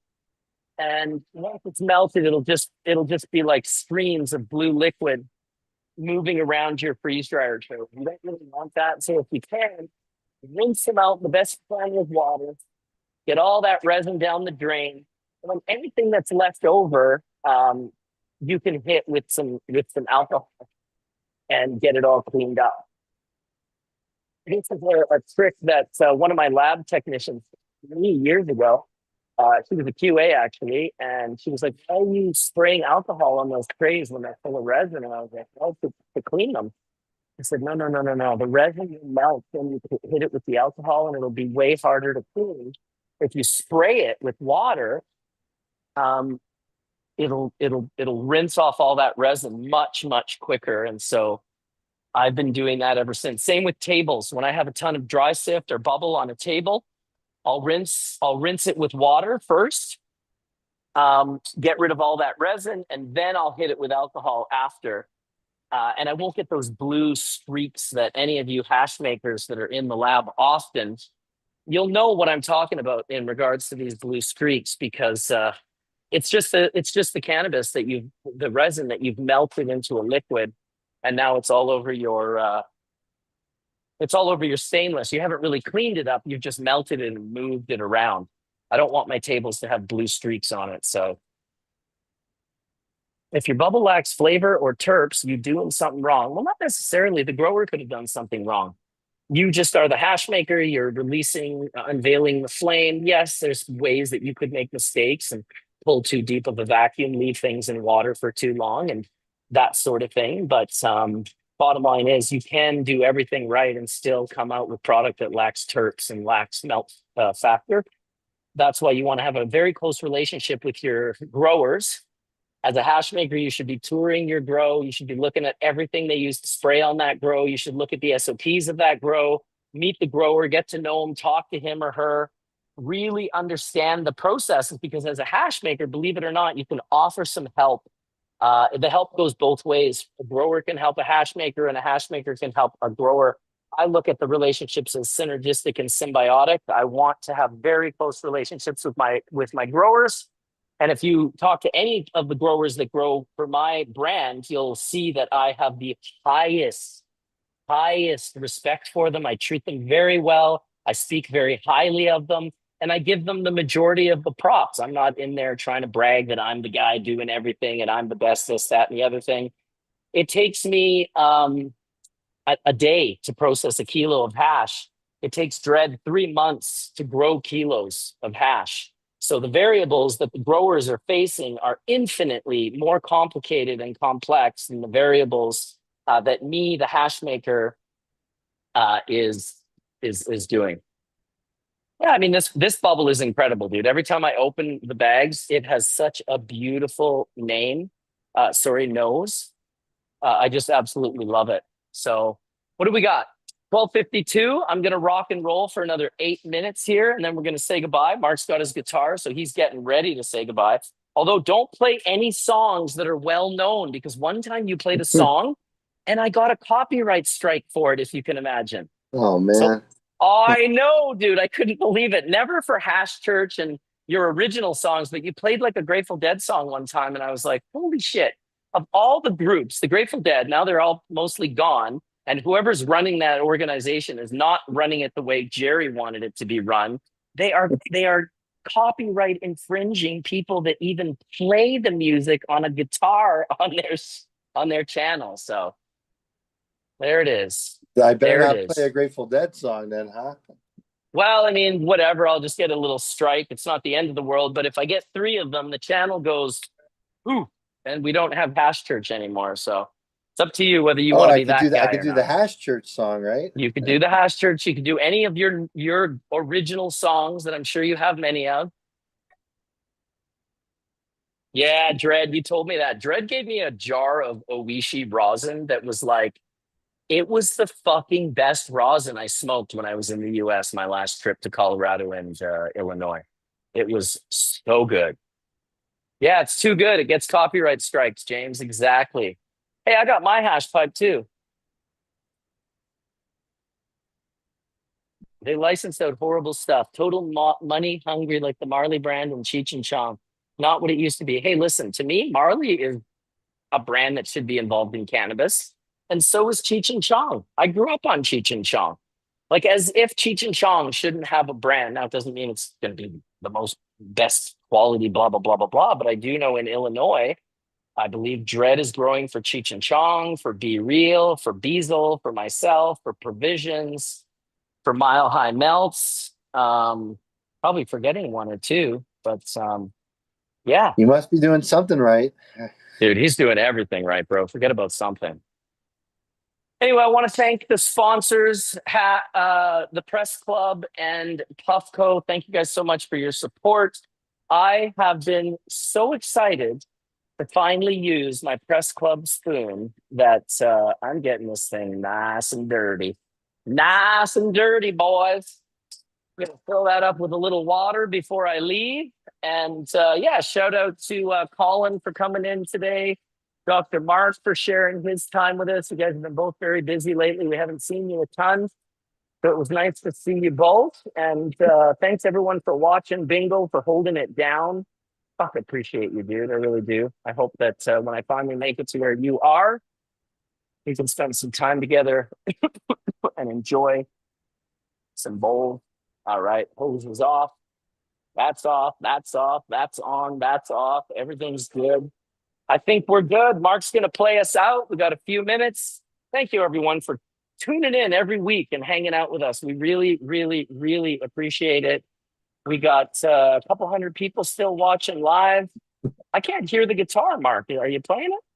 Well, I was playing it. I don't think I think this mic on the iPad doesn't pick up things too well. So Oh yeah, you got to get a good mic, dude. You got to do you get want me like to? Do you want me to? I could plug in and try to turn it up. Should I turn it up? yeah, you can give it a shot. I mean, it All right, usually is let's all see. fucked up. Let's see. Belushi Farms. Shout out to Belushi Farms. I'm supposed to meet Mojave this week. I think he might be coming up from Belushi Farms with a couple of folks from Belushi Farms. We're supposed to be linking up with Mojave. Hopefully it happens. Haven't seen him in person in a while. Be really good to check that out. Yes, you do, Greg. You do have a good team. I'm happy to be a part of that team. I can say the same thing. I have a good team in Illinois. One of the best. Thanks everyone for watching. Dr. Mark's going to play us out for about 4 minutes. If it works out, if it doesn't, I'm just going to shut her down. Ooh, Let's see if sound this of works. ice. The sound of ice falling, bro. Oh, Do you hear here we that? go. I heard it. Okay, let's see what we can play here. Oh, it disappeared again. I heard the first strum. I can't hear it now. You can't hear it? No, the first time you strummed it, I heard it. It was like broom. Jeez, let's see what's going on here. Got to get an acoustic, brother. Should I go get the acoustic? No. Well, Okay, let's see. you got 3 minutes. Give it a shot. No. Dude, it doesn't come through. It must be how I have sound set up. Let me look at my sound real quick. Audio settings. Because there is different sound settings. So I have noise removal. Original sound for musicians. All right, let's try this now. Microphone modes are disabled because live performance audio is enabled. To use microphone modes, please disable live performance audio. Try it now.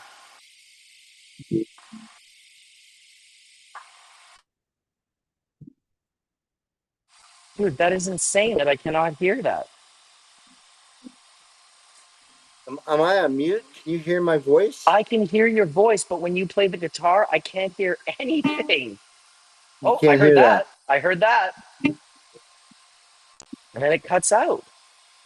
I guess it's not going to work, brother. Hear all It's that? not going to work. We'll do acoustic and we'll do it next week because we're done now. I've been going for 4.5 hours. I got to get out of this lab. I heard that. What the fuck? It comes You have in to- and it comes out. I know. It's the weirdest fucking thing. It is so weird. I hear that gently. And then it disappears. All right, you guys, your hash high so you can hear the music and you can't hear the music. Thank you so much for showing up today, Dr. Mark. Appreciate you. Great day in the lab for me. 4 hours and 20 minutes of hash church. Thanks for tuning in, everybody. We will see you next time. Peace out, everybody. Peace out. Peace out. All right, man. Thanks, Dr. Mark. Much Take care. love. Yeah, much love.